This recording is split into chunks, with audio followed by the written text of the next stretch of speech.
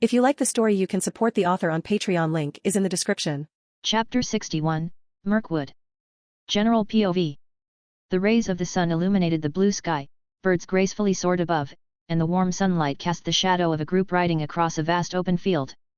It was clear they were the members of the expedition, having left Beer's house behind weeks ago. During these weeks, they hadn't worried about being pursued by orcs, as killing the creature that was watching them had given them a substantial advantage. It was certain that the orcs believed they were still at Beer's house, since their informant hadn't returned with any news. Moreover, the orcs were too foolish to suspect anything was amiss. Perhaps Balg would have thought otherwise, but he had left one of the orcs in charge of spying on the dwarves and informing him when they left Bjorn's house. He was too occupied with planning Aldol's assassination, following the orders given by his father, to investigate if something was wrong. As the weeks passed, the great Mirkwood could be seen in the distance. From afar, it was evident that the forest was enormous, with large trees covering everything in their path, leaving no openings. Even from a distance, Gandalf could sense the great evil that permeated what was once a lush, green forest. As he rode, Aldol observed the forest in the distance, many thoughts running through his mind as they approached. He wasn't concerned about the wood elves capturing the group as they did in the original plot, nor about them being stripped of their weapons, as Legolas had done with Thorin's sword. His swords couldn't be taken from him, as he would hide them in his storage ring. In the worst-case scenario, if an elf tried to take them by force, the swords would respond aggressively. As Glorfindel had told him, his swords were too special for just anyone to wield. He mentioned that if someone tried to take them, the swords, having a will of their own, would be capable of repelling with fervor, creating a wave that would fling anyone who tried to take them from their owner into the air. In the worst case, they could induce a state that might lead to suicide. The swords would only show slight reluctance when the bearer offered them for inspection, as had happened with Gandalf, Elrond, and Glorfindel. Glorfindel also mentioned that they would have the same ability as the axe Dramberleg, which was wielded by his ancestor Turin. Stained with the blood of countless enemies, including innumerable slain balrogs, it had the power to return to its chosen bearer, no matter the distance, thanks to the blessing of the Vala Ulmo.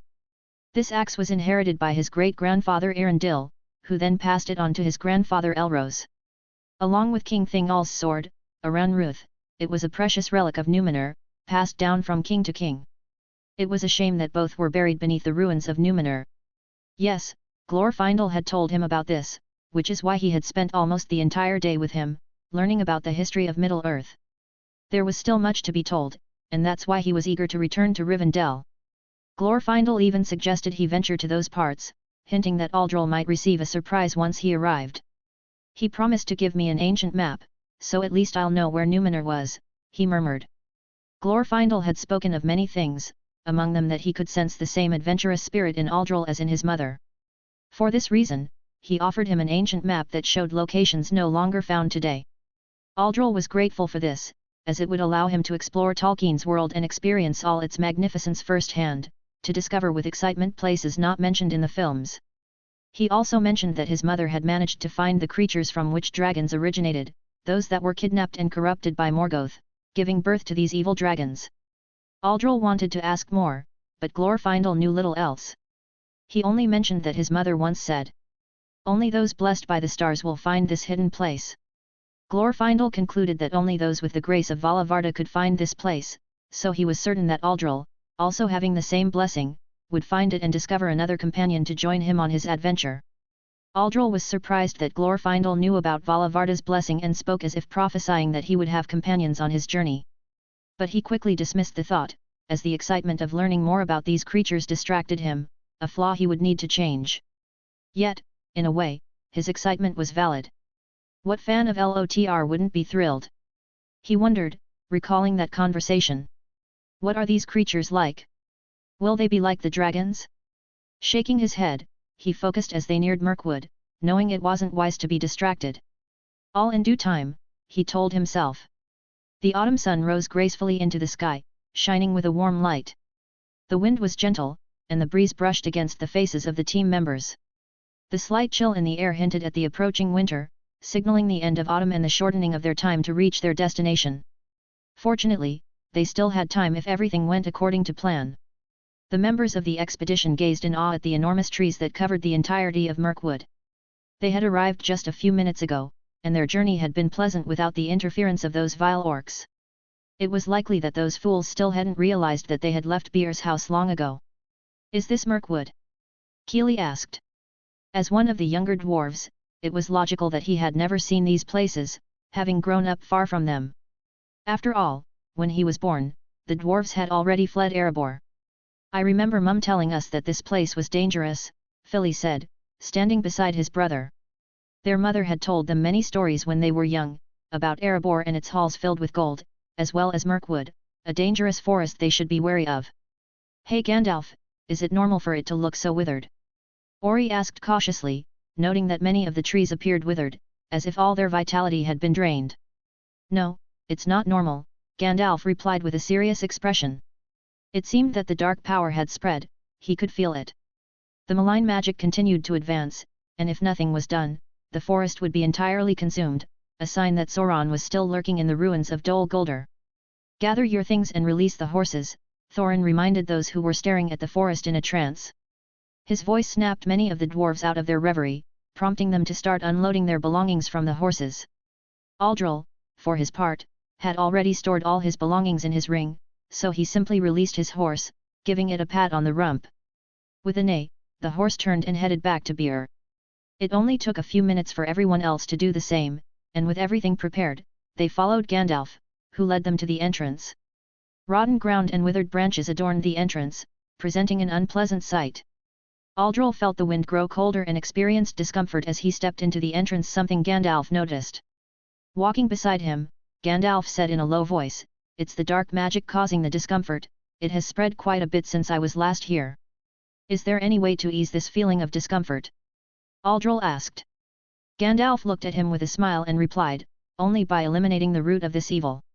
Aldol understood what Gandalf meant. If he remembered correctly, Sauron had caused this dark magic to spread with his presence, a testament to the power he wielded.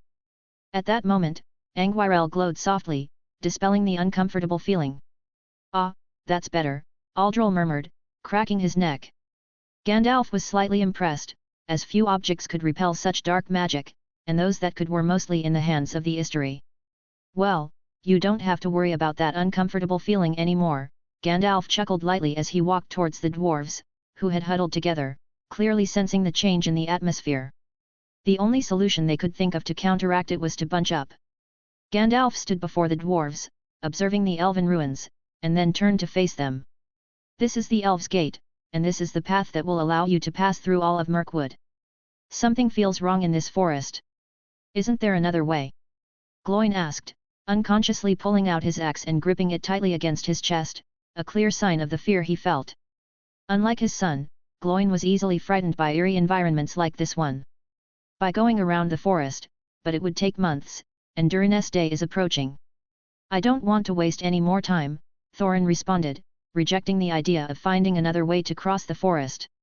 He felt uneasy, but this feeling wouldn't stop him from moving forward and reaching his destination. After all, they were close to his homeland. Unlike the other dwarves, who were more focused on the forest, Bilbo paid attention to what Gandalf had said. "It will allow us? You're not coming with us?" he asked nervously. His question silenced the dwarves, who had been murmuring amongst themselves, causing them all to focus on Gandalf. They now noticed that there was still one horse left, the one Gandalf was riding. Gandalf looked at them seriously. "I wouldn't want to, but I have something important to attend to." As he walked towards his horse, he stopped beside Aldol and said in a low voice, "Be careful. I hope to see you alive when I return. And keep an eye on Thorin." This conversation took only a few seconds, and no one else heard it. Gandalf gave Aldol a firm pat on the shoulder before mounting his horse. Before leaving, he turned to them one last time and reminded them, "This is no longer the Greenwood it once was. The dark magic that surrounds it has made it dangerous, the air inside causes hallucinations, no matter what happens, do not stray from the path, if you do, you will be lost. And be very careful with the river, it's cursed, don't drink or touch the water, or something terrible will happen to you." With those final words, he turned his horse and rode off into the distance. Aldol and Bilbo watched for a few moments as Gandalf grew smaller in the distance, only to be interrupted by Thorin's irritated voice. "Let's move. We don't have time to waste." It was clear he was annoyed that Gandalf had left them, but what could he do? At least Gandalf had fulfilled his promise to bring them this far. With determined steps, the group ventured deeper into Mirkwood. As the minutes passed and they delved further in, the sky grew darker, making it incredibly difficult to see ahead. Fortunately, everyone stayed in line, with Aldol leading the way at Thorin's request, as he was unaffected by the darkness. "I can't see a damn thing!" Dwalin shouted in frustration. The only thing he could make out were the vague shapes of the others and the faint light emitted by Aldol's sword. Anguirel, sensing the dark magic around, protected its bearer and served as a beacon for the dwarves behind. "It's the clouds, they're covering the sun. It's probably going to rain," Aldol replied. Initially, there had been no problems with the dim light filtering through the gaps in the trees, but now, with the clouds blocking the sun, the path became even more challenging. Without Aldol, they would have been lost long ago. "I hate this damn weather," Gloin grumbled, though his voice betrayed his nervousness. The darkness clearly unnerved him, and it was lucky that the glow from Aldol's sword provided some light, otherwise, he might have gone mad. "I'm looking forward to seeing the Lonely Mountain," Ori said, trying to start a conversation and lighten the tense atmosphere. His spirits hadn't dampened, despite barely being able to see the person in front of him. "You'll be amazed when you see it," replied Balin, or at least, that's the voice Ori thought he heard, as the person in front of him was actually Gloin. "Is it true there are halls filled with gold?" Philly asked, encouraged by the improved mood to verify if what his mother had told him was true. This time, Thorin responded in his usual serious tone, "Yes, countless treasures await in the depths." At the mention of this, Thorin's eyes briefly gleamed with a flicker of madness, his face contorting into a momentary expression of obsession. However, he quickly regained his composure, and no one noticed the change due to the darkness, a sign that the sickness was beginning to show.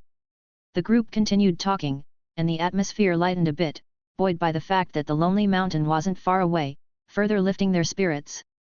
Only Aldol and Bilbo remained silent, the former because he was focused on the path, and the latter because he felt disheartened by Gandalf's absence. The group advanced cautiously. At some point, it began to rain, wetting the path and forcing everyone to tread more carefully. Aldol occasionally stopped to clear leaves and mud that blocked the way. He noticed that the forest was extremely withered, the earth was unnaturally dark, as if a fire had burned it to ash, leaving behind a barren landscape. These blackened patches emitted an unpleasant odor. At one point, Boffer suddenly shouted, "I'm feeling dizzy." His outburst caused Thorin to stop Aldol, concerned. "Hold on, Aldol. It's getting harder to breathe, let the others catch their breath." He then turned to Balin, who was behind him. "How are you feeling, Balin?" he asked with some worry. "I felt a bit dizzy, but it's nothing I can't handle," Balin replied, shaking his head. "Are you sure we're on the right path?" Dwalin shouted from the back. "We're on the right track. Take a break and try to breathe slowly," Aldol called back. "What a relief," Bombur murmured, plopping down on the ground, his large frame sinking into the earth. He tried to get oxygen into his lungs. It was difficult, but by breathing slowly, his breathing problem gradually eased. After a few minutes of rest, the team members were able to breathe more easily, though still with difficulty. This didn't stop them from continuing their journey.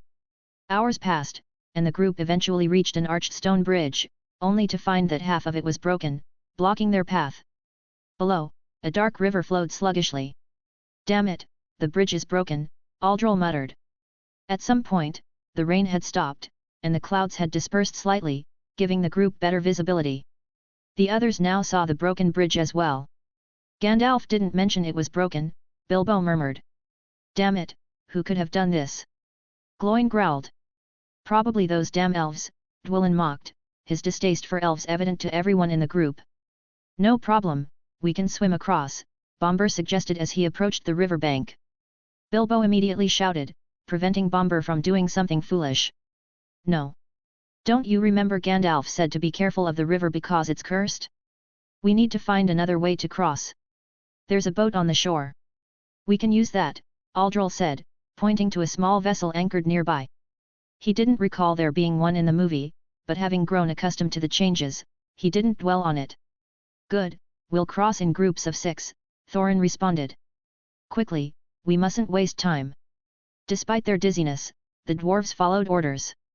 Aldol, being in the best condition and the strongest physically, rowed the boat, making 2 trips since Bilbo, being so small, didn't take up much space. On the second trip, as they neared the shore, Bombur, driven by curiosity about the black water, made a foolish mistake. He dipped his hand into the water, and almost instantly, he fell asleep.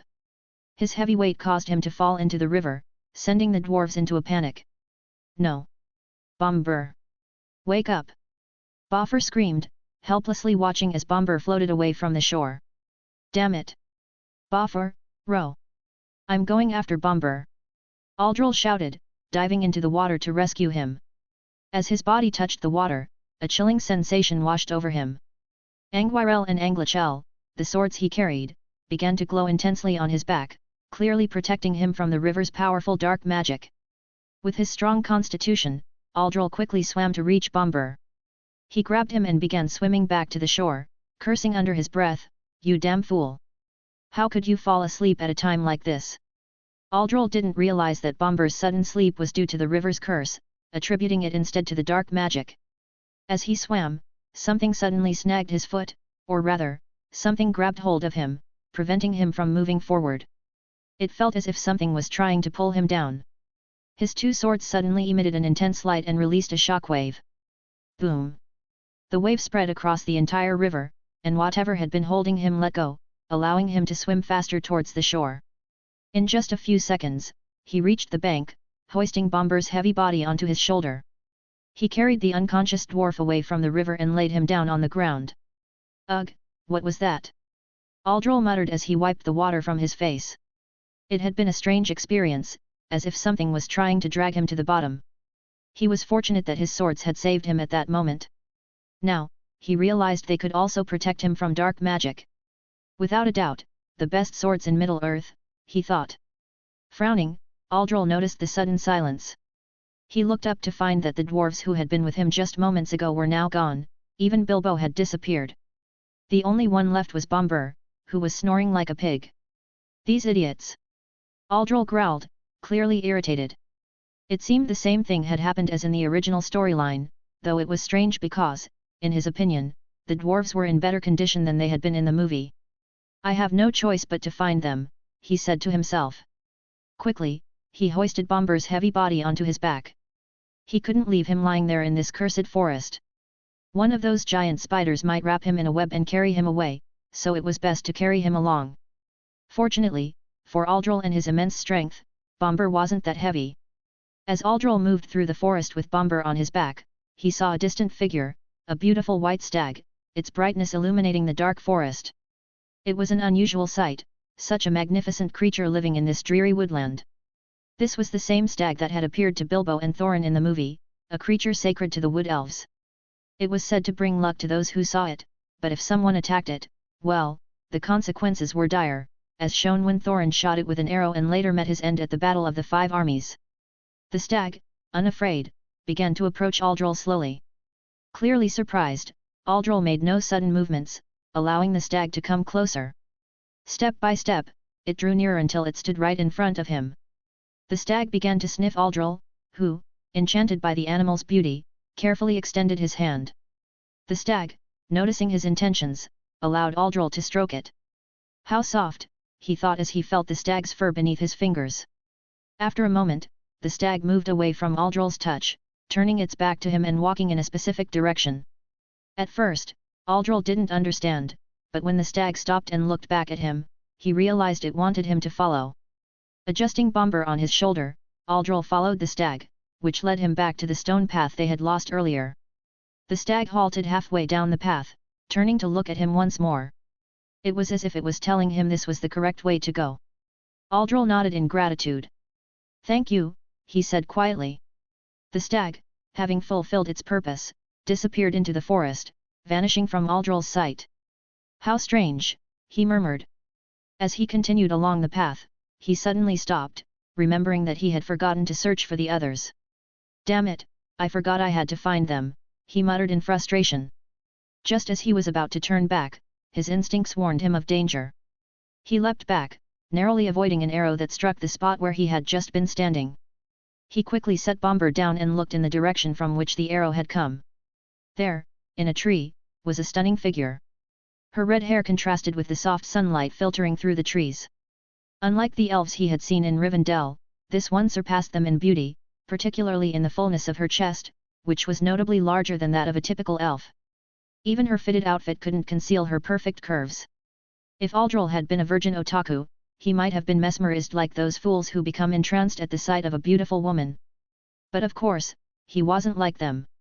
Yes, the elf was incredibly beautiful, but she had attacked him, so he quickly assumed a defensive stance, drawing Angwirel from its sheath, which continued to glow. The elf observed Aldol in surprise as he drew a sword that looked exceedingly familiar to her. With agility, she knocked another arrow to her bow. As the captain of the scouting party, she had learned patience and not to act impulsively, so she asked in a cold voice. "That sword cannot be wielded by a mere human. Where did you find it, or whom did you steal it from?" Aldol, realizing that a dialogue was possible, answered without lowering his guard, "It's my mother's sword." "Why do you ask?" Unlike those arrogant protagonists who would retort with a, "Why should I tell you?" Aldol was more patient and open to dialogue if it could avoid unnecessary conflict. Not everything needed to be resolved through fighting, especially when simply answering could avert a whole drama. The elf, upon hearing his response, widened her eyes in shock. Her hands trembled, and the arrow she had drawn fell to the ground. Clearly surprised and with her eyes slightly clouded, she asked in a trembling voice. "Are you Lady Tyndameal's son?" Chapter 62, Mirkwood PT2. General POV. With Aldol. "Are you the son of Lady Tyndameal?"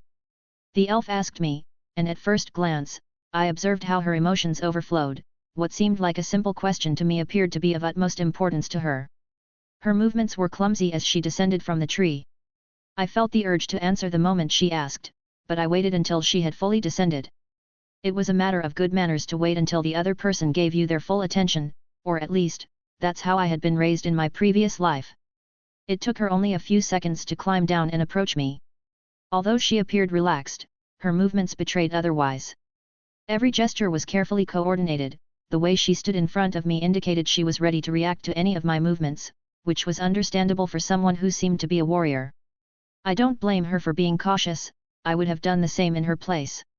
In fact, that's exactly what I was doing.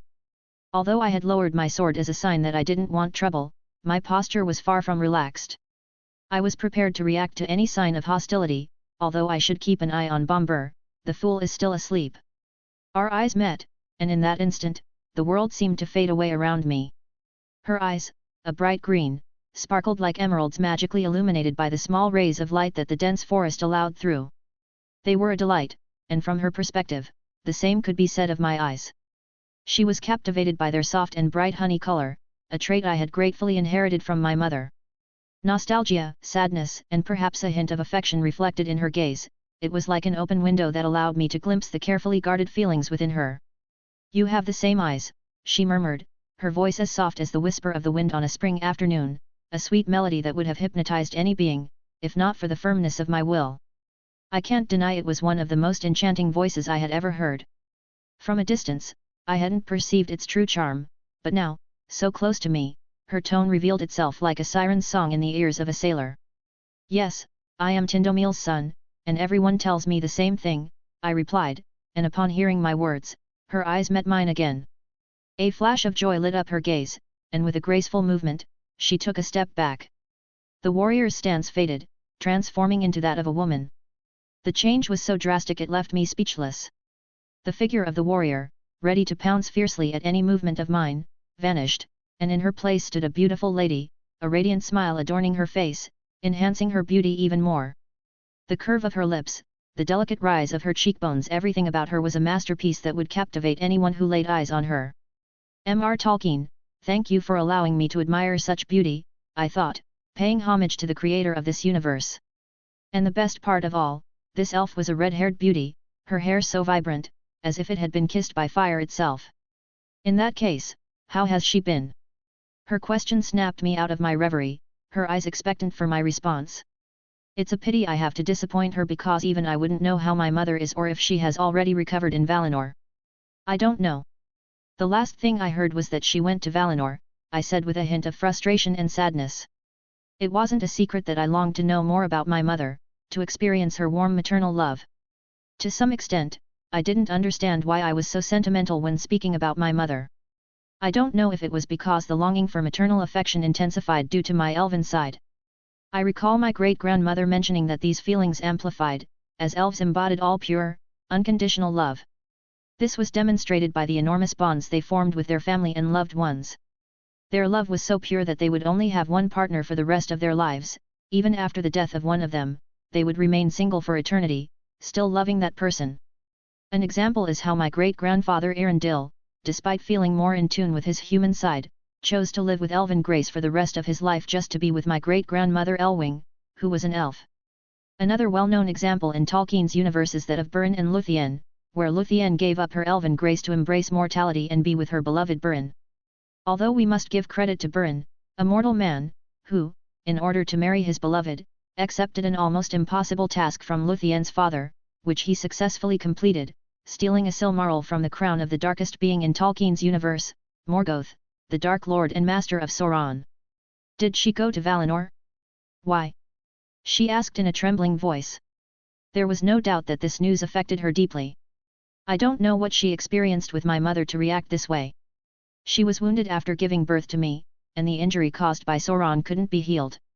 It was likely she would die if she didn't go to recover in Valinor, I explained, recounting what my uncle Elrond had told me, a pang of sadness accompanying each word. I saw how the brightness in her eyes dimmed slightly at my response, but she quickly concealed that emotion, her eyes once again shining, her vanished smile reappearing. Why do I love seeing her smile? I thought. I didn't feel the same with the elves of Rivendell, and our meeting had been somewhat curious. The white stag revered by the Sylvan elves appeared before me, guiding me on the right path, only for me to encounter this beautiful elf seconds after the stag departed. Call me crazy, but it's too much of a coincidence. Plus, her melodious voice is like that starry night in Rivendell, as if fate wanted to bring us together. I wouldn't oppose pairing up with such beauty, but there's no need to rush. I can court her over time. Wait a minute. Reddish-brown hair? Only one elf came to mind with that description. Could it be her? I wondered. Is that so? Such a pity. I held Lady Tindомil in very high regard. But could you tell me what you are doing here with a dwarf? She said, frowning slightly when she looked at Bombur asleep behind me. Before I answer, can you tell me your name? I asked. Perhaps I should have done so from the beginning, but I didn't see it as necessary with the tension we had before she confirmed I was Tindomil's son. Her face showed a bit of embarrassment, unlike those readings where it was unclear if she blushed. Perhaps it's because she wasn't of the same constitution as the Japanese, who tend to blush when drunk, a curious trait of all Asians in particular. Avoiding my gaze, she cleared her throat, clearly embarrassed by her discourteous behavior. Recovering a bit, she gave me a charming smile and uttered a name I was very familiar with, confirming my suspicions. My name is Tauriel. With the dwarves. Damn it. Who was the idiot that suggested we take this path? Gloin grumbled. For some reason, they didn't wait for Aldol to get Bombur out of the lake, deviating from the path, a very stupid decision. It was Thorin, Bilbo replied in a bored tone. He didn't know if the dwarves' stupidity had rubbed off on him or if the forest prevented him from reasoning, but he followed the dwarves when Thorin indicated they should move on, believing Bombur and Aldol would catch up sooner or later. Oh, sorry, Gloin whispered. He knew he had messed up when Thorin turned to look at him with a serious face, as if saying there would be consequences if he responded differently. It was just a casual conversation that made them wake up and realize they weren't on the right path. Perhaps their instincts warned them of this, as they immediately stopped. Aldol and Bombur aren't following us, Thorin. We need to go back for them, Balin suggested nervously. He was worried about the last two, just like the rest of them. They didn't understand why they decided to leave them behind. This was clearly not typical of them. There's no time. Besides, it's Aldol, there's no need to worry about him, he can take care of himself, Thorin grunted. A while ago, something had moved him from his position, urging him to walk in this direction. He felt disgusted for having left two members of their company behind, but he consoled himself with the fact that Aldol was the strongest among them, so sooner or later, he would catch up. I don't feel well. Hey Aldol, you finally caught up with us. Bofur said with a silly smile. The dark magic permeating the forest had caused him to hallucinate, as he mistook Dwellin for Aldol. Shit! Why is everyone Bilbo? Nori shouted, stepping back, tripping over a branch, and falling on his rear. He looked in shock as everyone who had once been dwarves was now Bilbo. Thorin was alarmed at this. In a matter of seconds, his entire team had gone mad. It was at that moment he woke up and realized something was influencing him. With persistent fear, he searched for the path, only to realize they had strayed from it long ago. He turned to look at the group urgently, noticing that the only one who seemed sane was Bilbo, who was watching the dwarves' hallucinations with surprise. This made sense since the ring, despite not yet awakening its will, offered protection against any kind of magic. After all, it was the most powerful ring ever created, which is why Bilbo was the only one still sane. This showed that it was just a moment of stupidity not to wait for Aldol and Bombur. "Bilbo, climb a tree and see which direction we should take," Thorin said, this time in a tone more serious than usual. Bilbo stared dazedly at the dwarves for a few seconds. After hearing what Thorin said, he nodded, understanding that they were lost. Quickly, he climbed a tree, demonstrating why Gandalf had mentioned that hobbits had light feet. The agility with which he climbed was like that of an animal in its natural habitat. At the top, he felt the fresh air, filling his lungs with enough oxygen. Up there, he felt full of vitality. It was indeed difficult to breathe inside the forest, so he took advantage of the moment to breathe a bit more. At the top, he observed the sun beginning to set. It was an incredibly beautiful sunset, and he wouldn't have minded admiring it a little longer if he weren't on an urgent task. Shifting his gaze from the sunset, he spotted the river in the distance, the one that would lead them to the lonely mountain. An involuntary laugh escaped his mouth as he shouted down from the top. "I can see the river. We're close." With the same agility he had used to climb, he descended. A joyful smile adorned his young face. He was eager to point out the direction they needed to take, only to freeze when he stepped onto the muddy ground. The dwarves had vanished, leaving him alone. Fearfully, he drew Sting, following Aldol's advice: whenever something felt wrong, he should draw his sword and stay alert, never letting his guard down. This advice saved him from being taken by the spiders as in the movie, as he managed to hear a crack behind him. Quickly, he turned, only to see a spider lunging at him. "Ah!" He screamed in fear, but that was all just a scream, as his body instinctively reacted, stabbing the spider in the face. The spider, still in the air, fell onto Bilbo's body, dead from being impaled. "Ugh, what are these things?" he asked in disgust, as the spider's blood began to drip onto his face. He didn't know where they had come from. Just a moment ago, he was in that tree and hadn't seen any of these spiders. Pushing the spider's corpse aside, he got up and quickly wiped the blood off his face. While cleaning himself, he noticed one of the dwarves' backpacks lying near another tree. Could they have been taken? "Ugh, I need to find them," he murmured as he hesitantly walked through the forest, searching for the dwarves. It was fortunate that just a few steps away, he saw huge webs spun in the trees, so despite his fear, he resolutely headed toward them in search of the dwarves. With Tauriel. "Tauriel, what are you doing with a mere human?" Legolas asked in a disdainful tone. The disgust he felt toward Lady Tyndamel's son was palpable, and a look of annoyance formed on my face. "You're the last person who should be belittling a human, Legolas," I said. It sounded very hypocritical on his part, considering I never spoke disdainfully of the human he had been seeing. Besides, he was just about to tell me his name, so please, don't be rude, I continued.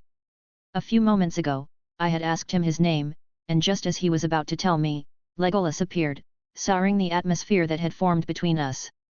Chapter 63, Mirkwood PT3. General POV. With Aldol. "Tauriel," I repeated, pretending not to know her name. I brought my hand to my chin and nodded with a smile. "It's a lovely name." My gesture had the desired effect, as Tauriel smiled at me even more charmingly. It was clear that she liked my comment. Acting as if something had suddenly come to mind, I exclaimed, "Oh!" and then quickly continued, "Pardon my manners, my name is El."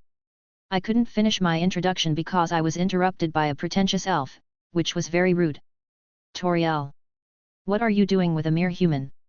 he asked in a disdainful tone, clearly displeased with my presence. I couldn't understand his irrational behavior. "You're the last person who should be belittling a human, Legolas," Tauriel retorted. I immediately paid more attention to this elf, as she called him Legolas, one of the characters who would have great importance in the future. Besides, he was about to tell me his name, so please, don't be rude, she continued. This caught my attention. It was easy to decipher that there was a hidden meaning in Tauriel's words. After her response, Legolas fell silent, frowning even more intensely before turning his gaze back to me, one that conveyed no good intentions. What's his problem?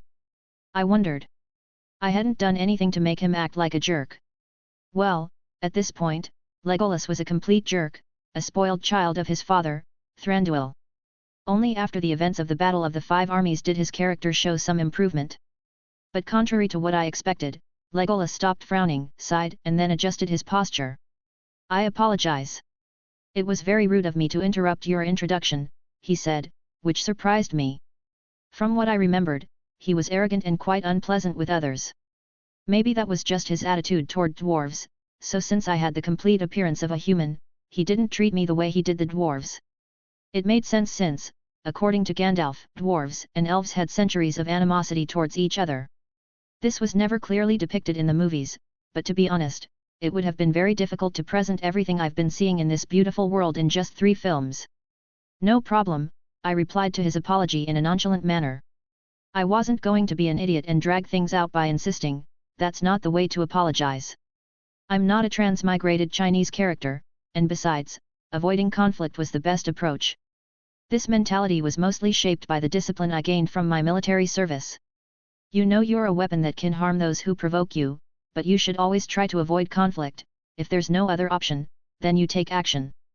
So, you were about to tell me your name, Tauriel reminded me. It's quite surprising how her temperament changes. A moment ago, she had the firm demeanor of a warrior. After learning whose son I was, she adopted the demeanor of a delicate lady, only to revert to that of a warrior when Legolas interrupted. Now that I look at him, he doesn't resemble the actor from the movie much. Well, in general, no one really looked like their counterpart, except for Gandalf. He was the spitting image of the movie actor. Not wanting to get lost in my thoughts, I focused my attention on Tauriel. My name is Aldol, and as you might already know, I'm the son of Thranduil. My introduction made Tauriel smile even more joyfully. Damn, this woman is incredibly beautiful, I thought as I got lost in her enchanting smile. Her reddish-brown hair was like an autumn sunset, admiring the falling leaves, giving way to new ones. This woman embodied every concept of beauty. If she's like this, what must Galadriel be like? I wondered. It was said that Galadriel was the most beautiful woman in all of Middle-earth, but something told me that no matter how beautiful she was, Tauriel would always be the most beautiful in my eyes. Ugh, this elven blood intensifies my feelings. It's as if I instinctively know she'll be my great love. This was undoubtedly somewhat annoying. Fortunately, I could control myself thanks to my increased mental strength. Otherwise, I might have acted like when I first discovered who my mother was, a shameful moment I wished to forget.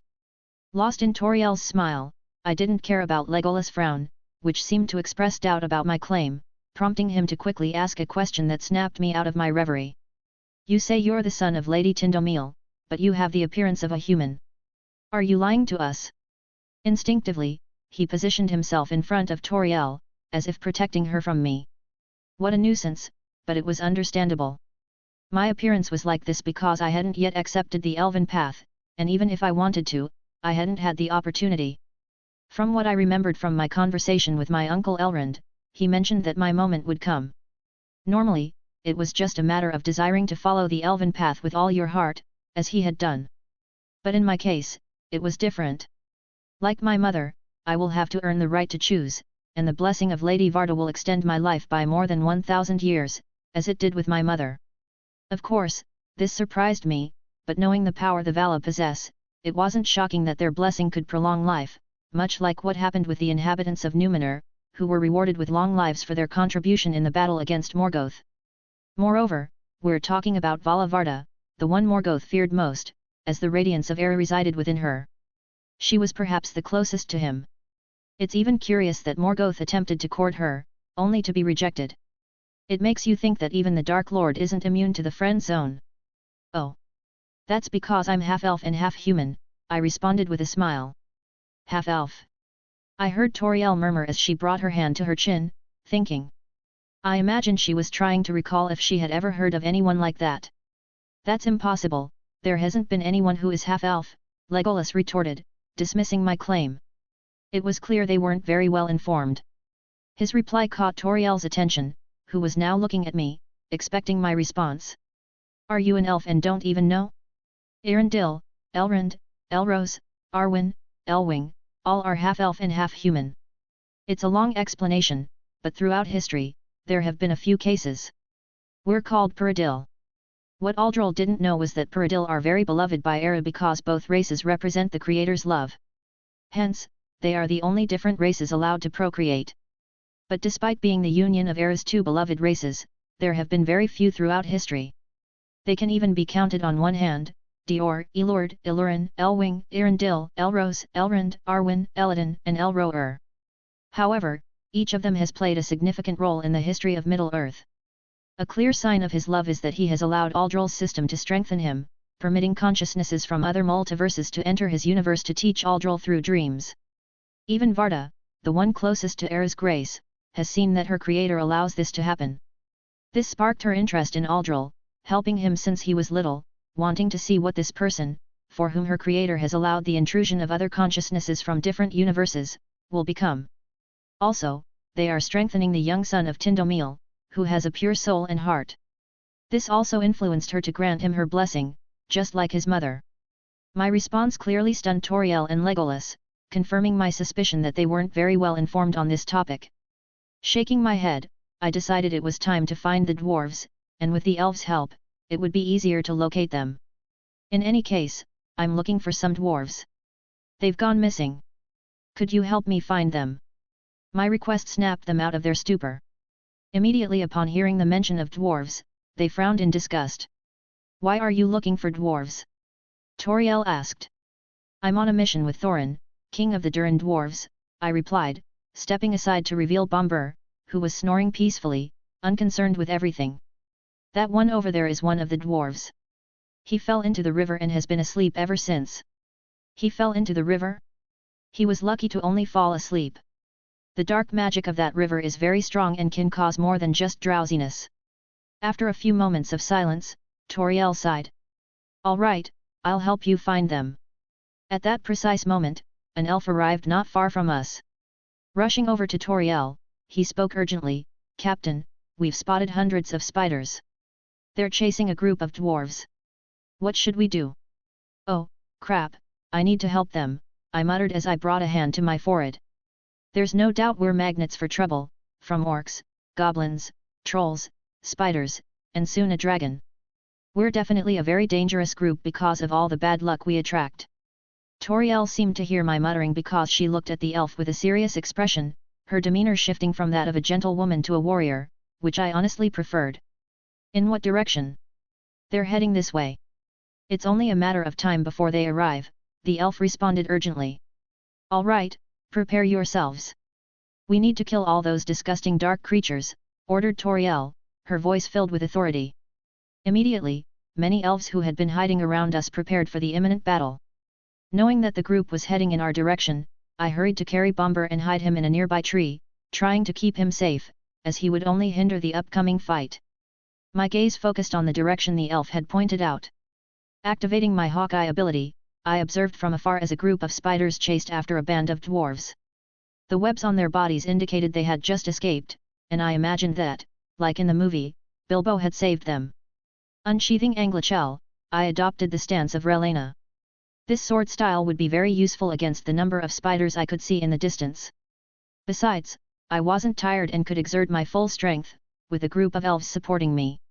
For some reason, Tauriel positioned herself beside me, drawing her bow and preparing for the imminent arrival of the spiders. Their footsteps in the distance began to echo, a sign they were near. It didn't take long for a group of dirty, web-covered dwarves to emerge from the forest. Upon seeing me, they ran in my direction, with a hurried Bilbo shouting, "Run, Aldol!" Many spiders are chasing. He didn't finish his sentence, as he, like the other dwarves, fell silent upon noticing the many elves aiming their bows at their backs. Hurry up! If you don't have weapons, don't get in the way, I replied with a serious tone. There were many spiders, and in this battle, I needed to concentrate as much as possible. Bombur is in the tree behind me, I added, just as a massive swarm of spiders emerged from the forest. Adieu if I lie! Tauriel shouted beside me. She paid no attention to the dwarves, entirely focused on the approaching threat. At her command, countless arrows were loosed in a deadly arc, slicing through the air. Her skill with the bow was undeniable, as no tree posed an obstacle to her accuracy. Each arrow struck its mark with precision, hitting the massive horde of approaching spiders. She's. The sound of arrows piercing thick exoskeletons resonated. The spiders were unable to withstand the lethal force of the arrows. Not wanting to be left behind, I charged forward with feverish grace, my body moving in perfect sync with the sword I wielded. The swordsmanship of Relena once again demonstrated how utterly fatal it could be. With a diagonal slash, my sword cut through the flesh of 3 spiders that had leaped at me. Their bodies fell to the ground as their black, viscous blood stained the forest floor. Around me, the battlefield became a chaotic flurry of movement and sound. The spiders attacked with greater ferocity, clashing their fangs in an attempt to intimidate us. With an elegant spin, I dodged a charge, the spider brushing past my side. With a vertical slash from Anguirel, I sliced the creature in 2 before it could lunge again. Another spider jumped toward me, its legs extended, trying to grasp me. Its head was exposed, and I took advantage of its mistake, impaling it in the face with Anglichel. More arrows zipped past my sides as Tauriel, her expression focused, continued firing arrow after arrow, her deadly precision evident. Each of her shots struck true, hitting the heads of the unfortunate spiders. A spider dropped from a tree, lunging at me, while 2 more attacked from my left and right, attempting to strike from all possible sides. With mastery, I positioned my 2 swords at my sides and waited for a few seconds. Gracefully, I executed cuts at 180-degree angles, both diagonal, vertical, and horizontal, moving with such speed that the spiders didn't realize they had been sliced apart. Maintaining my stance, I advanced slowly, killing the spiders foolish enough to approach me. At some point, a dwarf ran past me, then 2, then 3, and so on. An ironic smile formed on my lips at their loud, unrestrained shouts, which would have made me facepalm if we weren't in the middle of a fight. I won't let any elf protect me. Boffer shouted, swinging his axe at the incoming spiders. If those damn elves can do it, why can't I? Nori said, smashing a spider's head with his large hammer. I won't let a damn elf outdo me in killing these bugs. Gloin growled, attacking the spiders that crossed his path with fervor. I hate running, but I hate it even more when a damn elf helps me.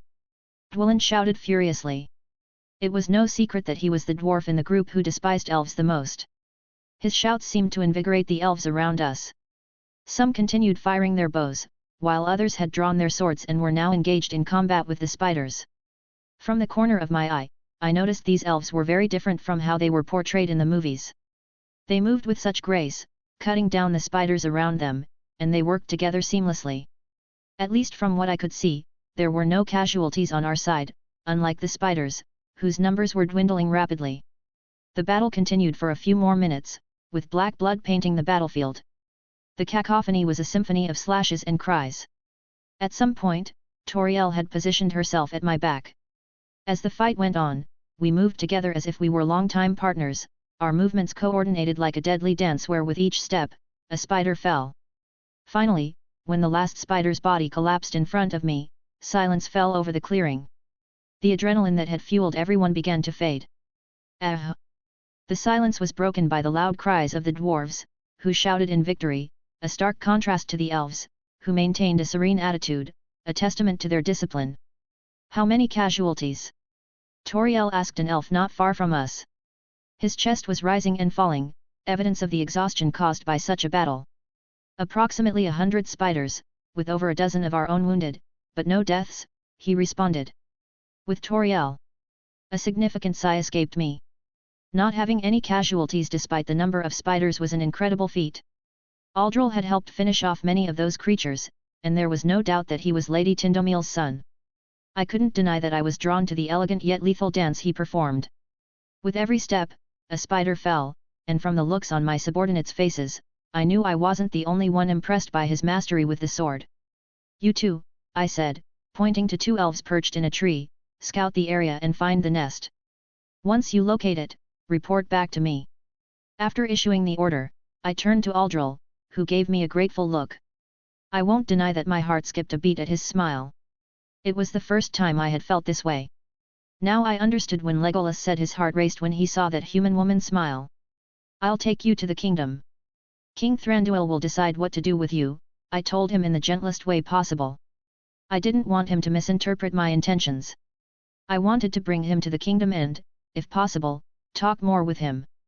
But everything went downhill when the group of dwarves started insulting my subordinates, who began to show signs of agitation, if the tension in their arms was any indication. Enough! Shouted one of the dwarves, silencing the others. If my suspicions were correct, this dwarf was the one Aldol had mentioned. He approached me, and with a low, serious tone, he spoke. I am Thorin, son of Thrain and king of the dwarves of Turin. I wish to speak with your king. The audacity of this dwarf, he might be a king, but that meant nothing to us. However, I noticed Aldol giving me an apologetic smile. I averted my gaze from his beautiful eyes, not wanting to lose myself in their depth. Very well, but you must surrender all your weapons, I said after a few seconds of regaining my composure. My comment was met with grumbling from the dwarves, who reluctantly handed over their weapons after Thorin gave them a stern look. As they surrendered their weapons, Aldol approached me, and with a smile, he unfastened the 2 swords strapped to his back. He tried to hand them to me, but I refused. That's not necess. My words were cut off as Legolas rudely grabbed the swords. These are fine swords. Where did you get them? Boom. I didn't understand why so many of our conversations were abruptly interrupted. This time, it was Legolas who, after unsheathing the black sword, witnessed it emit a dark glow before releasing a shockwave that sent him flying. Magically, both swords slipped from Legolas's grip, landing back in Aldol's arms, who wore an ironic smile. I'm sorry, but they don't like being handled that way, he said to a mud-covered Legolas. Fortunately, he wasn't injured, but his embarrassed appearance provoked hearty laughter from the dwarves. Ha ha ha! Serves you right, laughed the fattest dwarf. Wait, wasn't he asleep? I had no idea when he woke up or how he recovered so quickly. Normally, it would take several days for someone to wake up after falling into that river. My apologies, Aldol stifled a laugh. I couldn't deny it was quite amusing, so I covered the smile forming on my lips with my hand. Ahem, I coughed, hoping to calm myself. However, it was nearly impossible, as Legolas's muddy face was too funny. It might have been amusing to us, but to Legolas, it was quite irritating. In his frustration, he snatched a sword from Thorin the dwarf. Ah, what a day full of events, I murmured before walking alongside Aldol and giving him a cheerful smile. This man, in such a short time, had broken my daily routine, and I was very grateful for that. Meeting his gaze again made my heart race, and a memory of Lady Tolvan came to mind. If your heart races when you see that person, it might be love. I placed a hand over my chest, and an involuntary bright smile spread across my face. Perhaps this is love. Chapter 64, Mirkwood PT4. General POV. The sun was setting on the horizon, casting a warm golden glow over the few green trees of Mirkwood. The expedition group was slowly making its way toward the Elven kingdom, escorted by the Sylvan elves. Aldol. Do you really fight these spiders daily? I asked Tauriel as I looked around the forest. In contrast to the dark and withered woods at the beginning, this part was full of life. Tauriel, with her graceful stride, responded, we usually have skirmishes every so often, but they're gaining ground. Dark magic feeds them, making them stronger over time. It's fortunate we haven't had any casualties lately. I frowned at the mention of dark magic, and murmured, knowing that Middle-earth was full of mysteries and dangers. However, I couldn't learn more about them, as the movies only scratched the surface of Tolkien's vast world. Maybe the books explore it, but unfortunately, I haven't read them. Hearing my murmur, Tauriel nodded and fell silent for a few seconds, as if pondering what to say next. Dark magic is an ancient and dangerous concept, growing every day, spreading throughout Mirkwood. It's a corruption that emanates from the deepest parts of the earth, affecting every creature it touches. The spiders are just one manifestation of it. That doesn't sound good, I said, paying closer attention to her words. It was a concept that would be very dangerous to explore.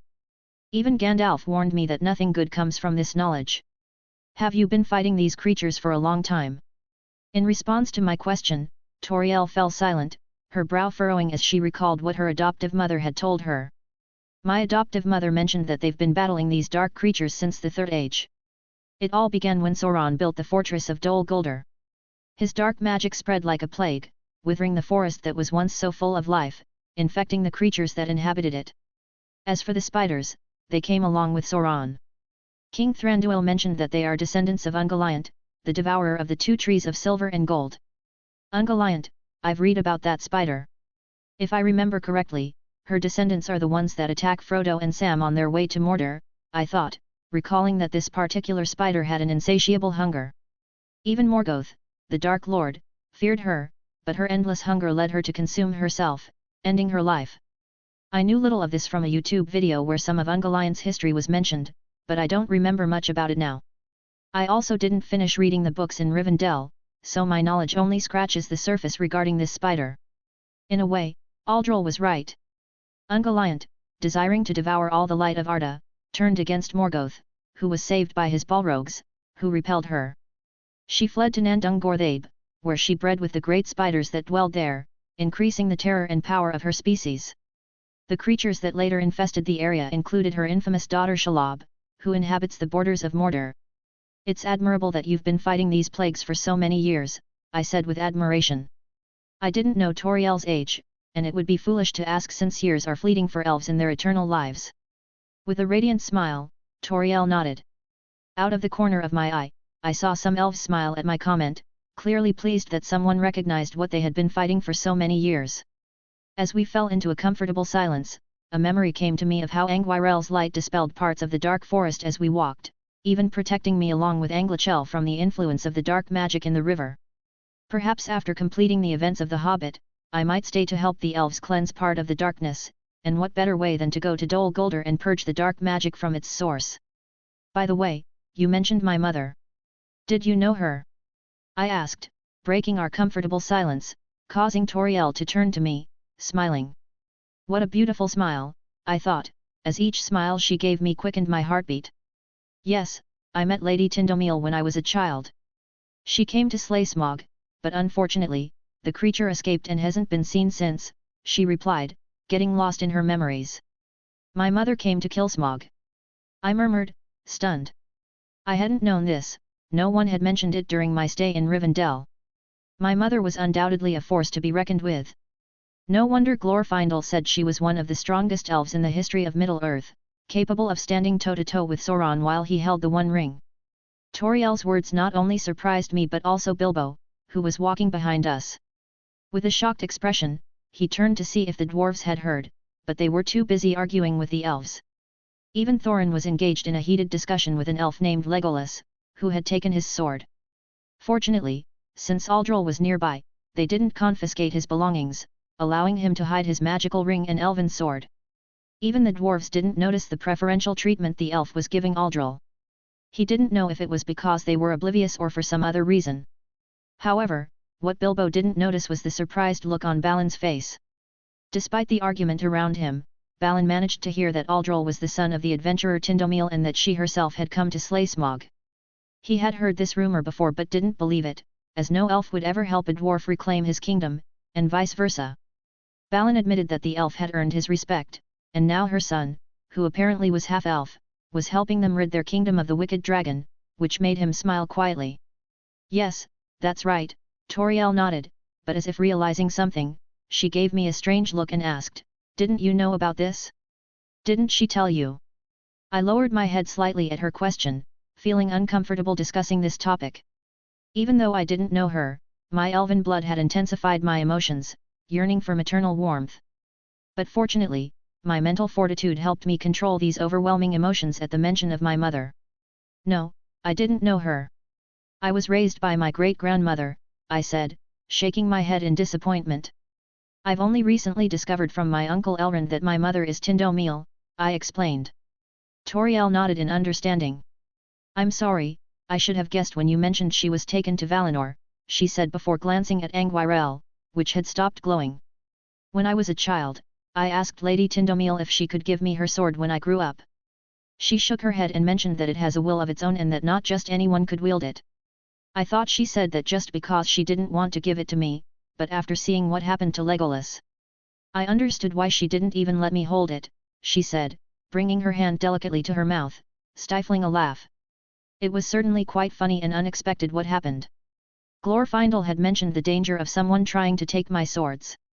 Fortunately, Legolas was only sent flying and nothing serious happened, though his disheveled and muddy appearance made it a rather amusing moment. I nodded, a smile forming on my lips. It was quite unexpected, I said, pausing to avoid laughing. However, Tauriel couldn't contain her laughter and began to laugh softly. Oh! It seems we've arrived, she said, regaining her composure. I'll take the dwarf to King Thranduil. I'll have one of my companions guide you to a free room. After all, you must be tired. Thank you, I said as we entered through the enormous stone doors that magically opened with ease.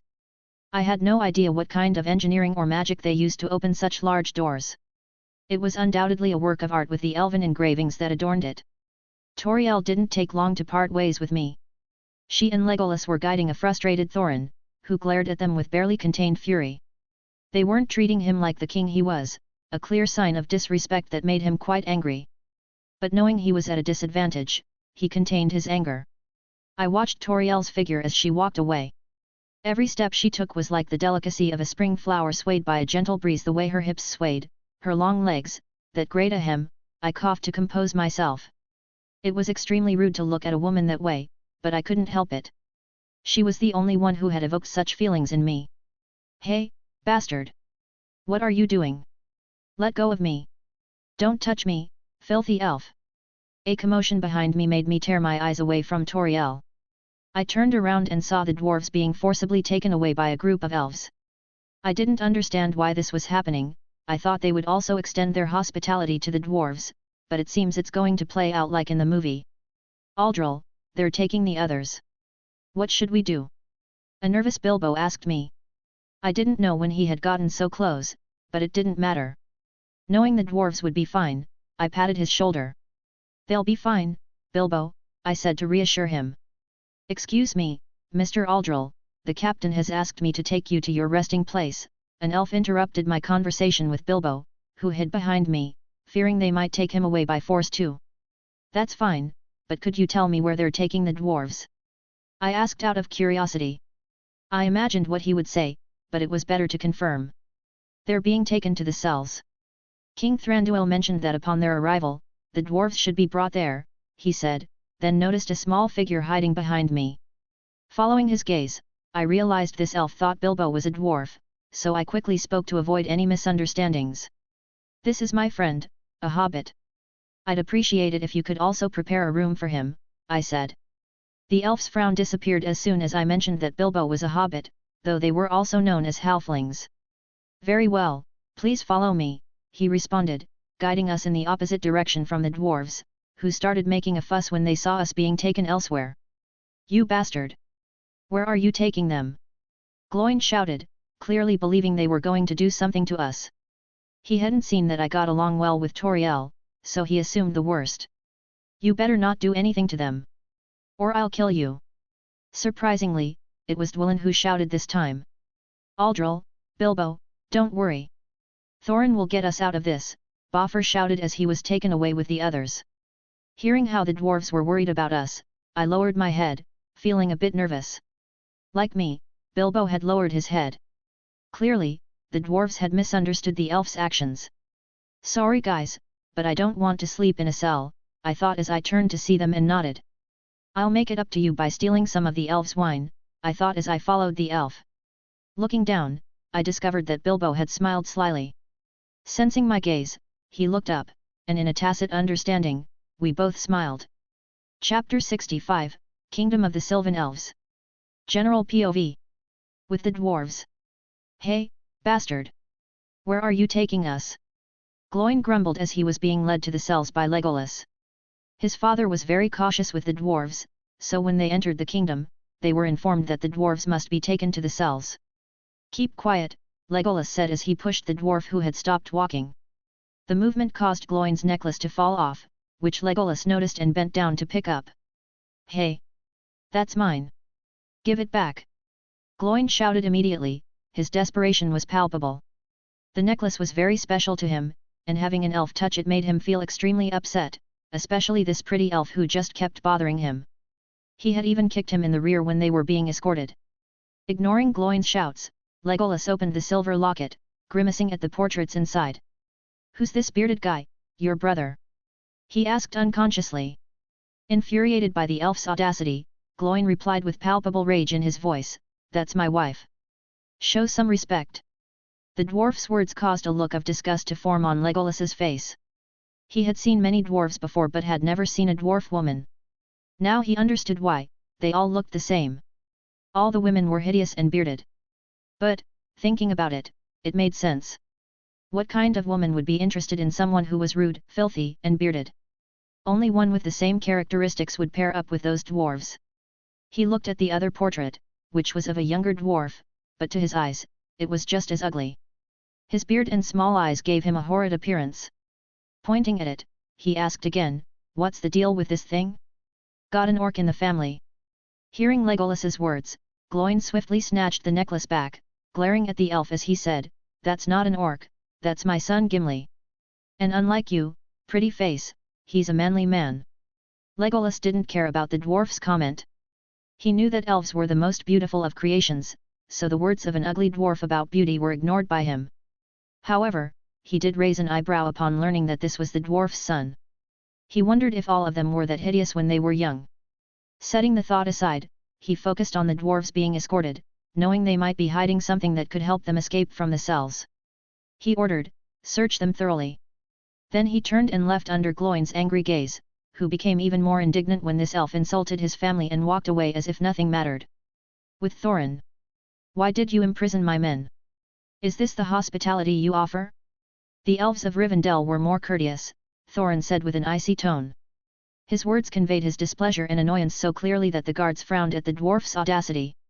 Thranduil, on the other hand, remained calm, unbothered by Thorin's words. He had certainly heard of him and his arrogant attitude. Unlike in the movies, Thranduil did not know Thorin in person, so he didn't recognize him at first. It was only through Tauriel that he discovered this dwarf was Thorin, son of Thrain. After all, many years had passed, and he barely remembered King Thror's appearance, so it was logical that he didn't know what Thorin looked like.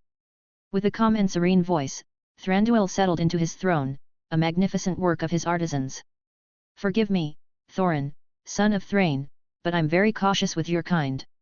Unlike Elrond of Rivendell, I tend to be more careful. I don't want a repeat of what happened in Doriath." His comment left Thorin puzzled, as he wasn't well versed in history and was unaware of certain grievances between dwarves and elves. His grandfather had mentioned it a bit, but he hadn't paid much attention. Noticing Thorin's confused expression, Thranduil realized that this dwarf was unaware of the event that triggered the animosity between the two races. Being the kind king he was, he stood up and, with graceful steps, descended from his throne's platform. "I see from your face that you don't know what I'm referring to. Follow me," he said. Thorin wanted to refuse to obey the elf, but his curiosity got the better of him. Gandalf had mentioned something about the conflict, so despite his arrogance, which told him he didn't need to follow the order, he decided to go along. He was accompanied by several elven guards walking behind him, watching for any sudden movements. Thranduil walked gracefully through the halls of his private quarters, each step like a feather falling, slow and filled with elegance. His crown, adorned with autumn and spring flowers, swayed with every movement, and his platinum blonde hair enhanced his regal bearing. Few knew this, as he rarely left his kingdom, but he was one of the most beautiful elves currently in Middle-earth. Behind him followed Thorin, his face stoic as he wondered where he was being led. However, he soon found his answer, for after a few minutes of walking, they arrived at a corridor filled with paintings depicting the history of the Sylvan elves. "I have captured the history of my people in these paintings," Thranduil said as he turned his back to Thorin and gazed at a particular painting. In it, an elf with silver hair was being stabbed by dwarves. This image caused a visible change in Thorin's usually stoic expression, his eyes widened in surprise, and his posture became tense. For some reason, that painting sent chills down his spine, and he was even more surprised by Thranduil's next words. "We had our differences with the dwarves, but we generally coexisted peacefully during the First Age. We forged kingdoms and weapons together, but everything changed when, in the year 503 of the First Age, King Thingol of Doriath was murdered by the greed of the dwarves. They killed members of my race," he said, and every time he recalled that event, a burning anger ignited within him. Clenching his teeth, he continued, "Not only that, but they had the audacity to loot the kingdom, contributing to its downfall. With that said, he turned around and looked Thorin in the eyes, whose face was full of shock. He didn't know this history, and normally it wouldn't have mattered to him, but this was about his people, his kin. He didn't doubt the elf story, as elves were known for never lying. An uncomfortable silence filled the air. The guards dispersed throughout the corridor shared the same shocked expression. They were young by elven standards, only the veterans who had accompanied Thranduil and his father through the First and Second Ages knew this knowledge. After all, not many of them survived the War of the Last Alliance, so they had captured their history in these paintings to ensure the younger generation would not forget what had happened. I was there alongside my father. I watched my friends die, all because of their stupid greed. At some point, his fists had clenched, only to relax them again. He calmed his fury, knowing that this dwarf had nothing to do with what happened back then. I hope you understand why I am so cautious. My people have suffered enough, and I don't want any incident to put them in danger. He spoke like the great king he was. In the movie, he was portrayed as arrogant, warlike, and very foolish when he didn't allow Tauriel and the others to eliminate the spiders near his kingdom. But I might make an exception if you tell me why you've crossed through this cursed forest.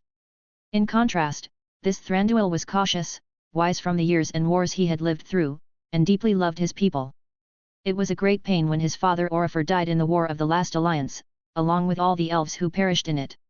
Only a third of his army returned. In that dark and gloomy time, his only ray of hope was his wife Talvin and his son Legolas. He believed that peace would prevail for a time, but everything fell apart when Sauron took over the place they once inhabited during his father's reign, Amon Lank, now better known as Dol Guldur. Yes, that fortress belonged to the Sylvan elves.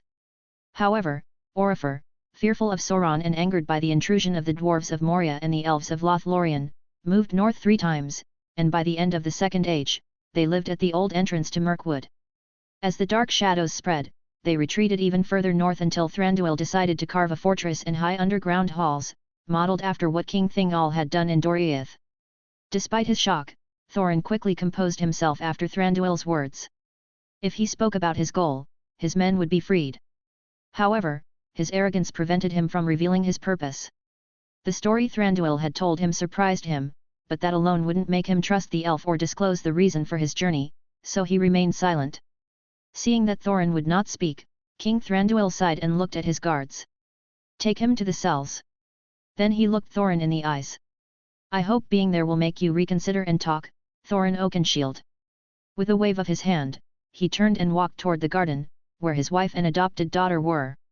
After all, he knew that the son of Tindómil was here, and he wanted to meet him. Perhaps he would reveal the reason for the dwarves' journey.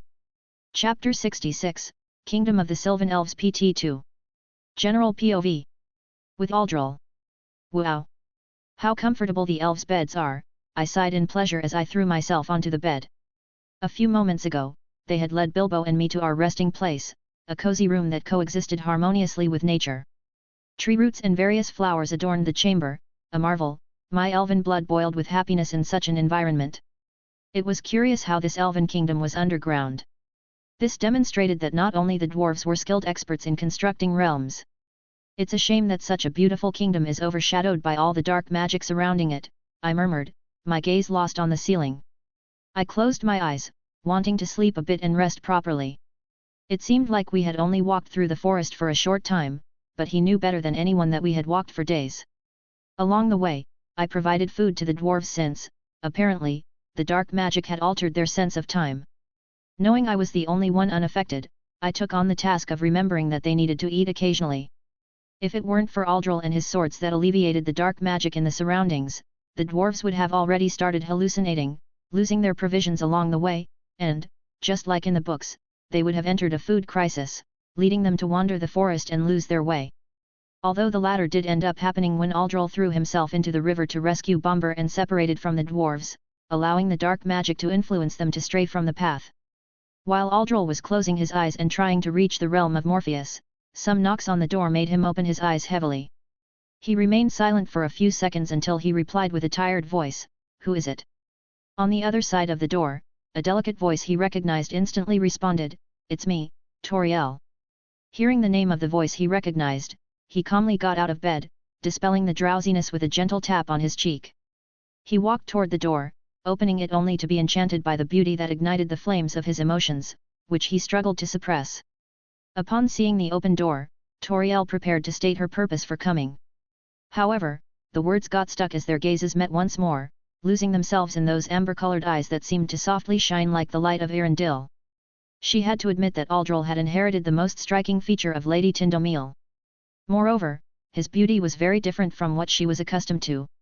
While the elves who tried to court her were of delicate beauty, Aldol's was wild and masculine. Just thinking about it made her heart race. Her reverie was broken by Aldol's husky voice, the same voice that had so enchanted the others in the village where she grew up. "Did you need something from me?" Looking away in embarrassment, Tauriel cleared her throat. "Yes, the Queen wishes to see you. She understands that you are exhausted from the journey, but if possible, she hopes to see you right now," she replied delicately, gently moving a lock of her hair behind her ear with a soft gesture. The nearby elven guards observed Tauriel's gentle and delicate behavior, being surprised in the process. It was well known throughout the kingdom that the captain of the guard was strict and fierce, very different from the common elves, who were delicate and kind-hearted. Now, the captain was behaving like a delicate lady, a stark contrast to the tough warrior woman they were used to. As if sensing the nearby guards' thoughts, Tauriel turned to look at them with a frosty gaze. Her demeanor changed drastically, and the guards quickly straightened up, avoiding the fierce eyes of their captain. Seeing no change in the guards, Tauriel withdrew her fierce look, giving way to a softer one as she looked back at Aldol, who was smiling amusedly at the guards' incredulous stares. However, his thoughts were racing as he considered what Tauriel had said. Queen. Could Legolas's mother still be alive? Shaking his head slightly, he stopped thinking about it. The plot had changed, and it wasn't surprising that Legolas's mother might still be alive. Finally, he replied, "All right, lead the way." Nodding, Tauriel turned around and began to walk, followed by Aldol, who positioned himself to her right. They walked down a hallway in comfortable silence, only broken when Aldol noticed the walls adorned with paintings that detailed a story. "Those paintings, what are they?"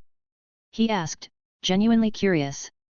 Tauriel looked at the paintings and, with a smile, explained, "These are paintings that detail the history of my people. Look, in that one over there, it shows the battle Lady Thranduil had with the dragon Smog." Pointing to the painting, she took Aldol's hand and guided him toward it. Aldol observed the painting closely. He didn't know much about his mother, so anything said about her was welcome, especially learning that she had faced Smog. With the little knowledge he had of his mother's strength, it was a miracle that Smog came out alive. "This painting shows how Lady Thranduil fought Smog in Mirkwood," Tauriel began narrating like a historian, recounting what was written in the painting. She spoke with grace and joy, a smile forming on her lips as she narrated the events. She loved to read and, even more, to share her knowledge and tell stories of the past. Very few knew about this passion of hers, and those who did were her adoptive family.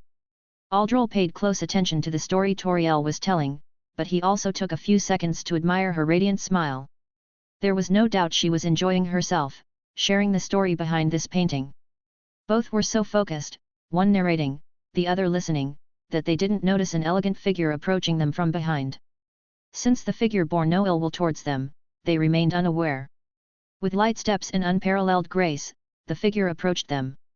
"I knew I'd find you here," Talvin spoke softly. She had already imagined her daughter entertaining the young son of Thranduil with the paintings that illustrated his mother's contributions to the peace of the kingdom, which had been so hard won. That melodious voice caught their attention. Recognizing the voice, Tauriel quickly turned and, with a slight bow, apologized, "I'm sorry, Queen Talvin, I lost track of time." Aldol, on the other hand, turned calmly, only to be surprised by the ethereal beauty of the woman before him. Her blonde hair shone with unmatched grace, as if the golden rays of the summer sun were woven into her silky locks. "Is that Legolas's mother? She's stunningly beautiful," he thought. However, her beauty didn't overwhelm him to the point of being struck dumb or awestruck, it was simply like admiring a work of art for a moment. This was because, to his eyes, there was already someone else far more captivating with unmatched beauty. Knowing this person was the Queen, he followed Tauriel's example and made a slight bow, with his hand placed on his chest, a standard gesture of chivalry from his previous world. "It is an honor to meet you." Talvin acknowledged Aldol's gesture. She wouldn't have minded if he hadn't greeted her with respect, as she had recently learned from Galadriel that the boy had been raised in a human village, and she assumed he might not have the manners typically used by elves. But it seemed she was mistaken. With a delicate, graceful motion that came naturally to her, she said, "There's no need to be so formal with me. Come, let's go somewhere we can talk." Turning gracefully, she walked ahead of them. Both looked at each other for a moment, then chuckled softly and followed her. Talvin clearly sensed the chemistry between the two, which brought a smile to her thin, delicate lips. It didn't take long for them to reach a lush and vibrant garden, a stark contrast to the forest outside. Here, trees thrived with vitality, flowers stood tall, and a diversity of colors adorned the garden, with a floral scent that filled their nostrils with each step they took. They followed Talvin to a structure that stood out in the center of the garden. Upon reaching it, they sat at opposite ends, with Talvin in between. The silence, punctuated only by the birds chirping in the garden, was broken by Talvin's melodious voice. "Here we can talk in peace," she said as she turned to Aldol. "If it's not too much trouble, may I know your name?" Nodding with a smile, Aldol rose from his seat and, with a courteous bow, said, "I apologize for not introducing myself earlier. My name is Aldol, son of Thranduil." "Yes, there's no doubt you are her son, you have your mother's dark hair and her beautiful amber eyes," Talvin replied with a charming smile. "So, young Aldol, could you tell me where you've been all this time?" "We've been searching for you for a long time," she continued. "Searching for me?" he asked, puzzled. He didn't understand why Legolas's mother had been looking for him. Noticing Aldol's confused expression, Talvin realized that he didn't seem to know much about his mother, so she explained, "Yes, I'm a very close friend of your mother. We fought together against the kingdom of Angmar and in the War of the Last Alliance. When she informed us of her pregnancy, she asked Galadriel and me for a favor, that if anything happened to her, one of us would raise you as our own child. However, after your disappearance, we searched everywhere for you but found no trace. We feared the worst, but before your mother departed to Valinor due to her injuries, she told us she felt you were still alive. We clung to that hope, and now I see that she was not wrong." Her words left him stunned.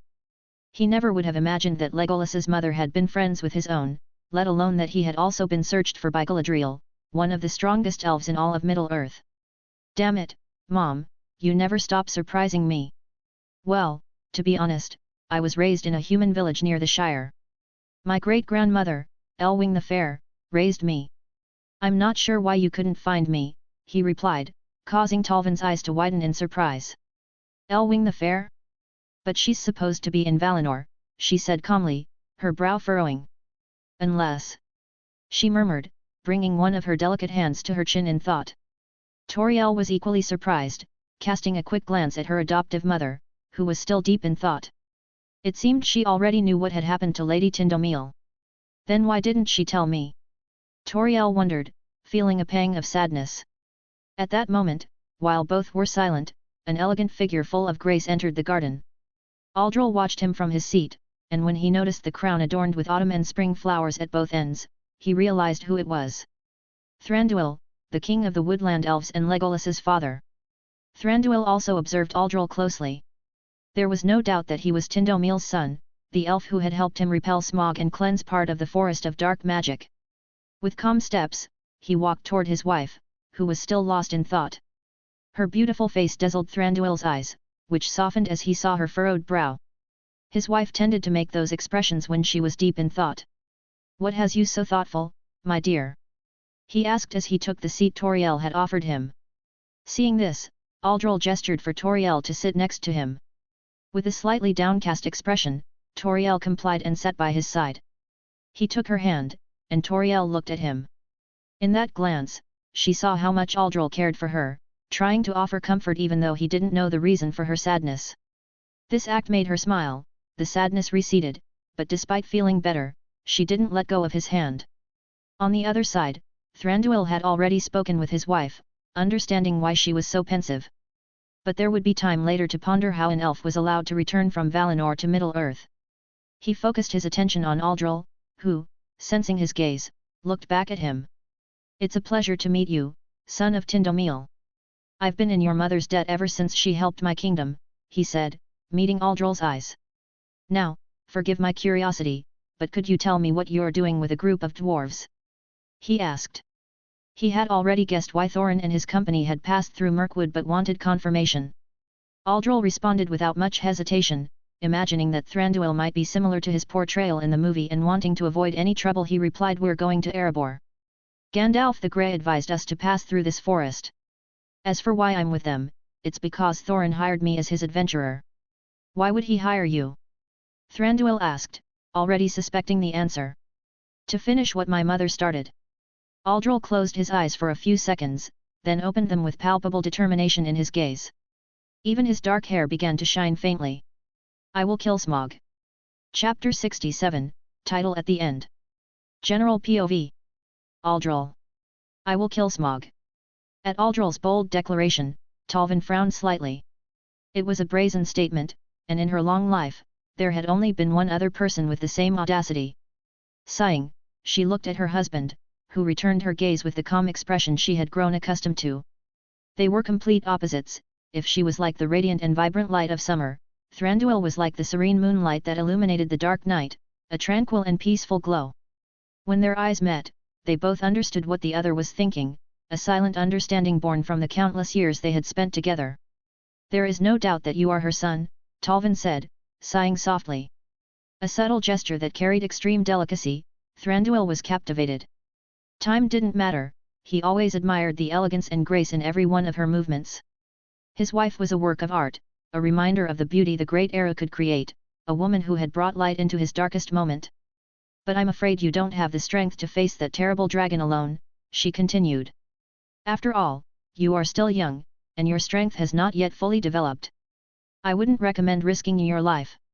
Placing her hand alongside her husband's, Tolvin explained her reasoning. She knew these words might hurt the pride of Tindomil's son, but she would not allow him to put his life at risk. She had promised Tindomil. Thranduil stopped admiring his wife's beauty and nodded at her words. "I understand this may upset you, but all of this was because of the dwarves' request, wasn't it?" he said, looking Aldol directly in the eyes. "The dwarves will likely use you only as a distraction. Their goal is the gold, and most likely, while you distract the dragon, they will sneak in and take part of the treasure. They don't care about you." He watched as Aldol lowered his head slightly, deep in thought. Thranduil guessed he had been travelling with the dwarves for some time, which meant he had likely grown somewhat fond of them. Without hesitation, he added, "I know better than anyone how greedy those dwarves can be. When they see the mountains of gold, they will leave you to your fate, abandoned." Thranduil's words held some truth, but Aldol was certain that the members of the expedition were, in some ways, different from ordinary dwarves. This had been demonstrated in the film, but was it truly the case?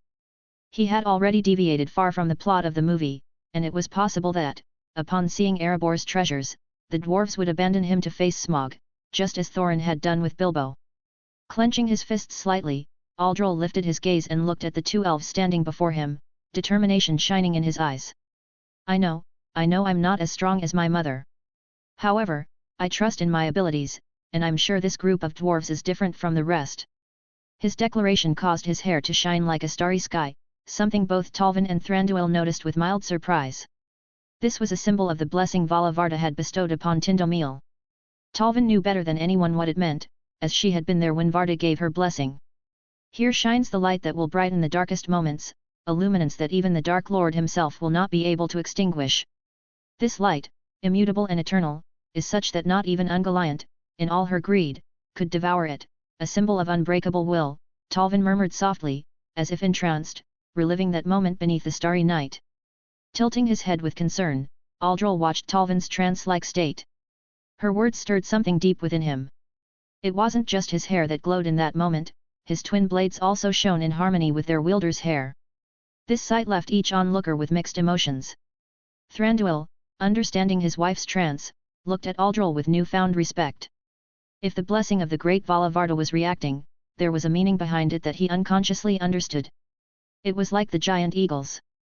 Men saw them as just large creatures, but the elves knew better than anyone how important they were. After all, they were the watchers of Middle-earth, messengers of the great Vala Manwi. If one appeared at an event, that event could not be altered, for it was the will of Vala Manwi. In this case, when a starry light shines under a resolute will, it is because Valavarda wills it. This meant that they had no right to prevent the young man standing before them from fulfilling his goal. His wife had once spoken with him about it, the time when Thranduil faced the Balrog of Hazad-dûm. On that occasion, they urged Thranduil to abandon the nearly impossible task of freeing Moria from the terrifying creature. Even Galadriel had urged her to give up. After all, battles with Balrogs always ended in tragedy. Very few had survived. Even Glorfindel, one of the most powerful elves in all of Middle-earth, perished in his fight against a Balrog at the pass of Cirith-Thuranath. However, his death had defended the few survivors of Gondolin, among them Aldril's great-grandfather, Irandil, who was later resurrected. However, Thranduil did not know that Glorfindel had been released from Vala Mandus and that Manwë had revived him, allowing him to live again under the grace of the elves. This caused his spirit to grow, making him more akin to Amaya. As for Thranduil, she refused to back down, causing her hair and anguirel to glow, a clear sign of Varda's command. Remembering Thranduil's sword, Thranduil paid special attention to Aldril's black sword. If both swords glowed in unison, it meant that this sword was Anguirel's lost twin, Anglichel, the sword once wielded by Beleg and later by Turin to Rambar. At some point, Tolvan snapped out of her trance and looked at Aldril with newfound clarity. This young man had already caught the attention of the Vala Varda. It was clear that, by Manwë's command and Varda's blessing, Aldril was destined for greatness. Smiling delicately, Tolvan looked into Aldril's eyes and, with unparalleled grace, spoke, "Very well, we will help you in every way we can." With a gesture of her delicate hand, she caught her husband's attention, who nodded in agreement. "As my dear wife said, we will help you in every way we can. For now, I will release the dwarves on your word," he said. Everyone stood up, even Tauriel, who had been lost in her daydream, was awakened. Aldril's confident words and the starry glow he displayed had captivated her. Lost in her thoughts, she had ignored the conversation that had just taken place, which Tolvan noticed with a smile. After all, Tauriel was showing the same look Tolvan had when she first looked at her husband after he saved her from an orc ambush. "I thank you, your majesty," Aldril responded with a slight bow. He had been incredibly nervous just moments ago, but for some reason, his will and determination surged like water from a dam, giving him the confidence to speak on behalf of the dwarves, who, despite being rude and impolite, were still his friends. "There's no need for such formalities, you can call me Thranduil. After all, I have a good friendship with your mother," Thranduil said, raising his proud face. He liked to be shown respect, but this boy was the son of one of the few people he could call a friend in all of Middle-earth. At this, Aldril nodded in gratitude. "Thank you for your trust, Lord Thranduil and Lady Tolvan." With the conversation concluded, everyone stood up and walked toward the exit as Tolvan spoke quietly with Tauriel, who displayed a serious expression as she nodded, showing that their conversation was important. Before leaving the garden, Thranduil stopped Aldril for a moment with a slight warning, "Be cautious with the dwarves. They may be your friends now, but once you reveal your elvish nature to them, their attitude toward you may change." "I appreciate your concern, Lord Thranduil. I will be careful," Aldril replied. With that, Thranduil nodded and turned to a nearby guard. "Go with him to the dwarves' cell, release them, and give them a place to rest, but ensure they do not leave their room." After giving his order, he followed his wife, who was guiding Tauriel. It was time to reveal who her father was and give her the last gift he had left her before his death. "With the dwarves. Hey!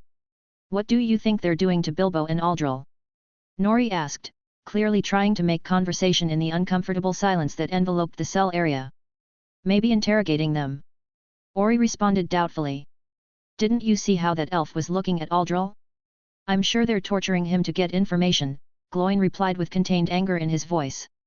He had clearly misinterpreted the way Tauriel was looking at Aldril. After all, the expressions of love among their race were very different. Dwarven women always frowned and never gave loving looks, only grunting when showing affection. "Damn it! As long as they don't hurt them, I won't worry," Dwalin shouted. Despite being the grumpiest of the dwarves, he was one of the most loyal to his friends. Aldril had earned his respect after the first ambush, and Bilbo had earned it during the fight with the trolls, so he already held him in high esteem. Or maybe they're enjoying better treatment than us. "After all, they're not dwarves," Boffer said lazily. Little did he know that this was the truth, as Bilbo was currently sleeping peacefully in a large elvish bed. "Don't be stupid, don't you see how they were looking at them? I'm more inclined to believe they're extracting information from them," Dwalin dismissed his comment, unable to imagine that they were receiving preferential treatment. Who are you calling stupid? Just as the dwarves were about to argue, a cold yet authoritative voice cut through the noise, silencing them instantly. Silence, it doesn't matter where we are, what we need to focus on is how to get out of here, Thorin explained calmly. He was a bit tangled, the story told to him by that elven king left a bitter taste. But haven't the elves also been at fault? After all, they didn't help my people when we were driven out of Erebor. His thoughts were interrupted by footsteps outside the cell. With a cold expression, Thorin looked at those approaching, only to raise an eyebrow when he saw Aldol being escorted by a guard. Ah! Look! They're bringing Aldol, exclaimed Bombur, who had woken up at some point. It was a shock for him to wake up in a dark cell. After all, the last thing he remembered was touching that forest river. Aldol! Are you all right? Shouted Gloin as he pressed his face against the bars and looked outside. Hearing the dwarves starting to stir, Aldol shook his head with an ironic smile. He was sure that no matter if he spoke of his lineage, the dwarves wouldn't belittle him. After all, they could be called friends. A quality of men, regardless of their species, is that if they live together for months, it's natural for them to become friends, especially these dwarves who greatly value their friendships. Approaching Thorin's cell, Aldol shouted to the others, "I'm fine, I've come to get you out of here." Shortly after his shout, the elven guard pulled out some keys and opened the dwarves' cell one by one. They were clearly a bit confused by their release. They wanted to attack the elven guard as they left, but the fact that Aldol was accompanied by the guard and appeared to be fine made them reconsider. Soon all the dwarves were freed and quickly gathered around Aldol, who patiently explained what had happened. This moment was interrupted by the elven guard. "Follow me, I'll take you to where you'll rest." His indifferent expression angered them. They wanted to complain, but a single glance from Thorin calmed them. He knew it was better not to make a scene. After all, they wouldn't be locked up and could leave the next day, arriving in time at Erebor. With Tauriel. A few minutes earlier, her adoptive parents had led her to her private chamber, a room of noble and majestic appearance. They had something important to tell her, a matter of utmost significance. She had imagined that the conversation would revolve around Aldol, the young half-elf who had made her heart race. Deep down, she had decided to follow him. She was now older and had earned the right to forge her own path. The desire to join him on his adventure and help him face the fearsome dragon that had once terrorized her people was irresistible. Moreover, she had promised Lady Thranduil, her role model, that she would watch over her son. She felt a natural attraction to Aldol, an attraction that seemed to be woven into the threads of fate, a longing to be by his side. Her adoptive mother, Talvin, was sitting across from her, enveloped in a serenity that seemed to emanate naturally. Her beauty was ethereal, a reflection of the greatness of the ancient elves. Her smile, full of wisdom and affection, was directed at Tauriel. It was understandable to have such beauty. After all, Talvin was one of the Vanyar, which explained her deep friendship with Lady Galadriel. "Are you planning to go with him, aren't you?" asked Talvin. Her question, though phrased with tenderness, sent a slight warning to her heart, which was racing with fear of her mother's disapproval and the possibility of a confrontation she wished to avoid. With her heart racing and armed with courage, Tauriel raised her gaze and met Talvin's eyes. "Yes, I want to follow him," she replied firmly. "I promised Lady Thranduil that I would look after her future son." Her words elicited a reaction different from what she had imagined. "I know, dear, and that's precisely why we brought you here." Rising slowly, Talvin looked toward the entrance, where her adoptive father, Thranduil, entered with a box. His serious demeanor indicated that it was something of importance. Normally, he would behave like a loving father in private, but this time was different. He placed the dark-colored box in front of her. Tauriel looked at the box with curiosity. Something within was calling to her, and she felt happiness and recognition. Her furrowed brow was a sign for Thranduil to begin explaining. "Normally, we had planned to give you the only gift your real father left when you decided to leave the realm." This brought a shock that made her raise her head in surprise. She had only asked once about her parents, and the vague answer she got was that an entity named Goldberry had left her in Talvin's care. It was a response that satisfied her childhood curiosity, but now, with this, her curiosity about her real parents was rekindled. Thranduil waited a few seconds for his adoptive daughter to regain her composure before continuing. "It is likely that tomorrow morning, the young Aldol, along with the dwarves, will leave the realm." A silence fell, hinting at an underlying truth. "We understand that you will be leaving with him."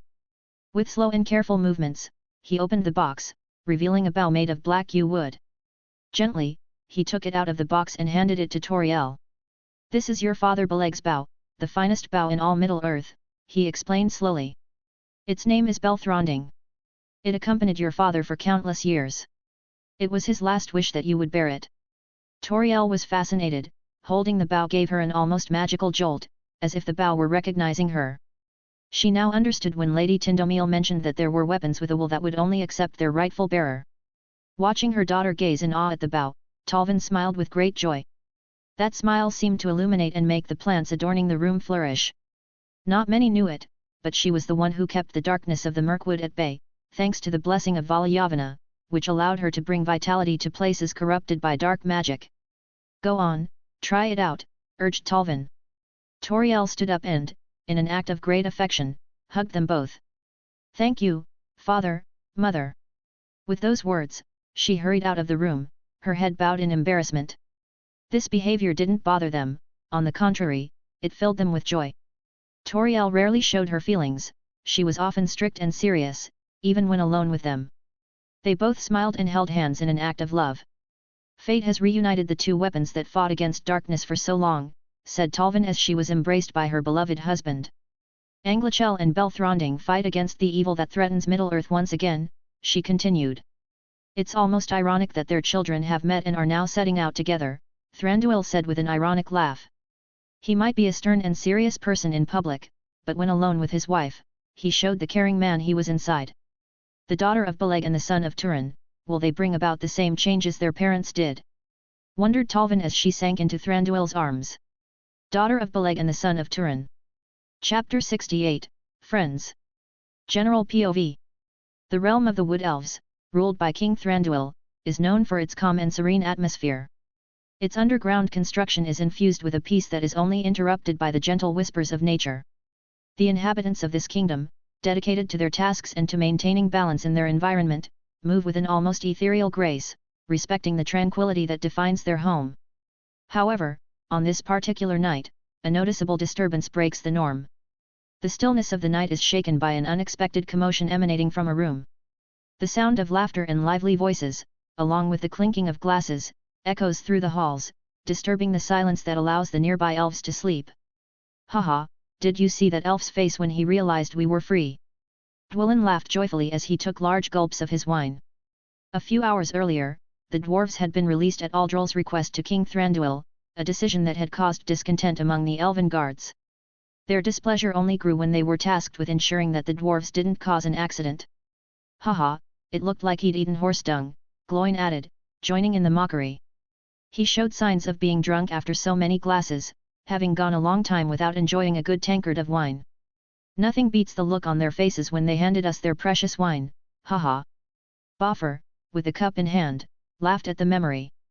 As Thranduil had promised Aldol, the dwarves were shown hospitality, and an entire barrel of their prized wine was carried away by the dwarves under the disdainful gazes of the elves.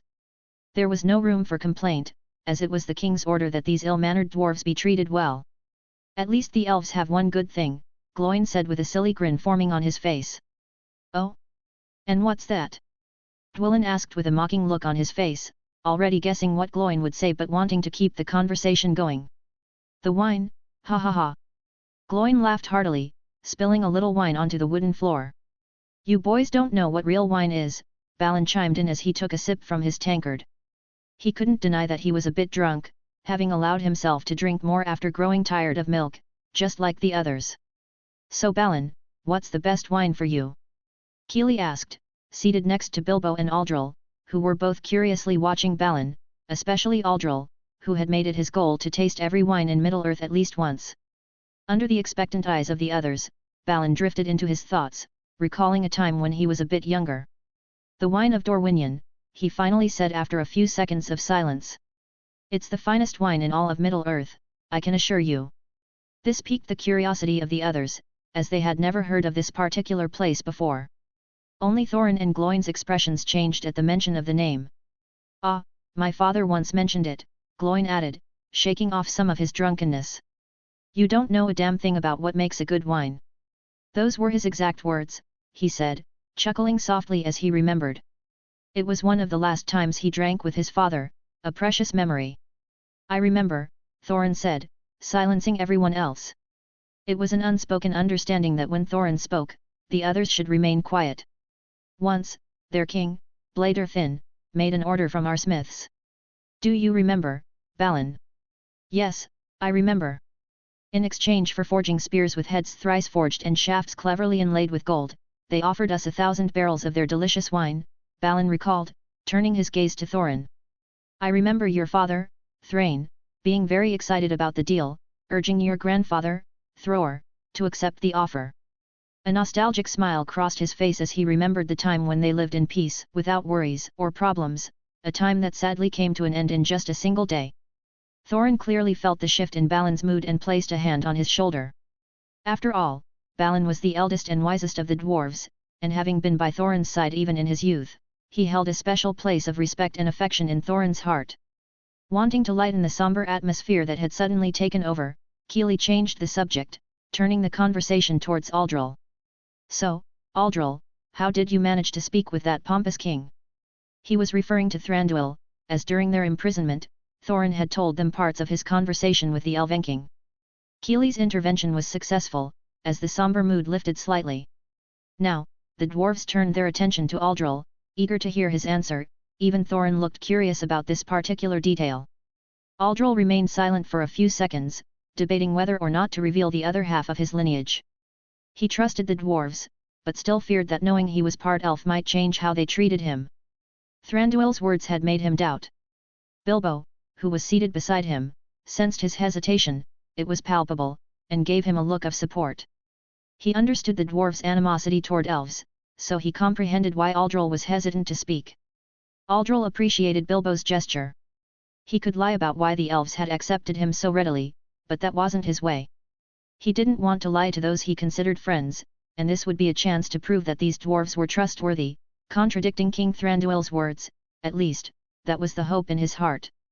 With a sigh that seemed to dispel all his doubts, he looked up at everyone with a resolute expression. Do you remember when I left to speak with Elrond? His question was met with the dwarves' nods. They might have been distracted, but they had paid attention to that moment, though they hadn't thought much of it, dismissing it as trivial. As you know, not too long ago, I didn't know who my mother was. He paused, heightening the tension in the room. The dwarves looked at him expectantly, a few feeling the urge to punch him for speaking so slowly, but they remembered Aldol's strength and held back. During that time, Elrond took me to a room filled with ancient portraits, and in one of them was my beloved mother, he said, causing the dwarves to raise their eyebrows in confusion. Thorin, in particular, had already pieced together what Aldol was about to say. My mother is Tindomil, the adventurer elf. With another sigh, he finally revealed the truth to the dwarves, whose faces showed surprise at the revelation. Many looked at each other in bewilderment. Thorin simply closed his eyes, having guessed correctly, while Balin remained calm, a kind smile on his face. After all, he already knew from Aldol's earlier conversation with Bilbo. The silence that settled over the room made Aldol close his eyes for a moment. He feared opening them and seeing the dwarves looking at him with disdain and disgust. However, his worries were quickly dispelled by a comment from one of the dwarves. Hey? I don't get it. So, your mother's an elf? And so what? Asked a confused Gloin, his drunkenness clouding his thoughts. Idiot, that means Aldol's an elf, Dwelin added, drinking from his tankard without a care. It seemed the news of Aldol's lineage didn't bother him in the slightest. With a sigh, Balin looked at the two foolish dwarves and responded, No, Aldol doesn't have elf ears, so he must be a half-elf, right? He looked at Aldol with a gentle smile. Yes, I'm half-elf, Aldol confirmed. He had opened his eyes, and to his relief, none of them looked at him with disgust or scorn. Half-elf? Bah, doesn't matter.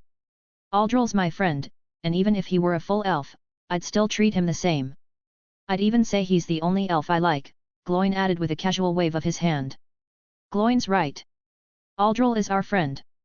Look at the bright side, he could smuggle us some elven wine, ha ha ha, Dwelin laughed. Like the rest, he considered Aldol a friend. After all, they'd faced life and death battles together, so even if Aldol were a full elf, a bond of friendship would have formed.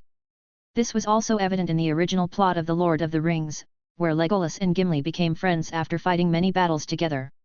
Indeed, it doesn't matter if you're an elf or a half-elf. It doesn't change the fact that you're part of our expedition, Aldol. You're one of us, Thorin said with a slight smile. It was rare to see him smile, even a little, but it showed that Thorin, like the rest, respected Aldol. After all, Aldol had saved him in both the Goblin Kingdom and from Azog. It was only natural to respect him. Then let's celebrate the only elf who's a friend to dwarves. Boffer shouted, causing the others to stand and raise their wine-filled tankards. To Aldol! Nori exclaimed. To our friendship! Ori added. To hell with him being an elf, Aldol is our friend, Bombur said cheerfully. He held Aldol in high regard, having heard from the others how Aldol had leapt into a river cursed with dark magic to save him, a true act of friendship. To our friend Aldol! Bilbo also stood up, giving Aldol a radiant smile. Inwardly, he breathed a sigh of relief. He hadn't misjudged the dwarves. They might be rude, unrefined, and dirty, but they were undoubtedly loyal friends. Idiots, Aldol muttered with a bright smile. He was right, these dwarves were different. Other dwarves might be greedy and abandon friendships for wealth, but he was sure this group was an exception to that behavior. With slightly misty eyes, Aldol also stood and toasted with them. Cheers! Chapter 69, The Night Before the Departure. General POV. Thranduil. The Third Age began for Thranduil's kingdom with a long period of peace, during which the population of the Sylvan Elves grew once more. Yet, despite this, a shadow remained in his heart. He had witnessed the horrors of Mordor and could not forget them. In his bedchamber, he lay awake late into the night, his gaze fixed to the south. Each time he looked in that direction, the memories darkened the moonlight. He knew those lands were desolate, deserted, and guarded by the men of Gondor. However, his heart told him that evil had not been defeated for good. Sooner or later, that evil would rise again. His fears were confirmed when, after 1,000 years, a shadow slowly crept into the forest from the south. His dread became reality. Wild beasts hunted everything in their path, and dark creatures began weaving their traps. During that time, he had decided to move his kingdom further north, where they now reside. It was a heavy blow to learn from his scouts that the place his father once ruled had become home to an unparalleled evil, a presence so corrupt that it rotted the once green forest. The pieces were falling into place, fate was taking control. It was no coincidence that the son of that woman had appeared at this moment. His beloved wife, who with her blessing had kept dark magic at bay, informed him that she had sensed the changes that had begun with the appearance of Turin's descendant. Fate had once again united the blood of those two individuals, who had brought great change during the First Age. The unbeatable bow and sword would once again join forces in the fight against the dark powers, clear evidence that evil was stirring. As he was lost in thought, warm arms wrapped around his waist, prompting him to look at the person embracing him. What troubles you, my love? Her sweet voice was like a melody to his ears. He would never tire of hearing his beautiful wife's voice. Both she and Legolas had given him hope, the light he needed when he was consumed by darkness.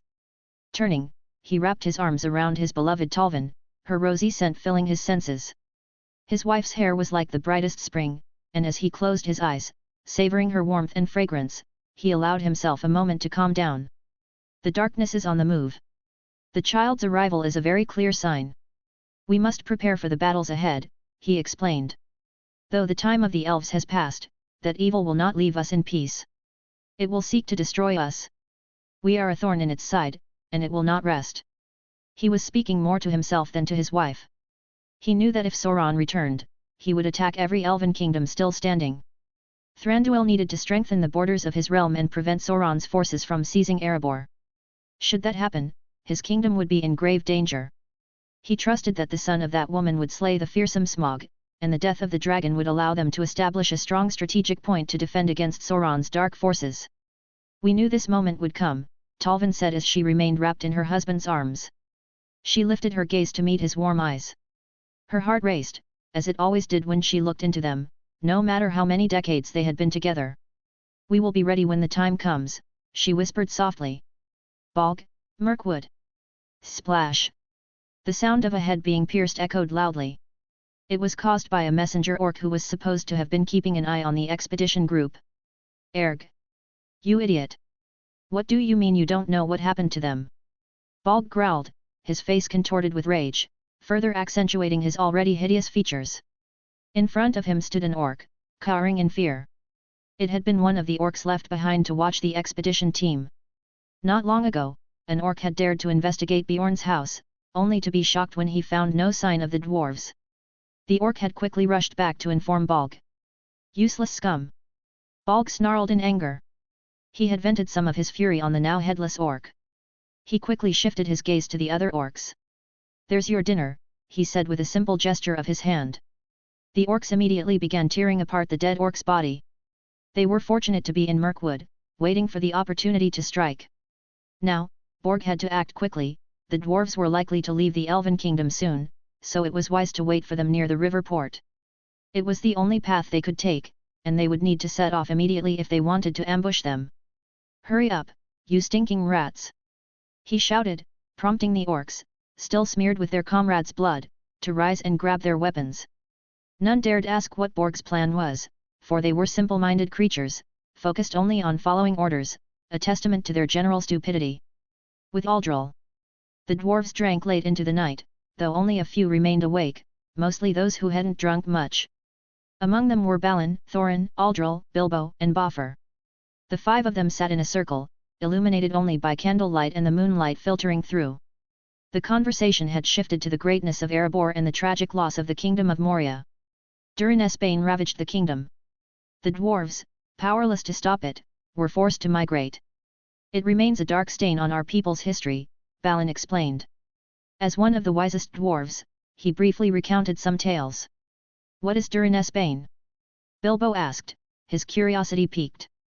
The stories Balin was sharing intrigued him, and he could easily imagine writing a book about all the things he had experienced and heard on this journey. There was no doubt it would make for a fascinating read for the hobbits of the Shire. A heavy silence followed Bilbo's question. All the dwarves believed that Durin's bane was a cursed fire that consumed their people, yet Aldol, with his knowledge, knew that it was the Balrog, but he could not say so openly, especially because he did not want to explain why he knew. Fire, Bilbo. A fire that consumes everything, Boffer finally answered after a few moments of silence, his voice somber. All dwarves of Durin's line knew of it.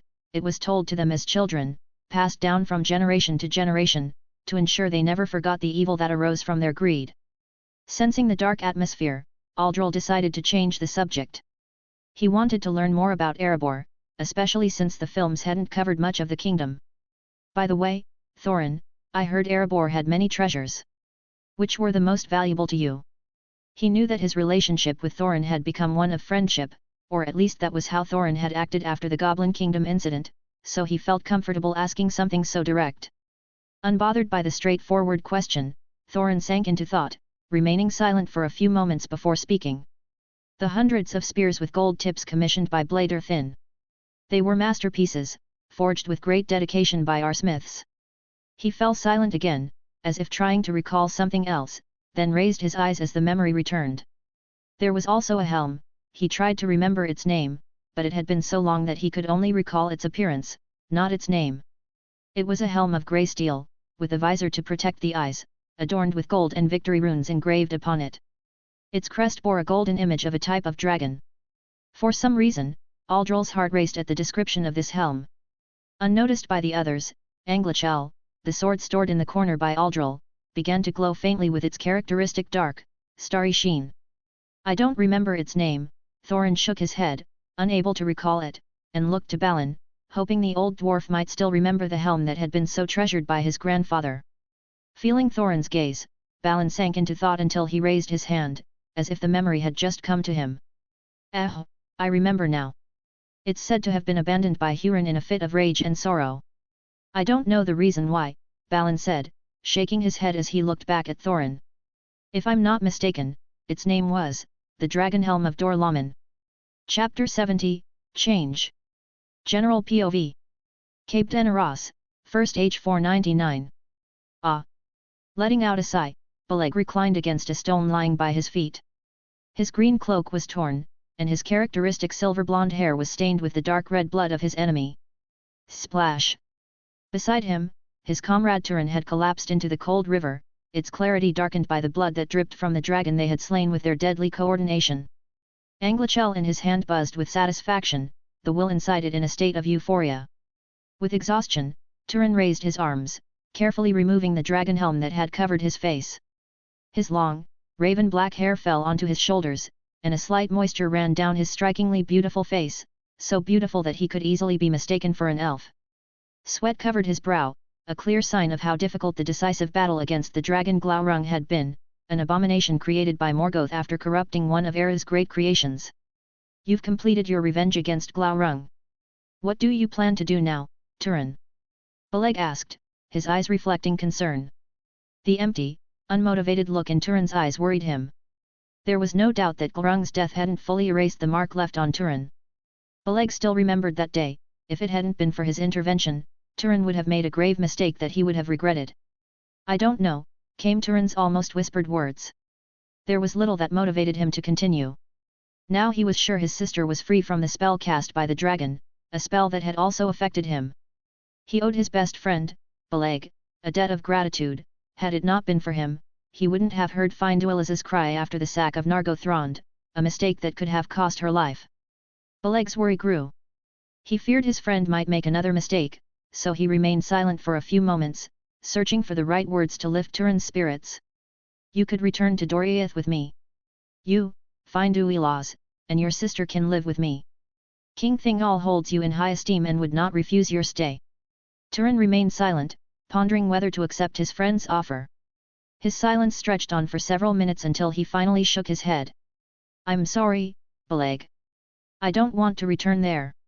In that case, I'll stay by your side until you decide what to do. If Turin still didn't know what he wanted, Beleg would follow him until he did.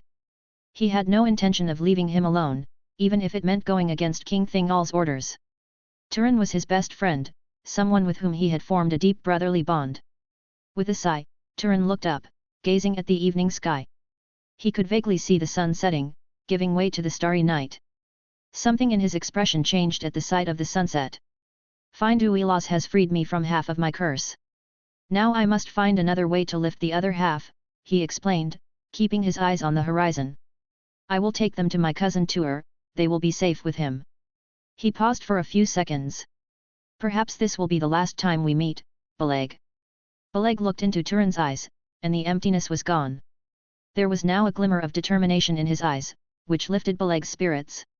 If there was one thing he knew about Turin, it was that when he set his mind to something, he would see it through, no matter the cost. There was no longer any need to intervene. Then this will be our farewell, Turin. After this, I must return to Doriath. He could go back without worry. Turin was strong enough that Beleg didn't need to concern himself with his safety. Turin smiled, a rare sight. His usual demeanor was serious and reserved, and he rarely smiled. You've accompanied me through countless battles. You saved me from Glaurung's influence. I owe you much, my friend. I hope we meet again in the future, and if not, I hope our descendants will stand together as you and I have. He rarely showed his emotions, but this was an exception. This might be the last time he would see his best friend. After all, his quest would take a long time, and during that time, both he and Beleg could perish in battle or by some other fate. Beleg, ever the cheerful and emotional elf, showed his feelings more openly. His teary eyes were a clear sign that Turin's words had deeply affected him. Returning the smile, the two shared a farewell embrace. You can count on it, Turin. If we have descendants, they will find each other someday, I'm sure of it.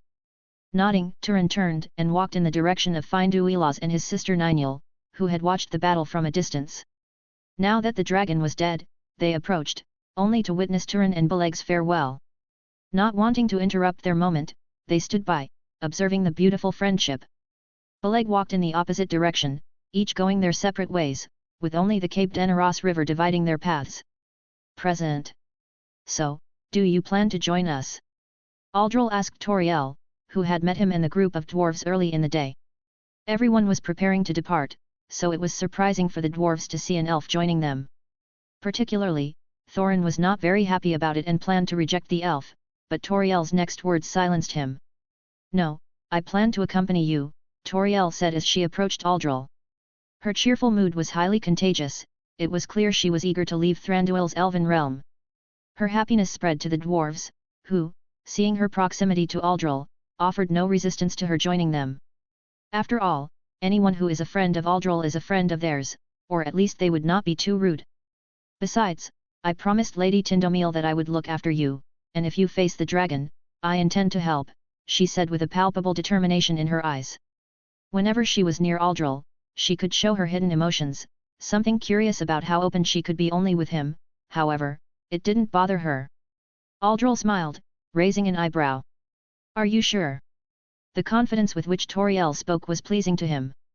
The more help in his fight against Smog, the better the chances of survival. The battle might be very difficult, but he would do everything possible to come out victorious. I'm not someone weak, and this bow can penetrate a dragon's scales, she said while showing Belthranding, the gift left by her late father. To Aldol, it was an exceedingly beautiful bow that contrasted with Anglichel due to its color. The dwarves wanted to mock that statement, clearly not believing it. However, they remained silent out of respect for Aldol. Moreover, it seemed that this elf was enchanted by Aldol. They thought that in the future, she and Aldol might become a couple, so they maintained a tacit understanding by keeping quiet. As Aldol approached to examine Tauriel's bow more closely, a soft humming came from behind him, catching his attention. He felt the will of Anglichel, as if it were happy to reunite with someone again. This clearly puzzled him. He looked at Tauriel to ask about her bow, but she was also looking at him with wide eyes. She had felt the will of her bow as she had the night before, however, this time it was as if it were greeting an old friend. Both she and Aldol exchanged looks, clearly bewildered. It seems they know each other, Aldol said while glancing at Tauriel's bow, to which she nodded in agreement. Yes, we can find out more later about why they convey this sense of familiarity, she responded. Thorin, eager to leave the Elven realm, interrupted their conversation. You can talk on the way, it's time to go. He was not opposed to the elf following them, after all, he had already explained that she would only accompany Aldol. With that said, the expedition group set off, leaving Thranduil's realm with Tauriel leading them to the harbour. After all, she was the only one who knew the way, as Thranduil had not bid them farewell, he had already said goodbye to Aldol and Tauriel, so he did not see the need to bid farewell to the dwarves. The journey was peaceful, without any interruptions. It took only a few minutes to leave the underground realm, being welcomed by the radiant morning light. The vegetation surrounding them showed that not all of the forest was withered, at least this part was vibrant, reminiscent of the times when the forest was full of vitality. As Aldol observed the familiar path, he became alert. Orcs might attack them, or they might have gone unnoticed, allowing them a smooth exit without any incidents. The path to the harbour lay alongside a river, where, without their intervention, the dwarves would have escaped with Bilbo's help via barrels. Fortunately, he avoided them escaping that way. Half an hour later, a group controlling the river exit was on guard at a slatted door that prevented objects from moving beyond it. A pair of elves were vigilantly watching for any anomalies. Upon seeing Tauriel, they made a slight bow, respecting her rank as captain. Seeing her guiding the group of dwarves, they offered no resistance and let them pass. However, on the way, Aldol stopped. He remembered this place, so he immediately activated his Hawkeye ability, inspecting the surroundings, only to notice vague figures moving through the dense forest. He had clearly anticipated what was approaching. Aldol's behavior drew the dwarves' attention, who looked at him in confusion. However, seeing his serious face, they realized that something was going on. The months they had spent with him made them aware that when Aldol remained silent, it meant he had seen something. Immediately, they all drew their weapons in a tacit understanding. The elves, not understanding what was happening, also drew their bows and aimed them at the dwarves, believing they might attack. Shiz! An arrow shot toward Aldol's heart, but he had already seen it coming. With a swift motion of his hand, he caught the arrow just inches from his chest. Aldol looked at the shooter. Without his enhanced stats, he wouldn't have reacted in time. In the distance, his eyes locked onto a hideous-looking orc. A metal piece was embedded in the middle of its skull, and its crooked teeth formed a cruel grin, quickly replaced by a frown as it saw how easily Aldol had stopped the arrow. "Bog," Aldol whispered, recognizing the orc who had shot at him.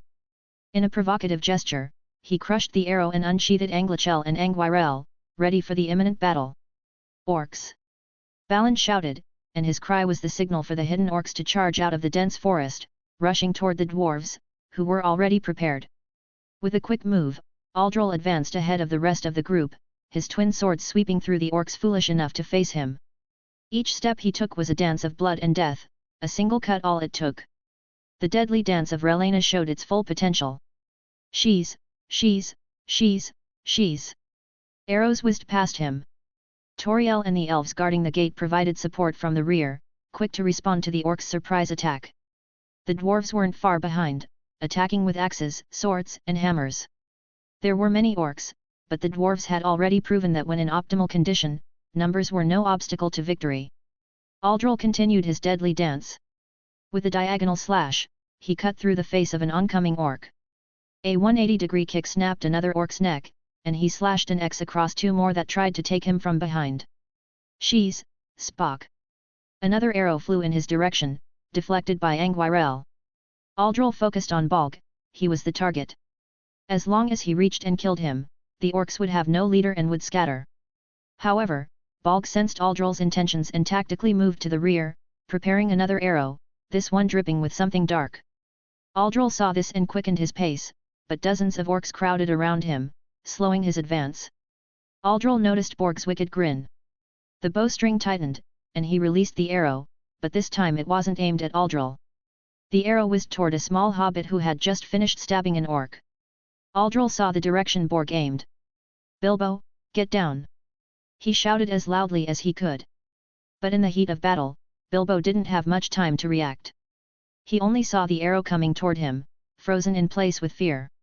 Splash! A piercing sound echoed, and Aldol's eyes widened in disbelief. Bolg, on the other hand, grinned with glee. The arrow had hit someone. Bilbo closed his eyes, terrified to open them, but the pain never came. Cautiously, he opened his eyes, only to recoil in shock. In front of him stood Bombur, an arrow through his chest. "Ah, you're okay, Bilbo." "I'm glad," Bombur said with a relieved smile as his eyes slowly closed. His body lost the strength to stand, collapsing backward. "No." Bombur. Chapter 71, A Good Adventure. General POV. With Aldol. "No. Bombur." He stared in shock as the arrow pierced the chest of the dwarf he considered a good friend. After Gloin, Bombur was the one he got along with best, and now seeing that friend being struck by an arrow made something inside him surge like an enraged sea, only to then settle into a calm that even surprised him. It was as if a storm had brought monstrous waves, only for that storm to vanish in an instant, leaving behind a calm that would put anyone on alert, and that's exactly what happened. The orcs around him froze in fear. Yes, they were stupid, but that didn't stop them from feeling fear. After all, that's how they were ruled by Sauron, and now Aldol made them fear for their lives. It was as if something dangerous had awoken inside the human, making them afraid to even attack him. "Kill him, you damn fools!" They heard Bolg shout, snapping them out of their daze. Aldol, however, looked at Bolg from a distance with cold indifference. When Bolg saw the apathetic stare directed at him by Aldol, the few hairs on his body stood on end. He could feel it, a fear only his father and master had ever made him feel. A fear of standing before someone who could kill you with a single move, a being who commanded respect and whom you should never provoke. Now he realized it. This human was not someone he should have provoked. But it was too late, everything had already been set in motion. He couldn't disobey the order that had been given to him. If he were to die, he'd at least try to take as many down with him as he could. Bolg command snapped the orcs around Aldol back to action. Despite their fear, they rushed toward him with fervor. But this, of course, did not concern Aldol, who felt remarkably calm. The swords in his hands seemed weightless, and he could see the slow and clumsy movements of the orcs. With a vertical slash from his sword Angwirel, he cut off the heads of 3 orcs who had lunged at him. With a horizontal swipe, he slashed the face of the orc approaching from his left. Every movement was light and lethal. He took a step forward and, with explosive force, propelled himself toward Bolg. The orcs in front were no obstacle. With a diagonal slash of both his swords, which gleamed with delight, he cleaved and massacred the orcs unlucky enough to cross his path to Borg. Bolg clearly saw this. With clumsy hands, shaking from fear, he notched more arrows onto his bow, his arm trembling as Aldol approached at terrifying speed. He finally managed to aim and release an arrow. However, to his horror, the arrow was shattered by the swing of Aldol's swords. His fear spiked as the human leapt and landed in front of him. In that moment, it felt like he was standing before an incredibly dangerous beast. It seemed as though the human's body had grown larger, blocking his view. The rays of the sun highlighted his figure, casting a shadow that darkened his form. He thought it was an illusion, but it wasn't. He had stepped back in surprise and fear, tripping and falling. The fear and terror induced by Aldol's presence caused Bolg's subconscious to exaggerate Aldol's shadow even more. Bolg could see those honey-colored eyes, glowing and looking at him as if he were a mere worm. Now he understood what his father had felt. He had thought his father weak, that if he were in his father's place, he would stand and fight. How wrong he had been! How pathetic! Words filled with indifference were what Bolg heard from the human. Those eyes, brimming with cold apathy, gazed down at him as if reaffirming his power over him. Cowardly and stupid, just like your father. Every word Aldol spoke made Bolg tremble slightly. All he could do was crawl backward while on the ground. It was a pathetic sight. If Sauron or anyone else had seen him, they would have killed him on the spot for showing such weakness. You killed my friend, so I guess it doesn't matter if I impale your head and show it to your father, does it? Those were the last words Bolg heard from the human before his surroundings began to spin. Now he felt it, the moment death would soon claim him. He could only see his decapitated body. With the last bit of consciousness he had, he watched the human approach and pick up his head. Then, everything went dark. With Bolg's death, the few remaining orcs fled in panic. Without a leader and terrified by Aldol's presence, they didn't hesitate to run. However, they wouldn't get far. Soon, Elven reinforcements arrived and began to massacre the remaining orcs. All of this was distant to Aldol. He had raised his gaze to the blue sky, trying to suppress the overwhelming emotions swelling within him, a trait he had inherited from his father, though he wouldn't realize it until much later. Bombur! Hold on! The dwarf's shout snapped his eyes open, and with speed, he rushed toward them. They were gathered around a dying Bombur. Boffer, as his close friend, held his hand, trying to offer words of comfort, though they all knew the harsh truth. When Aldol arrived, he stood beside Tauriel, who, upon seeing him, shook her head, signaling that Bombur had no hope of recovery. With a soft, consoling voice, she gave him the news. I examined him. The arrow hit his heart, she said sorrowfully. Bombur was still conscious, holding on by sheer willpower, determined to say goodbye to all his friends, a final act that earned the respect of Tauriel and the two elven guards. As Aldol approached the group of gathered dwarves, he overheard Bombur bidding farewell to them, one by one. Boffer, take care of my goat. Remember, she loves lettuce, more than anything. Every word he spoke felt like a knife to the dwarves. Boffer, his eyes full of tears, nodded as he gripped Bombur's hand even tighter. Bilbo, you're a brave hobbit, help Thorin reclaim our home. Each word was a struggle, but Bombur's strong will refused to give in until he'd said his goodbyes. Bilbo knew this, so he simply bowed his head as tears poured from his eyes like a heavy rain. Thorin. I'm sorry, but I don't think I can keep going. Thorin's usual stern face was nowhere to be seen. Though he knew he should maintain his composure, he couldn't. He knelt down to grasp Bombur's other arm and, with a strong squeeze, spoke in a voice laden with emotion. No, Bombur, forgive me. I wasn't a good king, and I couldn't protect you. But rest assured, we will reclaim Erebor. Bombur could only manage a weary smile at Thorin's words. He wanted to respond, but he felt death drawing nearer and had one last thing to say to the half-elf with whom he had formed a strong friendship. His eyes locked onto Aldol, who looked back at him, sadness written all over his face. Aldol, my friend, kill that dragon, please, help us to recover our home. This stirred a surge of emotions within Aldol. His hands clenched into fists that cracked under the pressure, his teeth gritted as he looked directly into Bombur's tired eyes and nodded with great resolve. I will. I promise. Those words were like a warm embrace for Bombur. He knew Aldol would keep his promise, something deep inside told him so. With his last bit of strength, he looked toward the lonely mountain, lamenting that he would never set foot in his ancestral home. With a smile, he closed his eyes. He might not make it, but his friends would, and that was enough. Ah, that was a grand adventure. Chapter 72, Prelude. General POV. A heavy silence fell over the group as they witnessed Bombur's final breath. None of them had imagined that, so close to their goal, one of their own would fall. Sobs began to echo, contrasting with the gentle sound of the river's current. The wind had ceased to blow, and the elven reinforcements remained silent. Though they might dislike the dwarves, they had the decency to keep quiet at moments like this. Sniff. The sobbing continued for several minutes. The only ones who maintained their composure were Thorin, Balin, and Aldol. Thorin, as the leader of the expedition, had to stay calm despite the pain and guide his grieving men. Balin, the oldest and wisest of the dwarves, had fought in countless battles and lost numerous friends on the battlefield. Yet, he could never get used to the feeling of losing a comrade. Only his long years of life kept him stable. As for Aldol, he was the strongest of the group.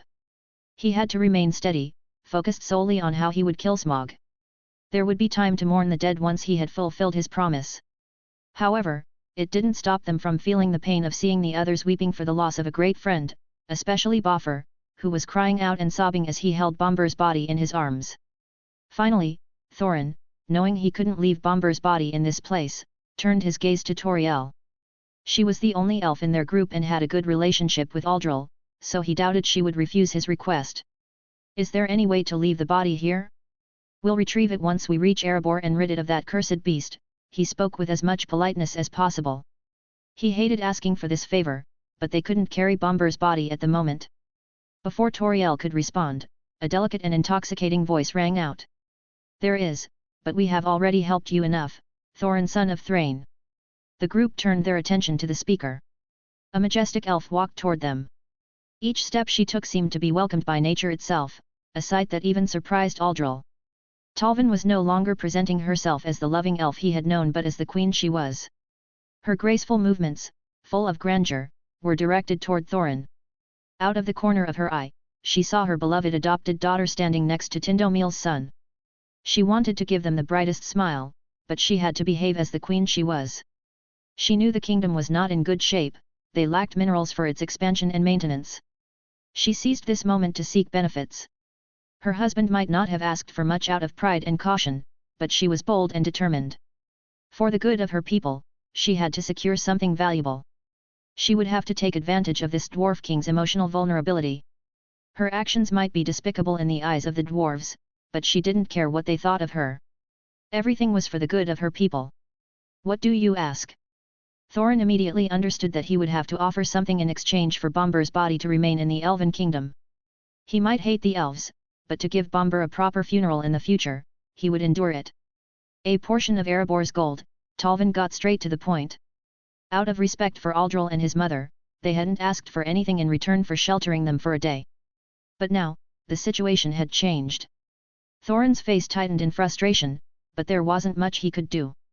Besides, the chambers were filled with gold, so giving up a little in exchange for the preservation of Bomber's body wasn't such a bad deal. Very well. However, I expect his body to be in optimal condition when we return for him, he said. Talvin nodded gracefully, overjoyed. She had managed to strike a good deal thanks to her timely appearance. With a gentle wave of her hand, vines began to wrap around Bomber's body. The dwarves, not understanding what was happening, started to panic. No. No. Where are they taking Bomber's body? Various frightened shouts echoed. After all, they hadn't heard Thorin's conversation and were caught off guard when the vines appeared and enveloped Bomber. Calm down, were the words that silenced the dwarves. They quickly looked to Thorin for an explanation, but like the rest, he was bewildered, never having seen such an ability before. When they turned their gaze to where Thorin was looking, their eyes widened in surprise. There stood an extraordinarily beautiful elf, her blonde hair illuminated by the rays of the sun, shining like the purest gold. She was a beauty, a work of art. They might despise elves, but this one possessed a beauty that transcended all levels. They had heard tales of an elf, a witch in the woods of Lothlorien, who bewitched anyone who dared to look at her. To them, this was nonsense, yet Talvin's beauty made them realize that those rumors weren't far from the truth. Aldol watched silently from the side, something inside him stirred when he saw Talvin use her ability. An involuntary thought crossed his mind, does she also have a blessing from the Vala? Aldol's thought wasn't far from the truth. Talvin had been blessed by Yavanna, the Vala, and mother of the Ents. Her resonance with nature had caught Yavanna's eye, and over time, her actions earned her Yavanna's blessing, a blessing that allowed her to control parts of the nature around her, giving them more vitality and allowing the trees to grow even faster. The act that led to her receiving the blessing was her care and concealment of the Ents from Morgoth. Morgoth had fervently sought to corrupt them for his dark purposes, but Talvin, along with a group of elves, managed to hide them with the help of Vala Yavanna and Vala Arom. Among those who assisted her was Beleg, who, with the blessing granted by Arom, was able to hunt down the minions of the Dark Lord Morgoth. This blessing was inherited by his daughter Tauriel, evidenced by the fact that she, like Aldol, felt a sense of familiarity and inner agitation. Talvin was aware of this, so she simply gave a knowing smile, a smile that both Aldol and Tauriel understood. They looked at each other in confusion but asked no questions, knowing it wasn't the right moment. Talvin turned her attention to Thorin, noticing that the Dwarf King was watching her cautiously, with an unspoken demand that she didn't mind clarifying. The vines will preserve him with the same appearance, the passage of time won't affect him. You can be at ease, she explained with her warm voice, a voice that had enchanted several of the dwarves who now gazed at her with admiration and appreciation. Thorin, with a stoic expression, nodded. Fine. Glancing at the other dwarves, he frowned upon seeing them gawking at the elf's beauty. He wouldn't deny that this elf was different from the rest, but that didn't mean he'd fall under her spell. Seeing the situation, Aldol clapped his hands loudly, snapping the team members out of their stupor. They quickly lowered their heads in embarrassment, and Thorin gave a nod of gratitude to Aldol. We'll have time to give Bombur a proper funeral later. For now, we need to fulfill our part. He said nothing more, turned, and resumed the path they had been taking before the orc attack. A few seconds after he departed, the others followed. Those still feeling down shook their heads to clear their minds. Bombur wouldn't have wanted them to be depressed over his death, so they took a deep breath. There would be time to mourn later, for now, they had to keep moving forward, for Thorin, for their people, and for their fallen comrade. Aldol and Tauriel bowed to Talvin, who waved goodbye to them before they quickly joined the group of dwarves. Erebor. Mountains of gold lay scattered across the vast chambers of the city. On one particular mound of gold, a helm with a dragon engraved in gold on its crest wobbled slightly, tumbling to the bottom of the mound, causing coins to cascade down, revealing a closed eye. Its scaly red skin was very noticeable, and one could see how the eye moved beneath the eyelid. The creature was having a very strange dream. It could see itself lying down, bloodied, while a human figure approached with a sinisterly gleaming black sword. The vision quickly changed, and now it found itself in a burning city. A human figure stood before it atop a tower. It wasn't sure, but the figure held two swords in their hands. One it recognized, causing its pupils to tremble, the silver sword that woman wielded. An unparalleled fury gripped it, yet it had no control over its body. Before it could see more, everything went dark, and a pair of bright honey-colored eyes stared at it from the darkness, a gaze filled with ecstasy. He quickly opened his exposed eye, realizing that he was still asleep beneath his treasure. He didn't understand why he had such a dream, but in his arrogance, he dismissed it as unimportant. He closed his eye once more, intending to return to sleep, unaware that the dragon crest on the helm was softly glowing. A descendant of Turin, a descendant of the House of Hadar, was nearby.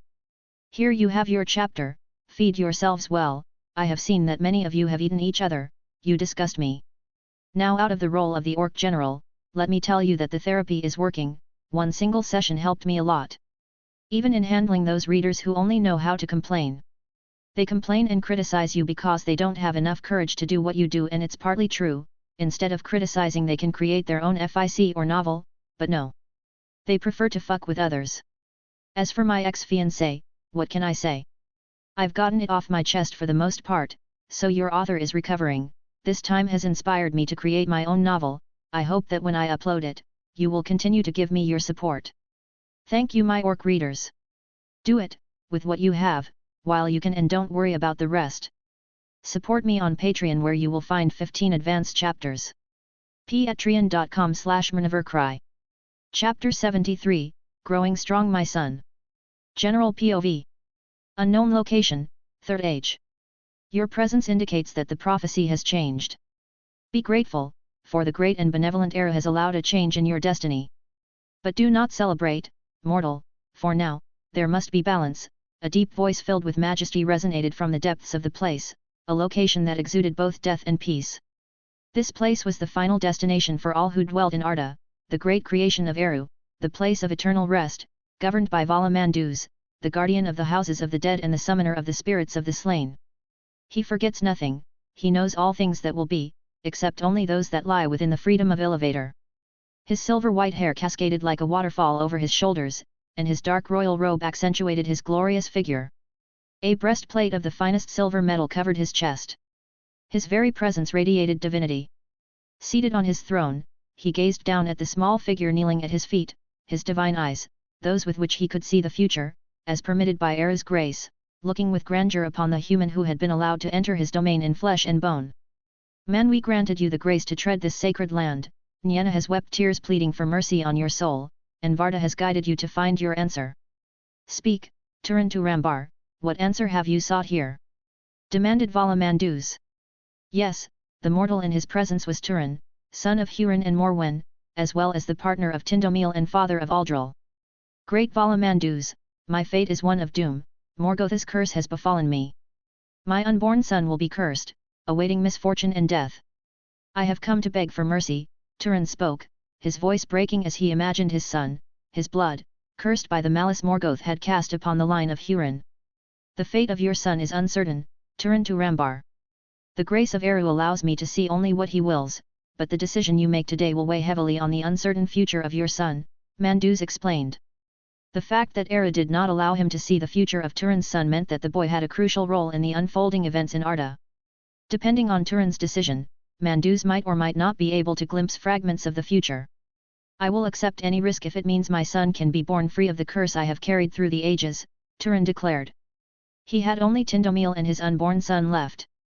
His sister had embraced the rest of death years ago, as had his parents and his best friend, Beleg. He was willing to pay any price to ensure his family's well-being. Unbeknownst to him, Tindamil's condition had worsened due to the pregnancy and the dark magic still lingering in her wound. However, she was a strong woman and didn't want to worry her partner, especially since they had already said their goodbyes.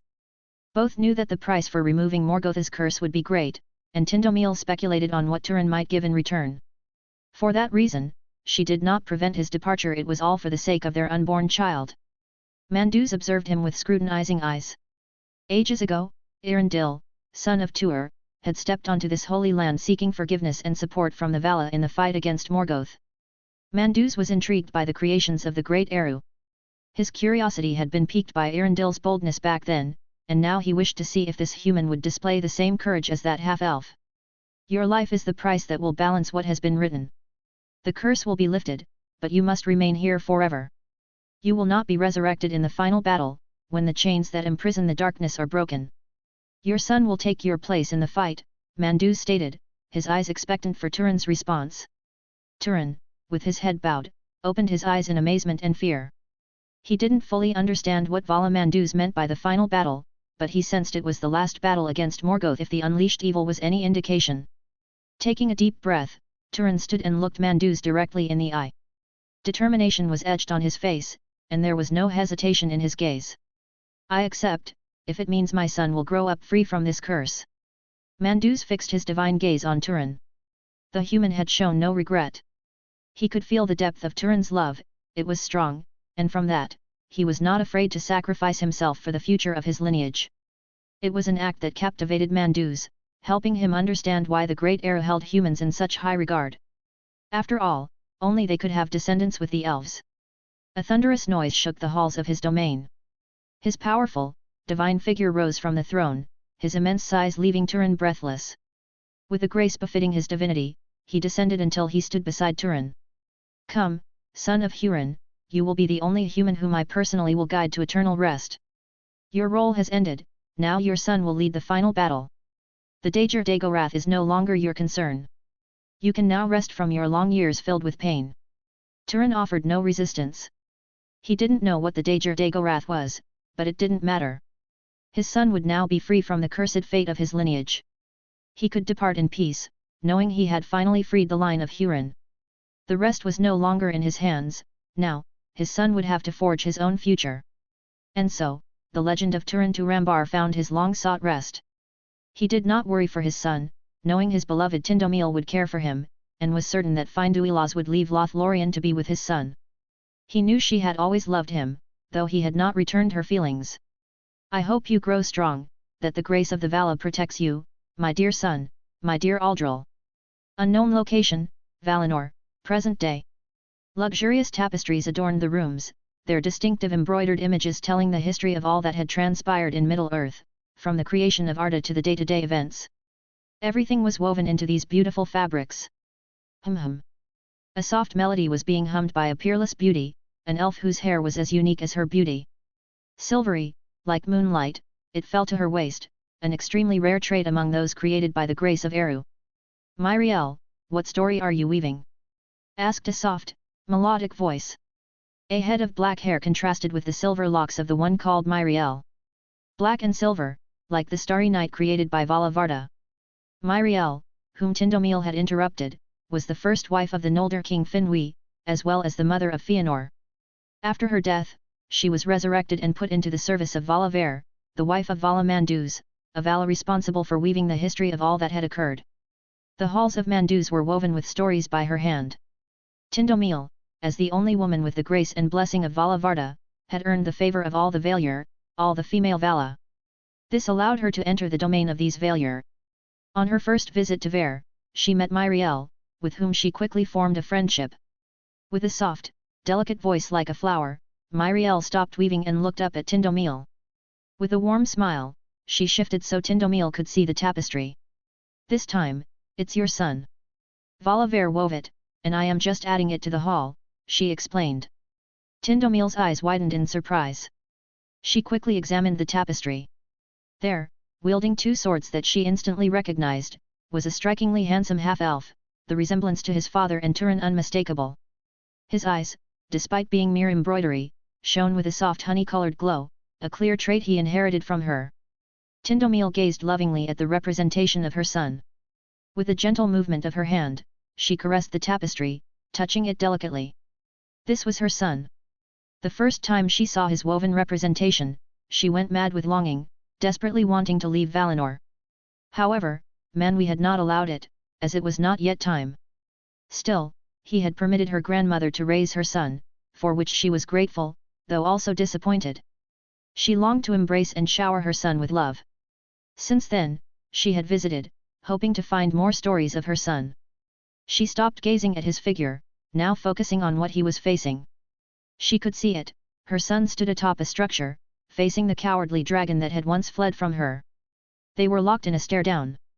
A city in flames served as their battlefield. The swords that had belonged to her and her partner were now wielded by her son. It was a spectacular sight. Without a doubt, Tindомil was proud. She had no fear that her son would lose. After all, he was her son and had her talent, so a mere lizard wouldn't be an obstacle. It was disappointing that this was all that was woven, there was no continuation, a sign that her son was currently fighting. With a smile, she closed her eyes and murmured, I know you'll win, my dear Aldol. May Varda's grace protect you. A few weeks earlier. Despite Bomber's loss, the group resumed their journey.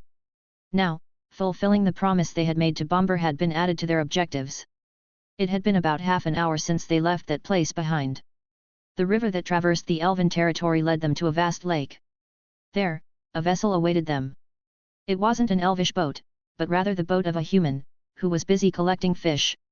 This sight seemed to infuriate Thorin, who had expected to have their own boat ready. However, Tauriel's words quickly eased his anger. We don't have boats, as the goods are left here at the dock, she explained to Aldol, who also looked puzzled. Tauriel's explanation made sense to him. It wasn't surprising, after all, the Sylvan elves of Thranduil wouldn't venture into human cities. Perhaps they had once allied against Sauron, but those humans were mostly Númenóreans. Very well, let's approach, Thorin said with a hint of reluctance in his voice. The boatman, noticing them approach, stopped loading his catch and turned to them, asking, Do you need something?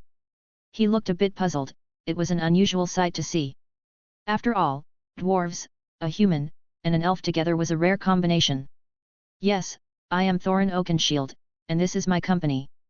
We were wondering if you could take us to Esgarote, Thorin replied. They were already familiar with the city from their prior research. There were still a few days left until Durin's day, so their best bet was to pass through the city to reach Erebor faster. The boatman nodded in understanding. It wasn't uncommon for dwarves to visit Esgarote, sometimes they ventured to Erebor, only to return disappointed, as there was no entrance to be found. Moreover, the dragon that still resided within inspired fear in those who tried to enter, so he found it not at all strange that this group of dwarves would ask to be taken to Esgarote. "Pleasure to meet you, Thorin Oakenshield. I am Bard, and I can take you there for a few silver coins," Bard said, seizing the opportunity to earn some money. After all, he had to take care of his 3 children. "Bard," Aldol murmured, a smile forming on his face. Chapter 74, Heading to Esgarote. General POV. Silver coins. Thorin muttered with a disgusted expression, not in the mood. He was about to complain that it was foolish to ask him for money just to take them, but Balin noticed his intention. Being the calmest dwarf at the moment, he stepped forward. "Oh, how many coins will it be?" What Thorin was about to say got stuck in his throat. Internally, he thanked Balin for the interruption, knowing that it wasn't the right time to complain. However, his mood was not ideal, something he would have to correct once he interacted more with others as the king of the dwarves of Turin. 10 silver coins, Bard said while loading the last barrel of fish. Since his back was turned, he didn't see the grimace on all the dwarves' faces. It was an exorbitant sum for merely taking them to Esgarote. "That's too much," Dwellin growled quietly, his fists clenched. Like the others, his mood was fluctuating. After all, it hadn't been long since Bomber had died, and hearing that this man was trying to swindle them was almost enough to make him explode. Fortunately, Balin was there to calm the situation. With a smile, he approached Bard. "Could you lower the price a bit? As you can see, we don't have much with us." And it was true, everything else was stored in Aldol's storage ring, who was somewhat distracted by the situation. Aldol was lost in his thoughts. He had much to consider.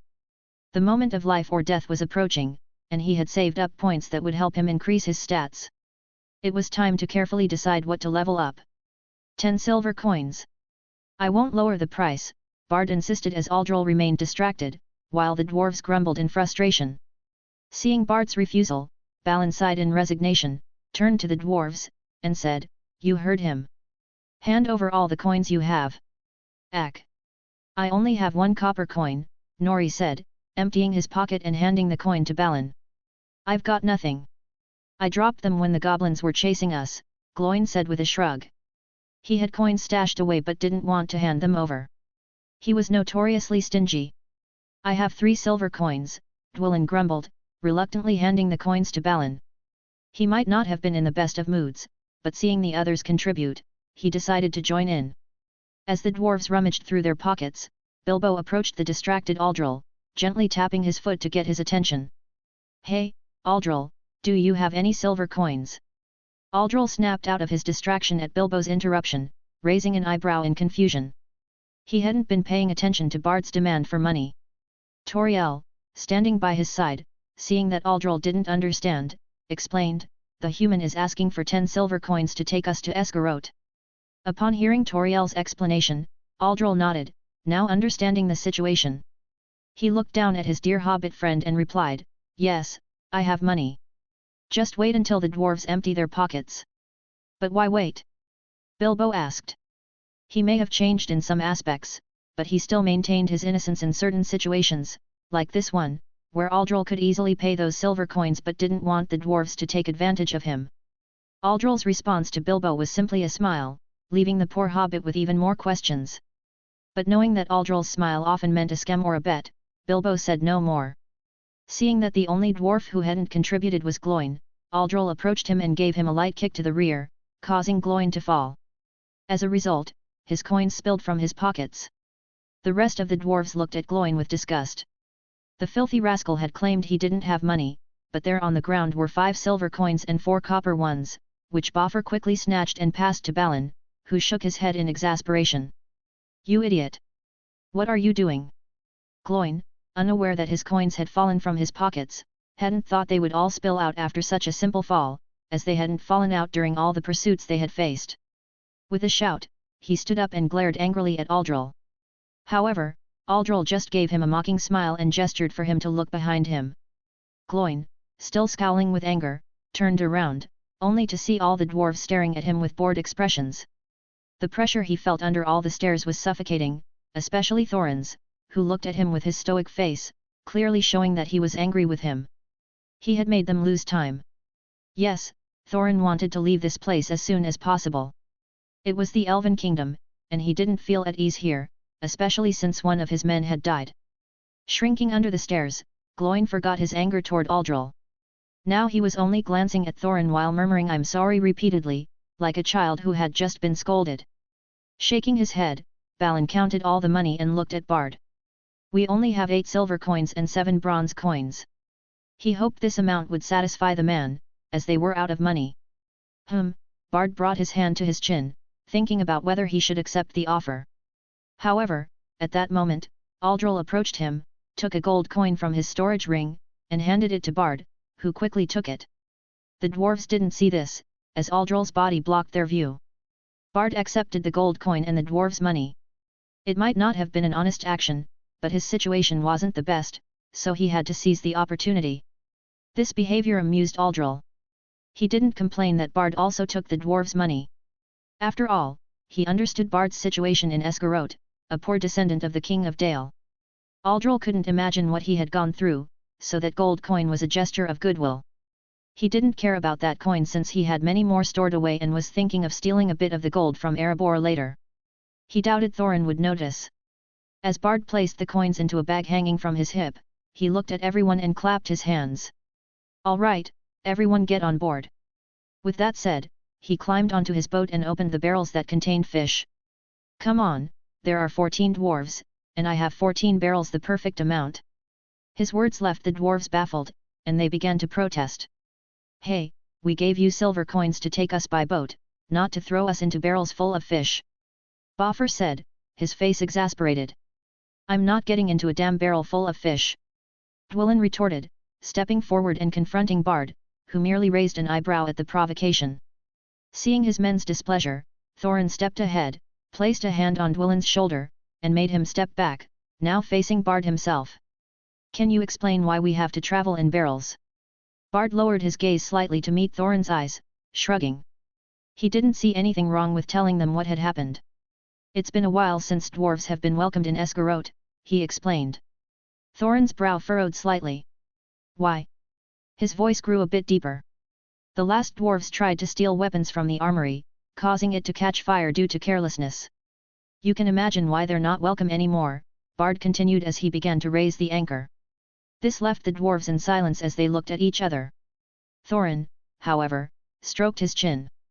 The mention of those dwarves reminded him of a group that had headed toward Erebor, hoping to find an entrance. Curiously, he kept asking, "What happened to them?" Bard, who didn't mind telling the story, continued, "They were thrown out of Esgarote. The governor banned any dwarf from entering. The last thing known about them is that after being expelled, they went to the Lonely Mountain." Nearly done lifting the anchor, Bard turned to the dwarves. "So, are you getting in or not?" "Let's not do it, Thorin. We can find another way," Dwellin said, eyeing the nearby sea. However, Thorin shook his head. "No, it would take too long, and we're running out of time." "We have to get in the barrels," he replied. He might not like the idea, but he understood that the previous dwarves must have caused quite a stir. Additionally, as a last resort, if they were discovered, he would reveal his name and claim to be the king of Erebor, promising them some gold. Surely, the humans would take them in, but that was his last option. Fine, Dwellin, always the most loyal to Thorin's orders, reluctantly agreed to get into the barrel. "What are you waiting for? Bilbo, you go first." "What? Me?" Bilbo pointed at himself, quickly shaking his head. "I'm a hobbit, not a dwarf." "I'm sure they'll let me through," he said, immediately directing his gaze toward Aldol, hoping for his support. "Yes, I'll vouch for Bilbo." "You all get in," Aldol said, understanding the look in Bilbo's eyes, who nodded in gratitude. "You know hobbits, don't you?" Aldol said, addressing Bard, who nodded. "Yes, we know hobbits. It's very rare to come across one," Bard said, turning to look at Bilbo. "Sorry if I mistook you for a dwarf." "It's fine, I'm used to it by now," Bilbo replied, waving his hand dismissively. While they were having their brief chat, the dwarves had already begun climbing into the barrels. Seeing this, Aldol and Bard stopped talking and boarded the boat, followed by Tauriel and Bilbo. When Bard noticed Tauriel, he turned to her and said, "It would be best if you cover yourself. We respect the elves, but there's always some fool who will try to take advantage." He explained this, having been mesmerized by Tauriel's beauty for a few seconds. If it had that effect on him, he couldn't imagine what others, with fewer scruples, might try to do. Tauriel nodded in agreement. If possible, she didn't want much interaction with humans. Besides, the only person she wanted to reveal her beauty to was Aldol. Having this thought made Tauriel's heart race as she glanced at him from the corner of her eye. However, Aldol was also looking at her. He gave her a warm smile before speaking. I agree that your beauty shouldn't be seen by men, their weak hearts would fall at your feet. But don't worry, anyone who tries to cross the line, he paused, his eyes growing slightly serious. Will have to deal with me. Chapter 75, Promise from the Past. General POV. Lothlorien, Third Age, weeks before. Is Turin's son planning to face the dragon of Erebor? Murmured a beauty beyond compare, her golden curls shimmering with the grace of the sacred trees of Valinor. Her eyes gleamed with the radiant glow of Telperion and Laurelin, and her fair skin, white as moonlight, reflected her noble lineage. This stunning figure was Thranduil, the youngest of the exiled Noldor, sister of King Gil-galad, the last Noldor king, who died defeating Sauron. Yes, Galadriel has brought the news. The confrontation is inevitable, another beauty replied. Her pale blonde hair cascaded down to her calves, and her snow-white skin gave her an unparalleled appearance. Her delicate white dress added even more elegance to her already beautiful figure. This was Nimrodel, a creation of Eru, an elf who lived in Lothlorien before the arrival of the Sindar and the Noldor, beloved of Amroth. She had set off for Edhelyond, an ancient port of Gondor, intending to travel to Valinor. However, along the way, she fell into a deep sleep while resting by the river Gilrain. After awakening, she resumed her journey, but no one awaited her at the port, causing her love for Amroth to fade. She wandered the vast realm of Gondor for some time until she eventually met Thranduil and Turin, who offered her warmth. Finally, at Thranduil's suggestion, she returned to Lothlorien, where she settled. It's reckless to face that dragon without being prepared, said Thranduil, shaking her head and causing her golden hair to swirl. If any mortal had witnessed this scene, they would have been utterly enchanted. He inherited his mother's recklessness, Nimrodel replied. Both women were seated in Thranduil's chamber. Over the years, they had become good friends, having been part of Thranduil and Turin's journey, so it was only natural that they had formed a deep bond. I wish he had inherited Turin's caution, Thranduil huffed, delicately sipping her tea. Her royal manners highlighted her striking Noldor heritage. Nimrodel, with a meaningful smile, rested one of her graceful hands on her delicate chin and, in a soft but affectionate tone, added a detail about Aldol. He didn't inherit Turin's caution, but he certainly inherited part of his appearance. At that moment, Thranduil paused mid-sip, her shining eyes dimming slightly as they glazed over with tears at the memories of her beloved Turin. She had never stopped loving him, despite the fact that he had found solace in Thranduil's arms. In some ways, she harbored a bit of resentment. After all, she hadn't been able to give Turin the peace he so desperately sought. Indeed, she murmured faintly, hiding her beautiful face as tears threatened to spill from her radiant eyes. The mere memory was painful, especially knowing that Turin was no longer alive. Something deep within her was certain of that. She remained silent for several minutes, and Nimrodel did not interrupt, quietly realizing that her words had stirred something deep within Thranduil. Her charming smile faded, regretting having mentioned Aldol's resemblance to Turin. While Nimrodel regretted speaking, Thranduil had become lost in a memory the last time she had seen Turin, the final embrace, and the last request. Flashback Lothlorien, Third Age. Turin. It's been so long, I'm so glad to see you, Thranduil exclaimed, running to embrace her beloved. It had been years since they had parted, and it was rare for him to visit her alone. Turin, his black hair cascading down his back, gently embraced Thranduil's delicate body. The contrast of their hair, like night and dawn, each beautiful in its own way, yet never able to share the same day, was striking. Yes, it has been a long time. You haven't changed at all, Turin said, smiling faintly. It's unusual for you to visit. What brings you to the vast forests of Lothlorien? Thranduil asked as she stepped back from Turin's embrace. She longed to stay in his arms longer but didn't want to make him uncomfortable. With both arms clasped behind her back, she swayed gently, her tender demeanor, one she showed only to Turin, surfacing, a clear sign of her deep affection for him. Turin, always a direct man, didn't beat around the bush. He explained the reason for his visit.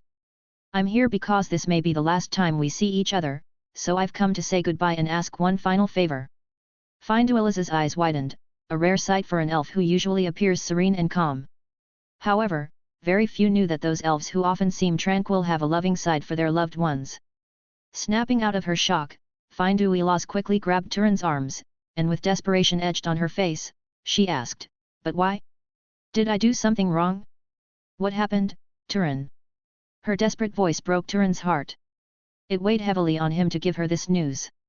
He had known for a long time that she loved him, but he only saw her as family, which is why he always rejected her advances. "You did nothing wrong, Thranduil. It's just that I am leaving Middle-earth.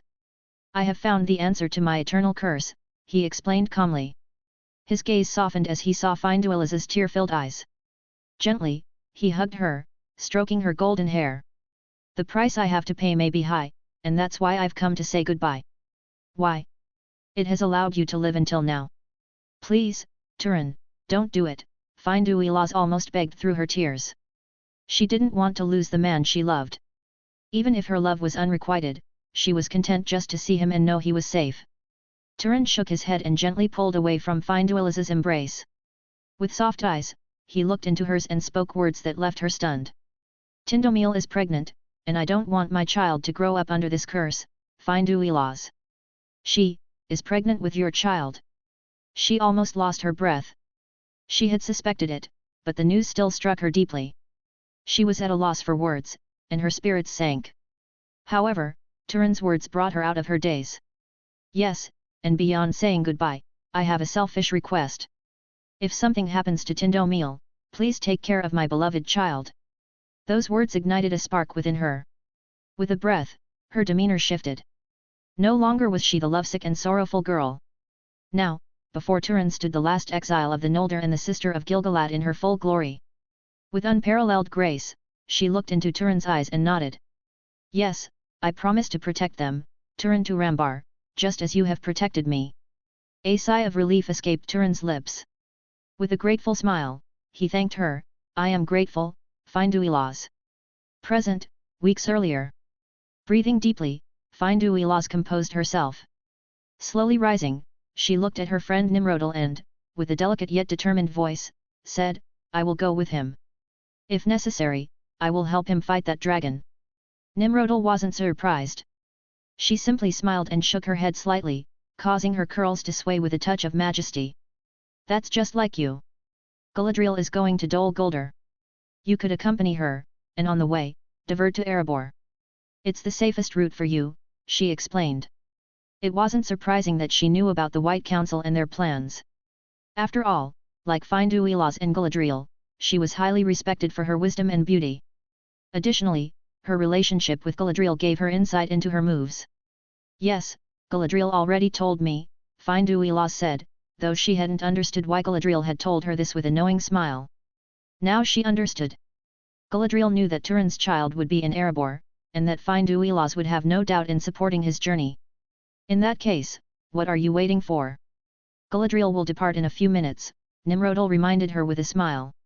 She enjoyed seeing her dear friend's spirits lifted. She only hoped that Thranduil wouldn't end up falling in love with Turin's son, though anything could happen. Present, en route to Esgarote. Bard's boat drifted slowly toward the city of Esgarote. Aldol, Tauriel, and Bilbo sat, having a light conversation with Bard, who found the company of Aldol and Bilbo quite pleasant. "Really? How many children do you have?" asked Bilbo. A moment ago, Bard had spoken about the situation in Esgarote and what the people were going through, as well as mentioning his children. "3, 1 boy and 2 girls, Bard said with a smile. The hobbit was a good conversationalist, and the atmosphere felt peaceful without the complaints of the troublesome dwarves. At the beginning of the journey, they had grumbled about the foul smell, but fortunately, Aldol kicked the barrels, telling them to keep quiet. 3 children? That's quite a lot. In Hobbiton, families usually have a maximum of 2 children, Bilbo said, offering small insights about hobbits, details that Aldol listened to attentively. After all, he enjoyed learning more about Tolkien's world. "Is that so? I imagine life must be very peaceful, from what you've said," Bard replied while rowing with Aldol's help. How old are your children? Aldol asked, eager to satisfy his curiosity before Bilbo could resume speaking. He gave an apologetic glance to Bilbo, who pouted like a child at being interrupted. My son is named Bane, he's 14. My little Tilda is 8, and my eldest daughter, Sigrid, is 18. Sigrid. Tauriel said, surprising Bard, as this elf had remained silent and distant toward him. He understood elven nature, they often appeared cold and detached from those outside their social circle. Is your daughter the one Legolas visits? She asked, looking at Bard, who furrowed his brow in confusion. However, his eyes widened as the pieces began to fall into place: his daughter's odd behavior, her newfound cheerfulness, and the way she constantly spoke of an elf. He had thought nothing of it, assuming she was simply dazzled by the elf's beauty. But now he understood that his daughter had been in contact with an elf. Aldol raised an eyebrow in surprise. This was something he had been completely unaware of, and he never would have guessed that Legolas would, of his own will, visit a human woman. What none of them knew was that Legolas had already departed ahead of them. He had crafted a small boat to sneak out of his father's realm and visit Sigrid, and he was in for quite a surprise when he encountered Tauriel in the same city as his beloved. Chapter 76, Lake Town. General POV. Legolas and Sigrid, Flower Meadow. Very good, Sigrid, your footwork is improving, said Legolas as he looked lovingly at his beloved. Recently, Sigrid had asked him to teach her how to defend herself in case she needed to, mainly due to the bad relationship her father Bard had with the governor of Lake Town. Sigrid didn't know what had triggered the conflict between her father and the governor, but it was well known by everyone that Bard was not welcome. Because of this, he had no other job but that of a fisherman. You're a great instructor, Legolas, Sigrid responded energetically. Every second she spent by his side was magical. She knew she had fallen in love with him, but she feared Legolas might not return her feelings. However, being a woman of strong character, she didn't let her fears take over, so she subtly signaled her affection. Approaching Legolas, she reached out her hand to his cheek and gently touched it. Thank you, Legolas, her words, full of affection, made Legolas' heart tremble. He lifted his hand and gently held Sigrid's hand, leaning into her touch. As he rested his head in Sigrid's palm, Legolas remembered his mother's words, "You are not the third pair, son, you cannot be with her." His joyful mood soured, and the bright smile he had been wearing began to fade. What's wrong? Noticing the change in Legolas, Sigrid asked in a soft, worried voice. It's nothing, just bad thoughts, he responded, his mood darkened by the memory. He lowered his head to hide his sadness, but it was in vain. Sigrid, being the compassionate woman she was, used her two small hands to gently lift Legolas' face, tracing a smile on his lips with her fingers. Your smile is magical, Legolas, don't let your thoughts erase it, she said as she smiled brightly at him. A slight glimmer formed in Legolas' eyes, tears threatening to spill. This simple act of kindness filled him completely. I've fallen in love with her were his thoughts. He now understood that feeling, love. Sigrid's smile was so beautiful that he would face even the darkest lord to protect her.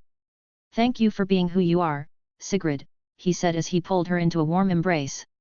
The sweet fragrance of her hair filled his nostrils, and soft tears began to fall. A plea echoed in his mind. Please, Great Eru, please, don't take her away from me. Please, let her stay with me. With Aldol. Wait, are you saying that Legolas has disobeyed his parents' orders just to see Bard's daughter? Aldol whispered to Tauriel. That comment from a few seconds ago had surprised him, especially that it involved Bard's daughter. Tauriel, puzzled as to why he was whispering, nodded, responding back in a whisper, yes, for a few months now, he's been leaving the kingdom. Why do you think he hasn't appeared these past few days?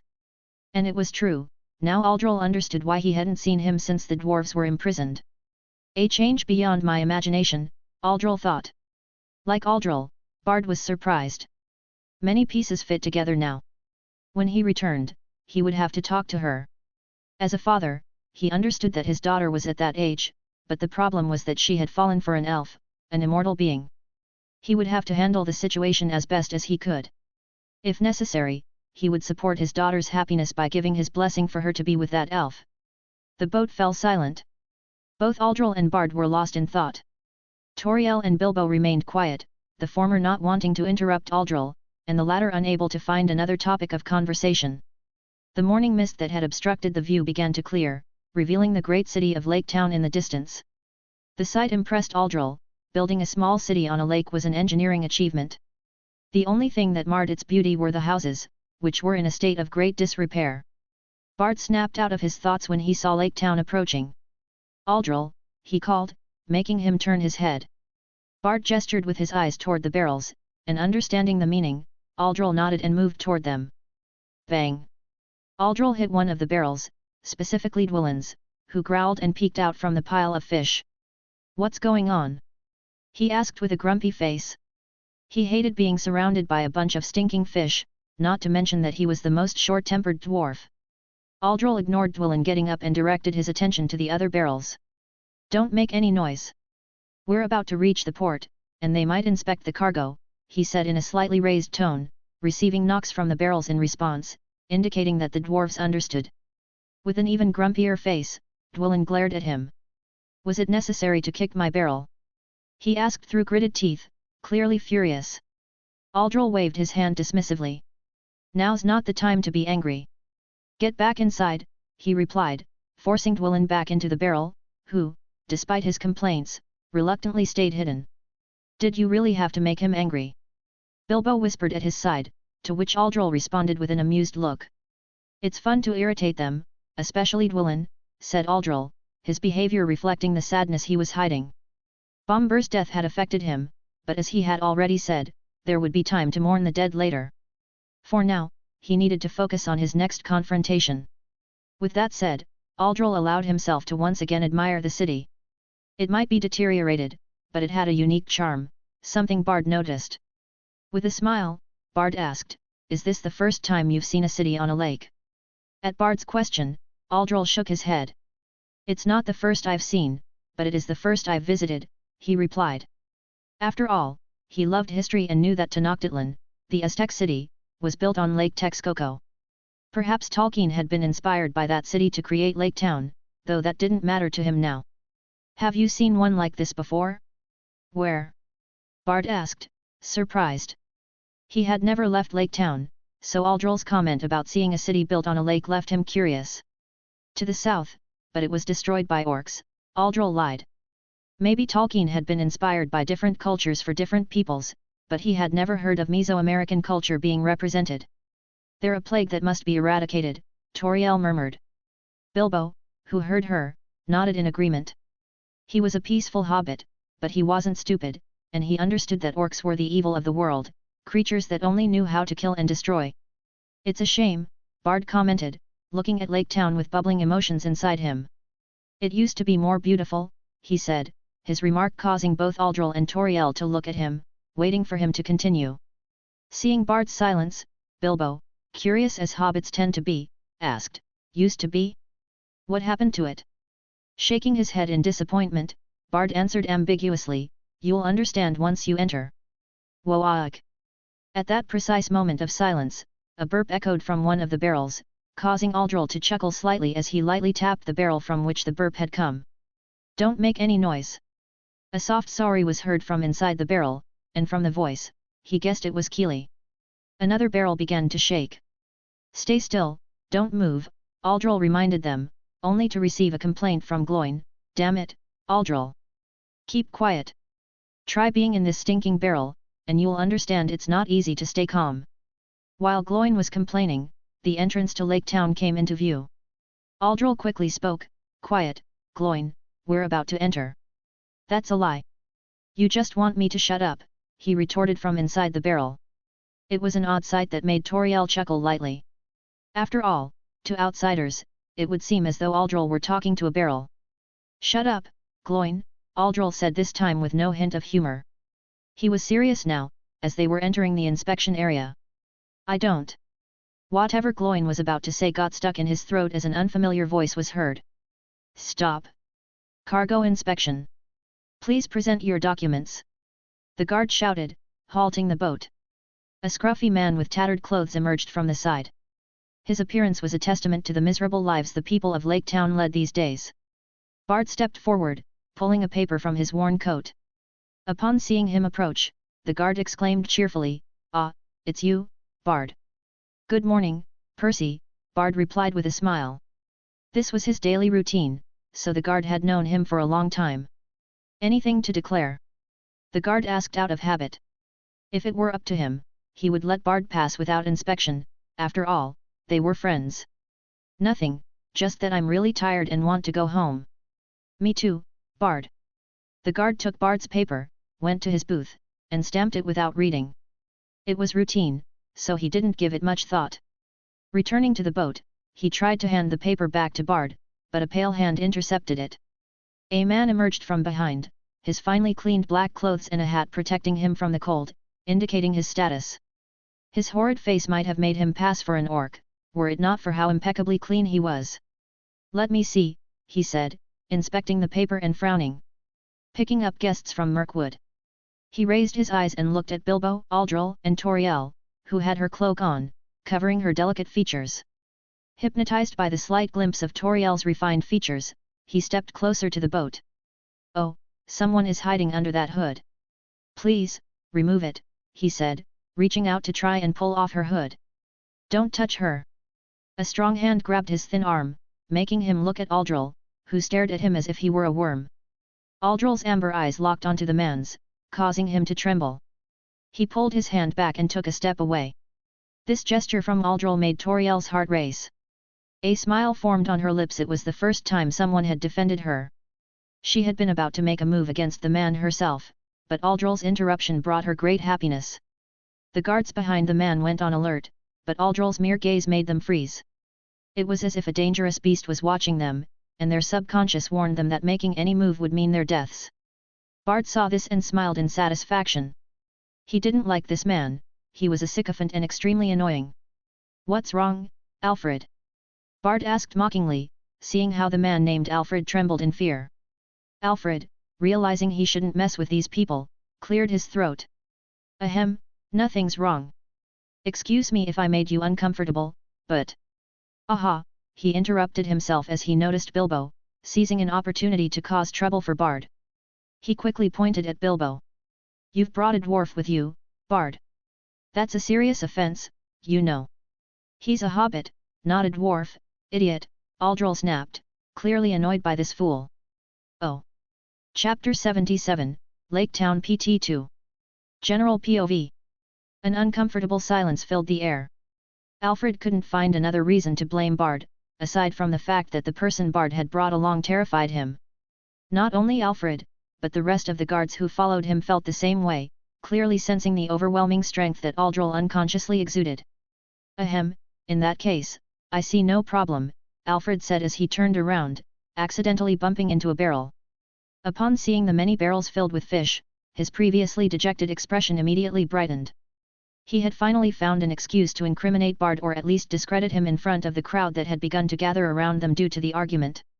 Bard, what's going on with these fish? I seem to recall that you only have a boating license, not a fishing one, correct? His mocking smile made Aldol want to punch him, but with so many people watching, he limited himself to just staring at him in silence. He didn't want to cause a scene, besides, Bard could handle the situation without his intervention. With provocation, Alfred grabbed a fish and waved it in Bard's face. You can't bring this fish in, he said before tossing it into the lake. I bought that fish from the elves, Alfred, it's none of your concern, Bard replied, and it was true. Thanks to Tolvan's intervention and the blessing of the Valyavana, the fish, fruits, and vegetables were of the highest quality. Bard, being well known to the elves, was allowed to trade the fish, along with wine.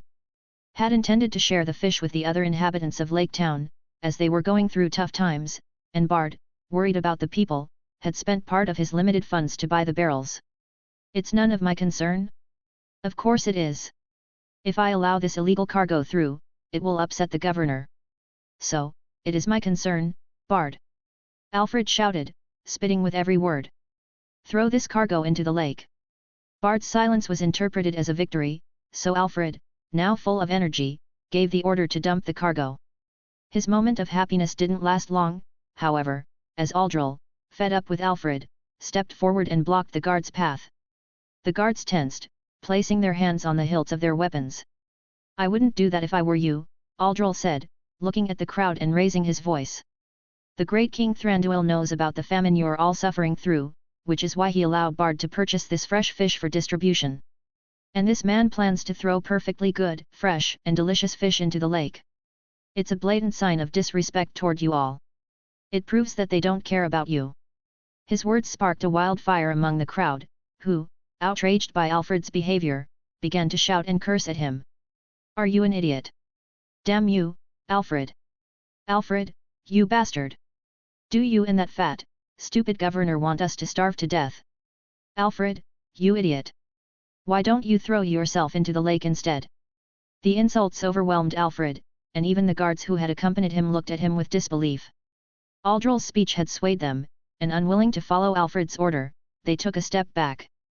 Perhaps if the governor had been feeding them, they would have followed orders to the letter, but having such an incompetent leader made them lazy in their obedience.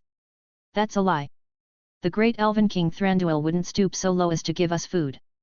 Alfred exclaimed, panicking. His hunched body slumped even more under the scrutinizing gaze of the crowd. You're trying to cause trouble. Yes, that's it.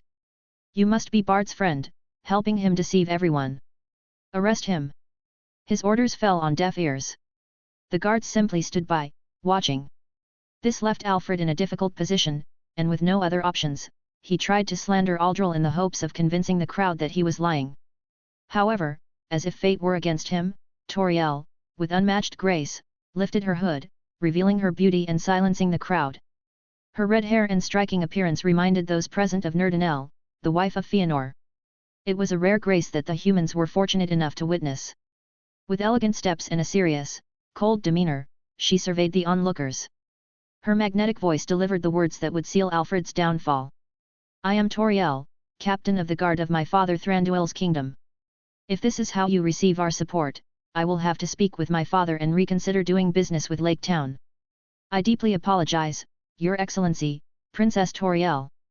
Please forgive me, Alfred completely crumbled.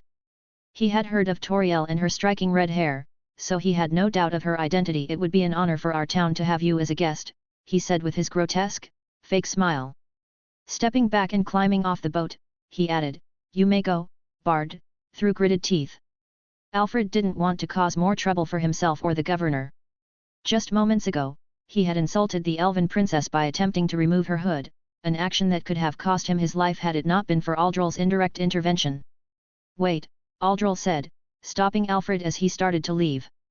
With a smile, he extended his hand. You threw a fresh fish into the lake, so you need to pay for it. That'll be 5 silver coins. 5. Alfred stammered. Not wanting to create any more issues, he pulled 5 silver coins from his pocket and handed them to Aldol, who, quite pleased, pocketed them.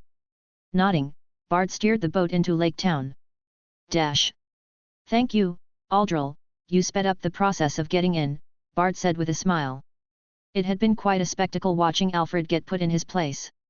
Glancing over at Tauriel, Bard asked, Are you really the princess of the Elvenking's realm? It was a reasonable doubt. Bard had thought she was merely helping Aldol with his bluff, but he was surprised when the elf looked at him emotionlessly and nodded. Yes, I am, she replied, her cold and distant demeanor not surprising him. All elves were like that. But Bard noticed, albeit slightly, that with Aldol, this elf was a bit more expressive. Would that elf treat Sigrid the same way? Bard wondered. By the way, Bard, who was that man with the stupid face? Bilbo asked. Throughout the entire drama at the entrance, he had remained silent, and like Aldol, it was the first time he had ever felt the urge to punch someone. Alfred's face, after all, was one that anyone would want to hit. Haha, yes, he does have a face that begs to be punched, Bard laughed heartily. Recomposing himself after his laughter, he continued, his name is Alfred. He's the governor's secretary here in Lake Town, and as you can see, he's quite annoying. So, is he always like that with you?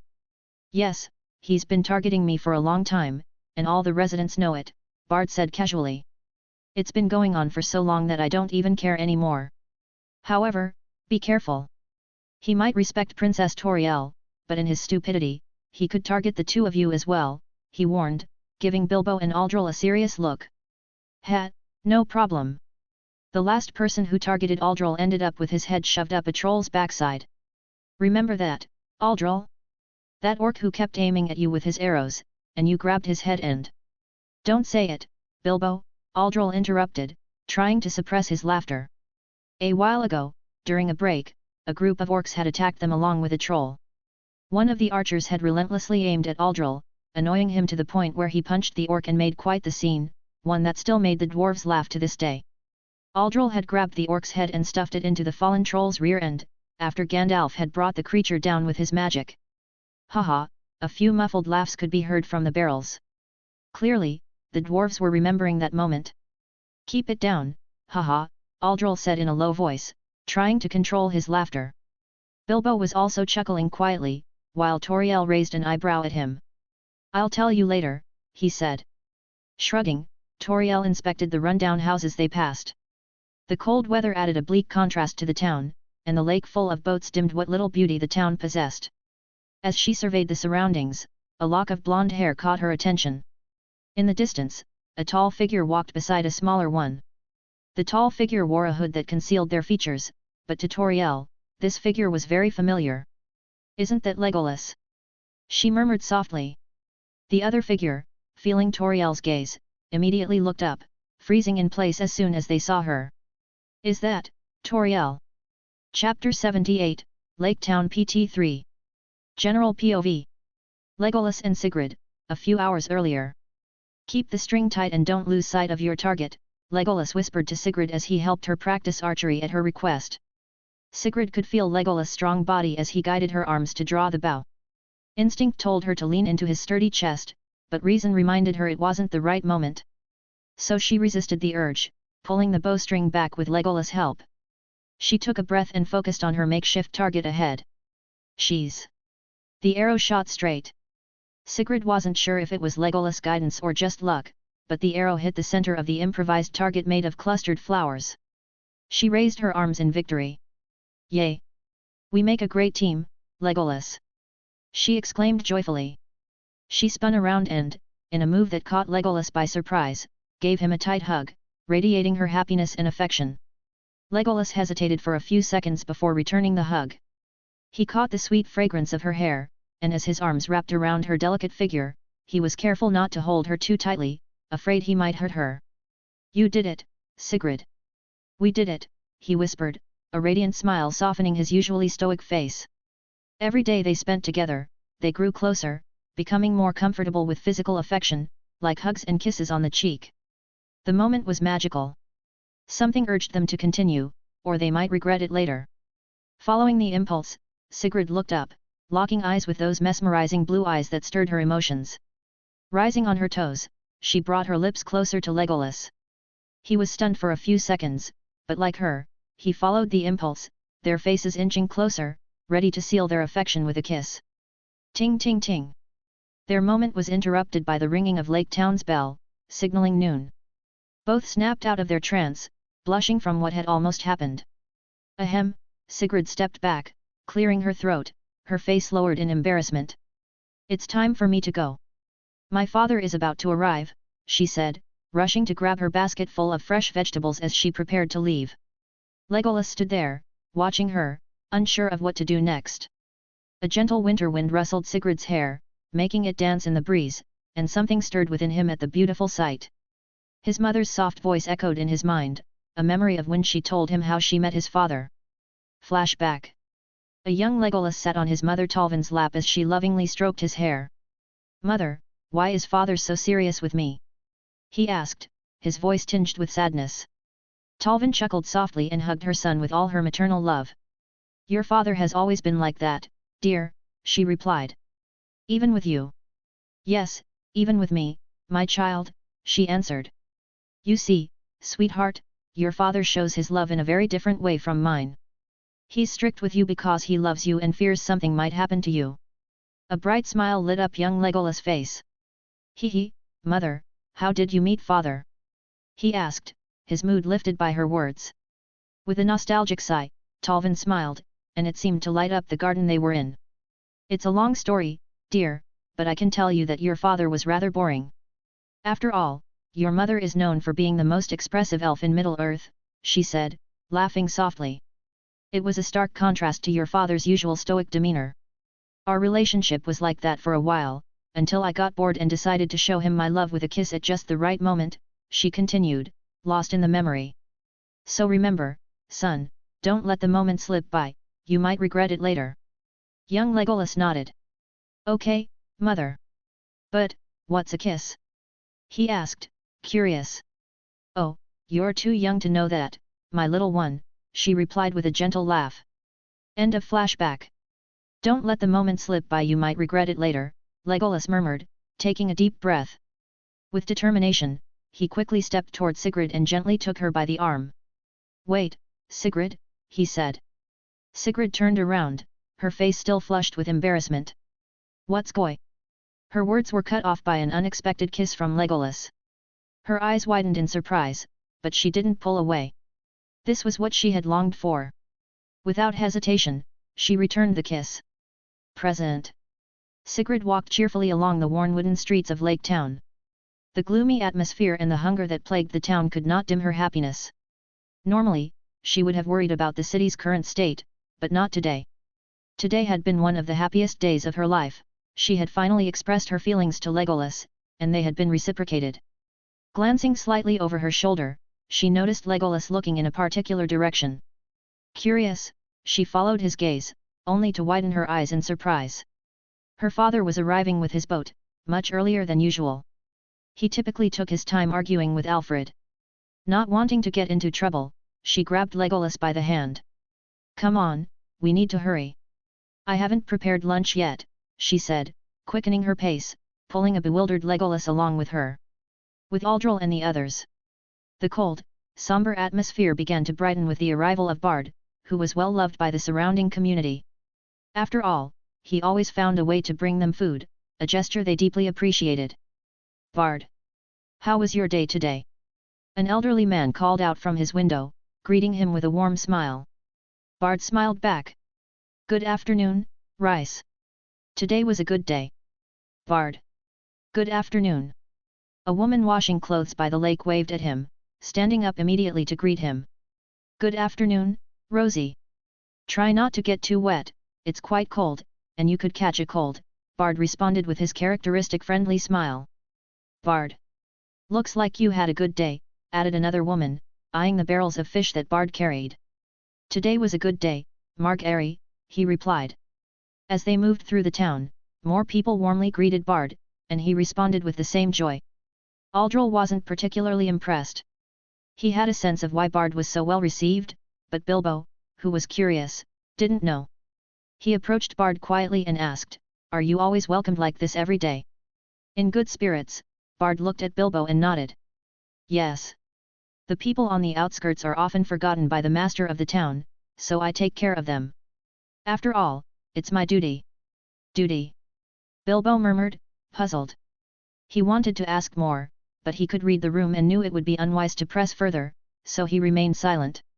At that moment, Aldol approached Bard with a teasing expression. "Let me guess, your governor is an obese, almost bald man, selfish, who wastes food and has no regard for you." Raising an eyebrow, Bard laughed heartily. "Yes, you've described him perfectly. Are you sure you've never visited Lake Town before?" His question was more of a playful jab than a real inquiry. As they laughed, they engaged in light conversation about Bard's usual activities. Bilbo, curious about Bard's way of life, shared details about how hobbits lived. Occasionally, Tauriel chimed in with comments about the Shire, but she spent most of the time silently by Aldol's side. A few minutes later, the boat docked at a small pier where a young man, tasked with watching over the boats, waited. Upon seeing Bard dock, he quickly approached him with a cheerful greeting. "Good afternoon, Bard. Want me to help you unload the barrels?" he asked kindly, just like the others who held Bard in high regard. "There's no need, Roise," Bard replied. He then kicked one of the fish barrels, causing it to tip over, revealing Nori, who quickly stood up. "Ugh, now I smell like fish," Nori complained. Aldol grinned and kicked another barrel, from which a furious Gloin emerged. "You bastard, you did that on purpose." Gloin grumbled, glaring angrily at Aldol. Bilbo, in his innocence, wanted to help, so he tipped over one of the barrels, only for a furious Dwellin to emerge. "Bloody hell, this stinks," Dwellin growled as he stood up, glaring at Bilbo. "Why didn't you warn me? I could have climbed out without being thrown." One by one, the dwarves emerged from their barrels, all grumbling and cursing the fish smell. Only Thorin and Balin were spared the indignity of being tossed out, as they were helped out of their barrels instead. Seeing this, the young boatkeeper raised an eyebrow at Bard, but Bard simply tossed him a silver coin. "You didn't see anything, Royce. And help me distribute this fish to everyone, please." With that, Bard turned his attention to the dwarves, who were still complaining. "Follow me," Bard said calmly. At the sight of Thorin following Bard, the rest of the dwarves reluctantly let go of their gripes and trailed behind, marching along like penguins following their mother. This sight made Aldol chuckle under his breath, catching the attention of Tauriel. "What is it?" she asked, noticing his amusement. "The dwarves look like little children following their father," Aldol said with a grin. Tauriel glanced at the dwarves and, after a moment, let out a soft laugh herself. "Now that you mention it, their small figures are rather funny," she agreed. The group moved through the various sections of Lake Town. The worn wooden bridges, which served as makeshift streets, creaked underfoot. It was almost a miracle that the houses they supported didn't collapse. The mist that hung over the town only added to the gloomy atmosphere of the dilapidated streets. At one intersection, a young man with dark hair and a medium build suddenly appeared from one of the shadowy alleys. He quickly approached Bard, his face filled with anxiety. "Father, our house has been under watch since you left," he explained, panic clear in his voice. Thorin's face darkened upon hearing the news, clearly displeased by the growing number of obstacles they faced. Bard, however, merely smiled at his son and gently ruffled his dark hair. "It's all right. Nothing will happen," he reassured him, seemingly unfazed by the constant surveillance he had grown used to. Knowing there was no way to sneak the dwarves into his home through the front door, Bard turned to Thorin. With his quick thinking, he had already devised a plan. "I have an idea of how you can all enter without being seen," Bard said, a clever glint in his eyes. Chapter 79, Lake Town PT4. General POV. Alfred. It was not a good day for him. He had planned to cause trouble for Bard, as usual. After all, he needed to find an excuse to lock him up. Bard's prestige had increased over time, which was not a good sign for the master, as his supporters had started to dwindle exponentially, putting his position at risk. As a good aide, Alfred had to stifle Bard's influence. Finding an excuse to make the people who clamored for Bard to govern lose faith in him should have been an easy task, if only he could find a flaw. After all, people's opinions usually shifted quickly once someone made a mistake. But today was not a good day. Bard had brought food for the city's inhabitants, and it was a large amount. At least the people would have a day of decent meals with the fish he provided. It was a feat that boosted his popularity, as the elves rarely sold their fish to humans. This accomplishment indirectly raised Bard's status in the eyes of the people. Adding to that, the princess of the Elven kingdom had come with him, along with 2 other companions.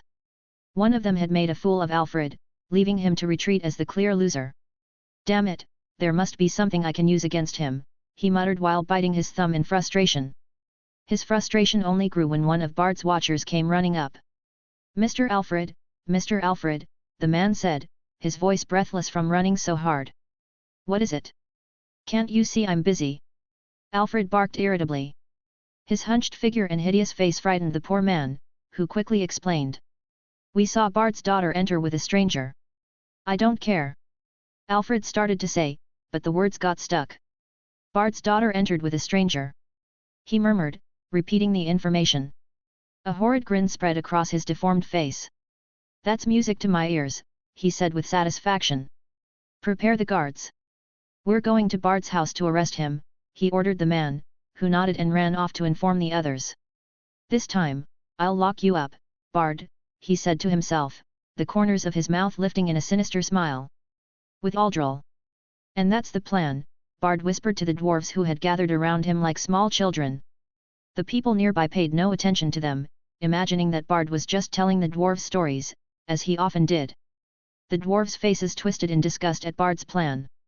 He had explained that they could sneak in by swimming under the house and slipping through the toilet, allowing them to go unnoticed by Alfred's watchmen. "That plan is stupid," Gloin muttered with a scowl. The idea of coming up through someone's toilet disgusted him. "I'm not coming out of a damn toilet," Dwellin grumbled in refusal. He was still angry about being in a barrel full of fish, and now they wanted him to enter through a toilet?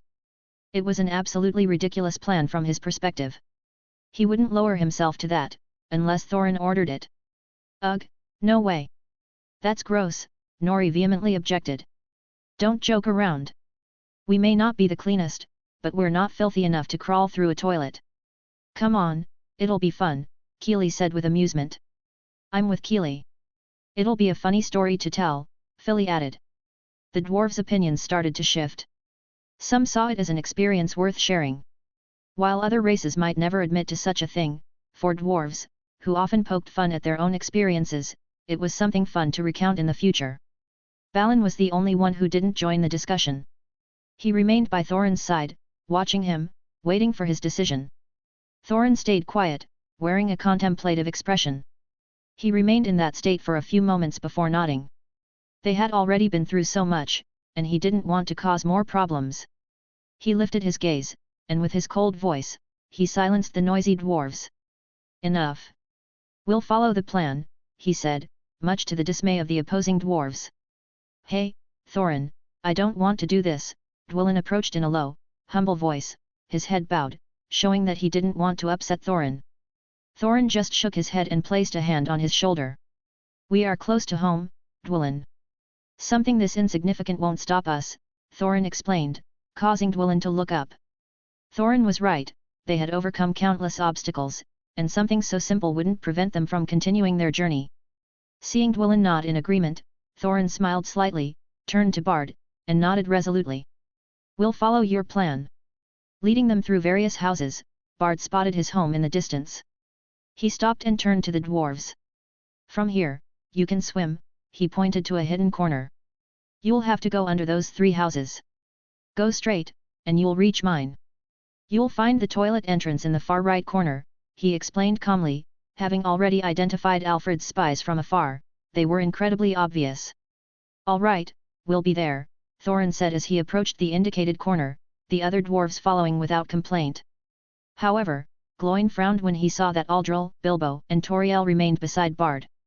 Hey, why are you 3 just standing there?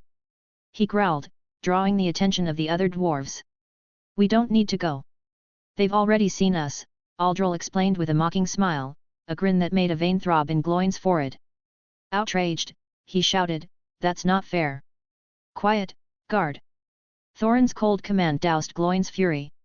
Feeling the resentful stares of some dwarves, Aldol looked at Bilbo and, with a conspiratorial smile, said, well, if Bilbo wants to join them, that's his choice. What do you say, Bilbo?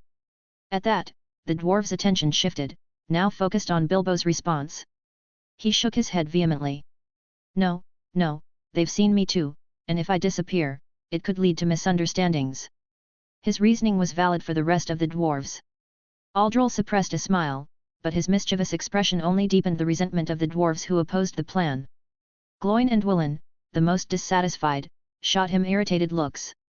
Let's not waste any more time, Thorin said calmly, seeing that the argument was going nowhere. At his command, the dwarves followed him. Keely and Philly turned to Aldol, smiling as they made mocking gestures at Gloin and Dwalin. One by one, the dwarves jumped into the water, swimming cautiously. Aldol watched them go, no longer able to hold back his laughter. Bilbo, equally amused, chuckled along with him. He glanced at Tauriel, who had a playful smile tugging at the corner of her mouth. In a few minutes, you'll see how dwarves are born, Aldol joked, making even Bard chuckle softly. Well, it's time for us to move, Bard said, stifling his laughter as he gestured for them to follow. Your boyfriend is so handsome, Sigrid, exclaimed Tilda, and he has such beautiful hair. Thank you for your kind words, Legolas responded with a radiant smile. He was courteous to Sigrid's sister, after all, he would treat the family of his beloved Sigrid with kindness. It's getting late, and the food isn't ready yet, Sigrid muttered as she hurried to the kitchen, ignoring her sister's comment, who remained mesmerized by the elven beauty. While Sigrid rushed to prepare the meal and Legolas chatted with Tilda, the door to the house opened. Legolas quickly turned, surprise clear on his face as he saw the people standing behind Sigrid's father. Tauriel? What are you doing here? Chapter 80, Lake Town PT 5. General POV. Bard's house. Tauriel! What are you doing here? Hearing the door open and Legolas's exclamation made Sigrid stop cooking. Curious, she peeked her head out, only to see her father at the door, looking at her beloved Legolas with a raised eyebrow. Behind him was an extremely beautiful red-haired elf, so beautiful that Sigrid felt her reddish hair illuminated their home. Next to the beautiful elf stood a very handsome young man with a cordial smile. His hair, black as the night, gave him a noble appearance, and his fine features made him pleasant to look at. If she hadn't noticed his ears, she would have thought she was in the presence of a high-ranking elf. To her eyes, the three of them made a perfect contrast. Legolas's platinum blonde hair resembled the first rays of the morning sun, the elf's soft reddish hair was like the sunset, and the man's shiny black hair was like the starry night, the culmination of the day. Without a doubt, it was a truly beautiful sight, and there was no question that their mere presence brightened the gloomy atmosphere that permeated Lake Town. She and her sister were witnesses to this beautiful event. Legolas? When did you arrive? Sigrid heard the beautiful elf say, whose name, according to Legolas's exclamation, was Tauriel, a strange name to her, as she found most elvish names to be. Do you two know each other? She interjected, perhaps out of jealousy or something else. She wasn't sure, but she wanted to clarify the relationship Legolas had with Tauriel. Yes, she's my sister, Legolas responded calmly, making Sigrid's eyes widen in surprise. She quickly removed her apron, tossed it onto the table, and took a few steps forward, ignoring both Bard and her brother, who were watching her with raised eyebrows. It's a pleasure to meet you, she said, extending her hand, which was reciprocated. However, she noticed a slight hesitation in Tauriel's touch. She didn't smile as Sigrid had imagined, but Sigrid attributed it to the natural behavior of elves. After all, Legolas had told her that elves only opened up to trusted people and loved ones. Likewise, Tauriel responded curtly before falling silent. Sigrid wasn't bothered, she considered it a great achievement that an elf other than Legolas had returned her greeting. Sigrid? Bard asked, confused by his daughter's behavior. It was the first time she had ignored him in such a manner. Sorry, Dad, Sigrid nervously turned around and apologized, realizing her mistake. It was inappropriate behavior, especially ignoring her father. I'll prepare dinner, you can wait, she said quickly, running back to the kitchen, but not without grabbing her apron first. Sighing at his daughter's behavior, Bard turned to those following him and, with a smile, gestured for them to enter. Come on in, please excuse my daughter's behavior. She tends to get nervous around people she doesn't know, he explained as he stepped aside to let the others in. No problem, Aldol said, unconcerned. It was very evident that Bard's daughter was nervous, particularly when Legolas addressed Tauriel, though Aldol noted a small spark of jealousy. Still, the presence of Legolas in Bard's house, and Sigrid's jealousy, made him think there might be a close relationship between them. Ah, young love, he heard Bilbo murmur as the hobbit cheerfully walked past Bard. It was a funny sight, in Aldol's opinion. Have you seen many scenes like this? Aldol asked the small hobbit, who looked up at him and nodded several times. Yes, indeed. In Hobbiton, it's very common to see many young couples in love, Bilbo said as he walked toward the lit fireplace. Aldol hadn't noticed, but Lake Town tended to be very cold, especially since it was built on a lake. He could only imagine the suffering the dwarves were enduring in the near-freezing water. Tauriel followed Aldol toward the fireplace, partly because she wanted to listen to what he was discussing with the hobbit, especially when he mentioned love. Perhaps she hadn't fallen in love with Aldol over the past few days, but she had grown fond of him, particularly due to his approachable nature. Who knows? Maybe, in time, she would understand what love truly meant. While they moved toward the fireplace, Bard and his son Bane watched the calm Legolas, who at some point stood and walked over to them. With elegance, he extended his hand. It's a pleasure to meet you, Mr. Bard. Sigrid has spoken highly of you and how you've cared for the people here during their time of hunger, Legolas said in a polite and complimentary manner. The pleasure is mine. I never imagined the Elven Prince of Mirkwood would be in my humble abode, Bard said with a teasing expression, already suspecting why Legolas, the Elven Prince, was in his home. It may be humble, but it's filled with warmth, Legolas replied to Bard's comment. While the two of them were chatting, Aldol continued talking to Bilbo about Hobbiton and what their wedding celebrations were like. It was a peculiar topic that hadn't been explored much, so Aldol took the opportunity to soak in all the knowledge about these festivities. It was well known that hobbits celebrated in grand style, so both Aldol and Tauriel paid close attention to every word Bilbo said. Usually, the whole town is invited. It's a celebration that lasts all night. Ha, many times I've lost sleep because of their music, Bilbo explained with a nostalgic smile. He missed his home, and it was evident in the way he talked about Hobbiton and the Shire.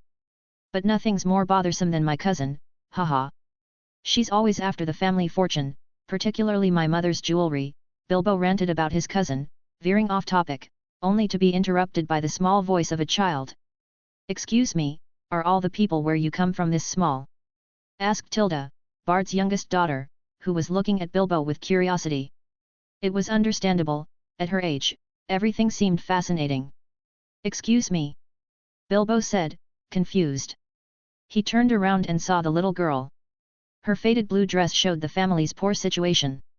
Understanding that she was just a curious child, Bilbo patiently explained, yes, everyone in Hobbiton is small like me.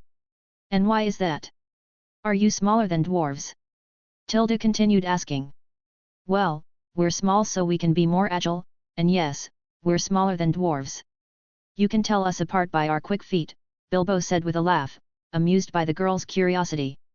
Bilbo was known for being great with kids, always satisfying their curiosity. In fact, he was quite popular among the children of Hobbiton for his stories and the way he answered their questions. Because of his wealth and his kindness toward children, Bilbo had also earned much popularity among the women of Hobbiton. However, he focused more on his books and hadn't thought much about starting a family. Tilda nodded. She might have been small, but she understood everything Bilbo had said, a sign of her intelligence. Yet, as she was still a child, she tended to get distracted quickly. Noticing Tauriel and Aldol, she approached them, looked at their hair, and exclaimed, "Your hair is such a pretty color. It's just as nice as Legolas's. Can I touch it?" she asked cheerfully, looking expectantly at Aldol, who smiled and nodded. "Sure," Aldol said as he crouched down to her height, allowing her to touch his silky hair. His kindness toward children made Tauriel gaze at him dreamily. While Tilda stroked his hair, Aldol noticed the worn condition of her dress.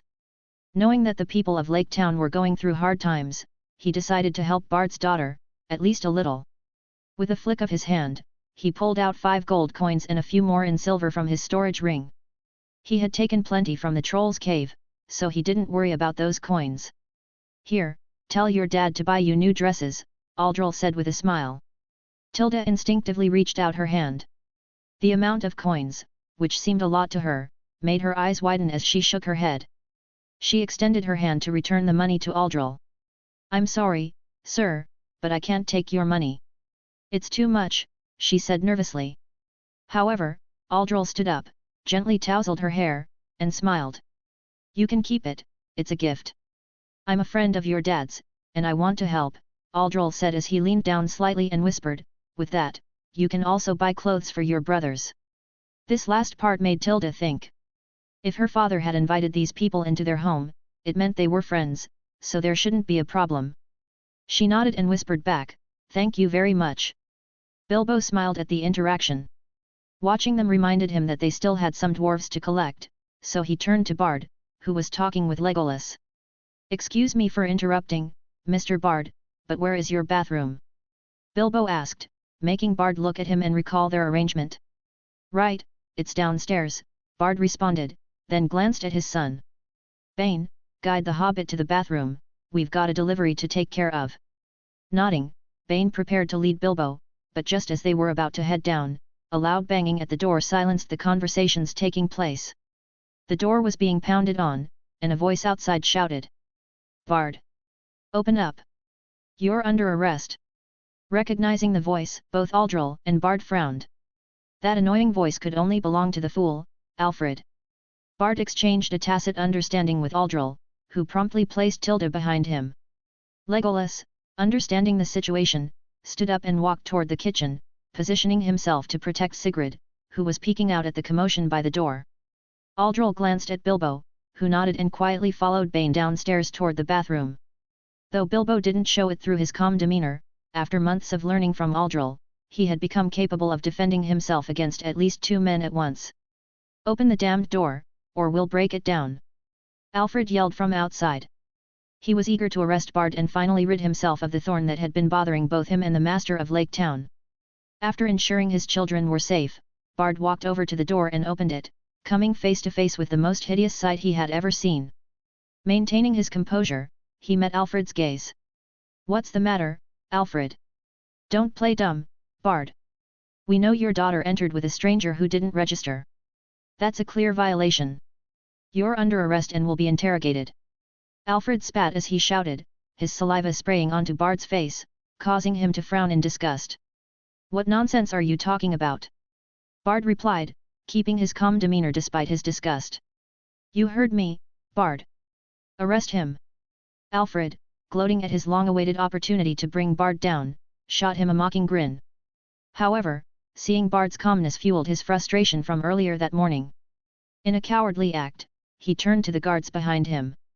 "Take his children too." This lit a fire in Bard, who stepped into the doorway, blocking it. "Don't be stupid, Alfred. Leave my children out of this." "Oh? So, you're admitting a stranger entered with your daughter?" Alfred's grin grew wider. He finally had Bard in his grasp. Now, all he needed was an excuse to keep him locked up. But he could think of that later, he still wanted to humiliate Bard further. The commotion was drawing the attention of the townsfolk, who began to gather around, as Alfred had intentionally stirred up the scene. This was a tactic Alfred had often used with others who opposed the master of Lake Town.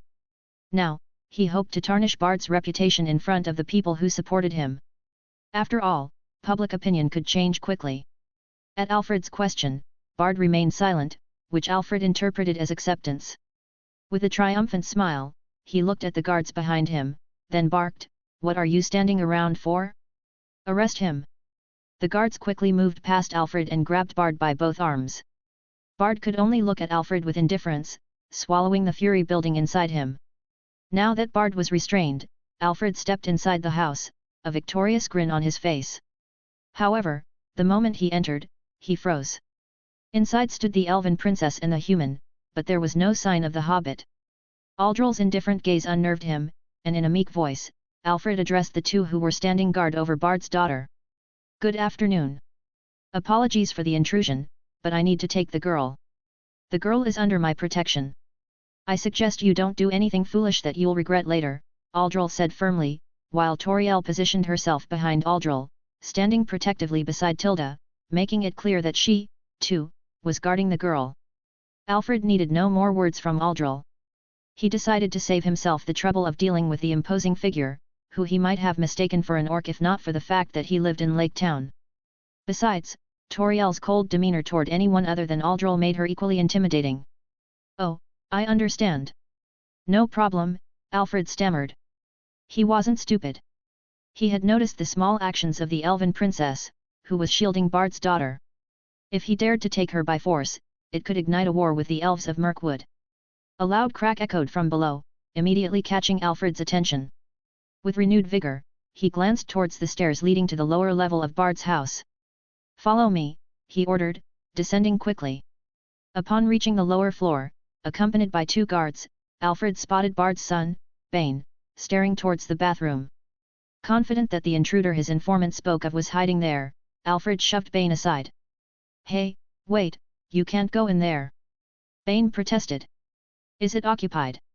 Alfred asked with a mocking smile as he kicked the bathroom door open, only to be met with an unexpected sight, Bilbo, sitting on the toilet with his pants down. "How rude," Bilbo said, glaring at him in annoyance. "Could you let me finish?" "Ugh!" Alfred grimaced, slamming the door shut in disgust. He hadn't found anything, and knowing that Bilbo was in the company of the man and the elf princess, he decided to leave him to his business. When Alfred returned upstairs, he was met with an even bigger shock. Bard was free. His confusion was immediate. "Why did you let him go, you idiots?" He barked at the guards by the door, who lowered their heads in silence. "It was because of me," came a melodious but irritated voice. Alfred turned to the source and froze in place. Standing before him was a tall elf with platinum blonde hair, holding Bard's daughter by the hand. "Ahem, excuse me, and who might you be?" Alfred stammered, trying to recover, but a sense of dread loomed over him. "I am Legolas, son of King Thranduil, and the one you're looking for," Legolas replied, his arrogance unmistakable. This lowly human had dared to barge into Sigrid's home, attempting to arrest her father without reason. Alfred felt the world collapse around him. His knees nearly buckled. He had gotten himself into deep trouble, never imagining that the stranger entering Bard's home was the Elven prince himself. There was no doubt, Alfred recognized the name Legolas, as well as his distinct hair. "My apologies, Your Highness. I thought it was a stranger who had entered. But, if I may ask, what brings you to Lake Town?" Alfred mustered the courage to inquire, knowing it was inappropriate but desperate to find a way out of the situation. "Do I need to explain why I've entered this poor, crumbling town?" Legolas responded coldly. "You should focus on feeding these starving people instead of asking stupid questions." "No, forgive me, Your Highness. I'll take my leave so as not to disturb you," Alfred replied meekly, quickly exiting Bard's house with the guards, who were just as shaken and covered in cold sweat. The quick departure of Alfred was met with mocking laughter from the townsfolk outside. Some had armed themselves in defense of Bard, but it seemed their intervention was no longer necessary. Inside Bard's home, the tense atmosphere quickly dissolved into laughter as Aldol, who had come down to check on Bilbo, couldn't contain himself. "Are you telling me you pretended to be, just to hide the dwarves? Haha." Aldol chuckled, thoroughly amused by Bilbo's strategy. "Curse you two bastards! Open up already!" came a voice from below. "Hurry! We're freezing down here!" More dwarves complained, their voices echoing from beneath the floor. Recovering from his laughter, Aldol gestured to Bilbo to lift the toilet lid and let the dwarves out. "Make a wish, Bane," Aldol said with a grin, "you're about to witness the birth of dwarves. Disgusting orcs. It seems there was an attack from the elves of Rivendell, our language has been distorted. They're attacking us. Joking aside, sorry about that, I just want to take this moment to thank you all for your constant support. This is the first FIC I've taken seriously, and it makes me really happy to see how far it has come in these past few months. I'm truly incredibly..." Thanks for listening.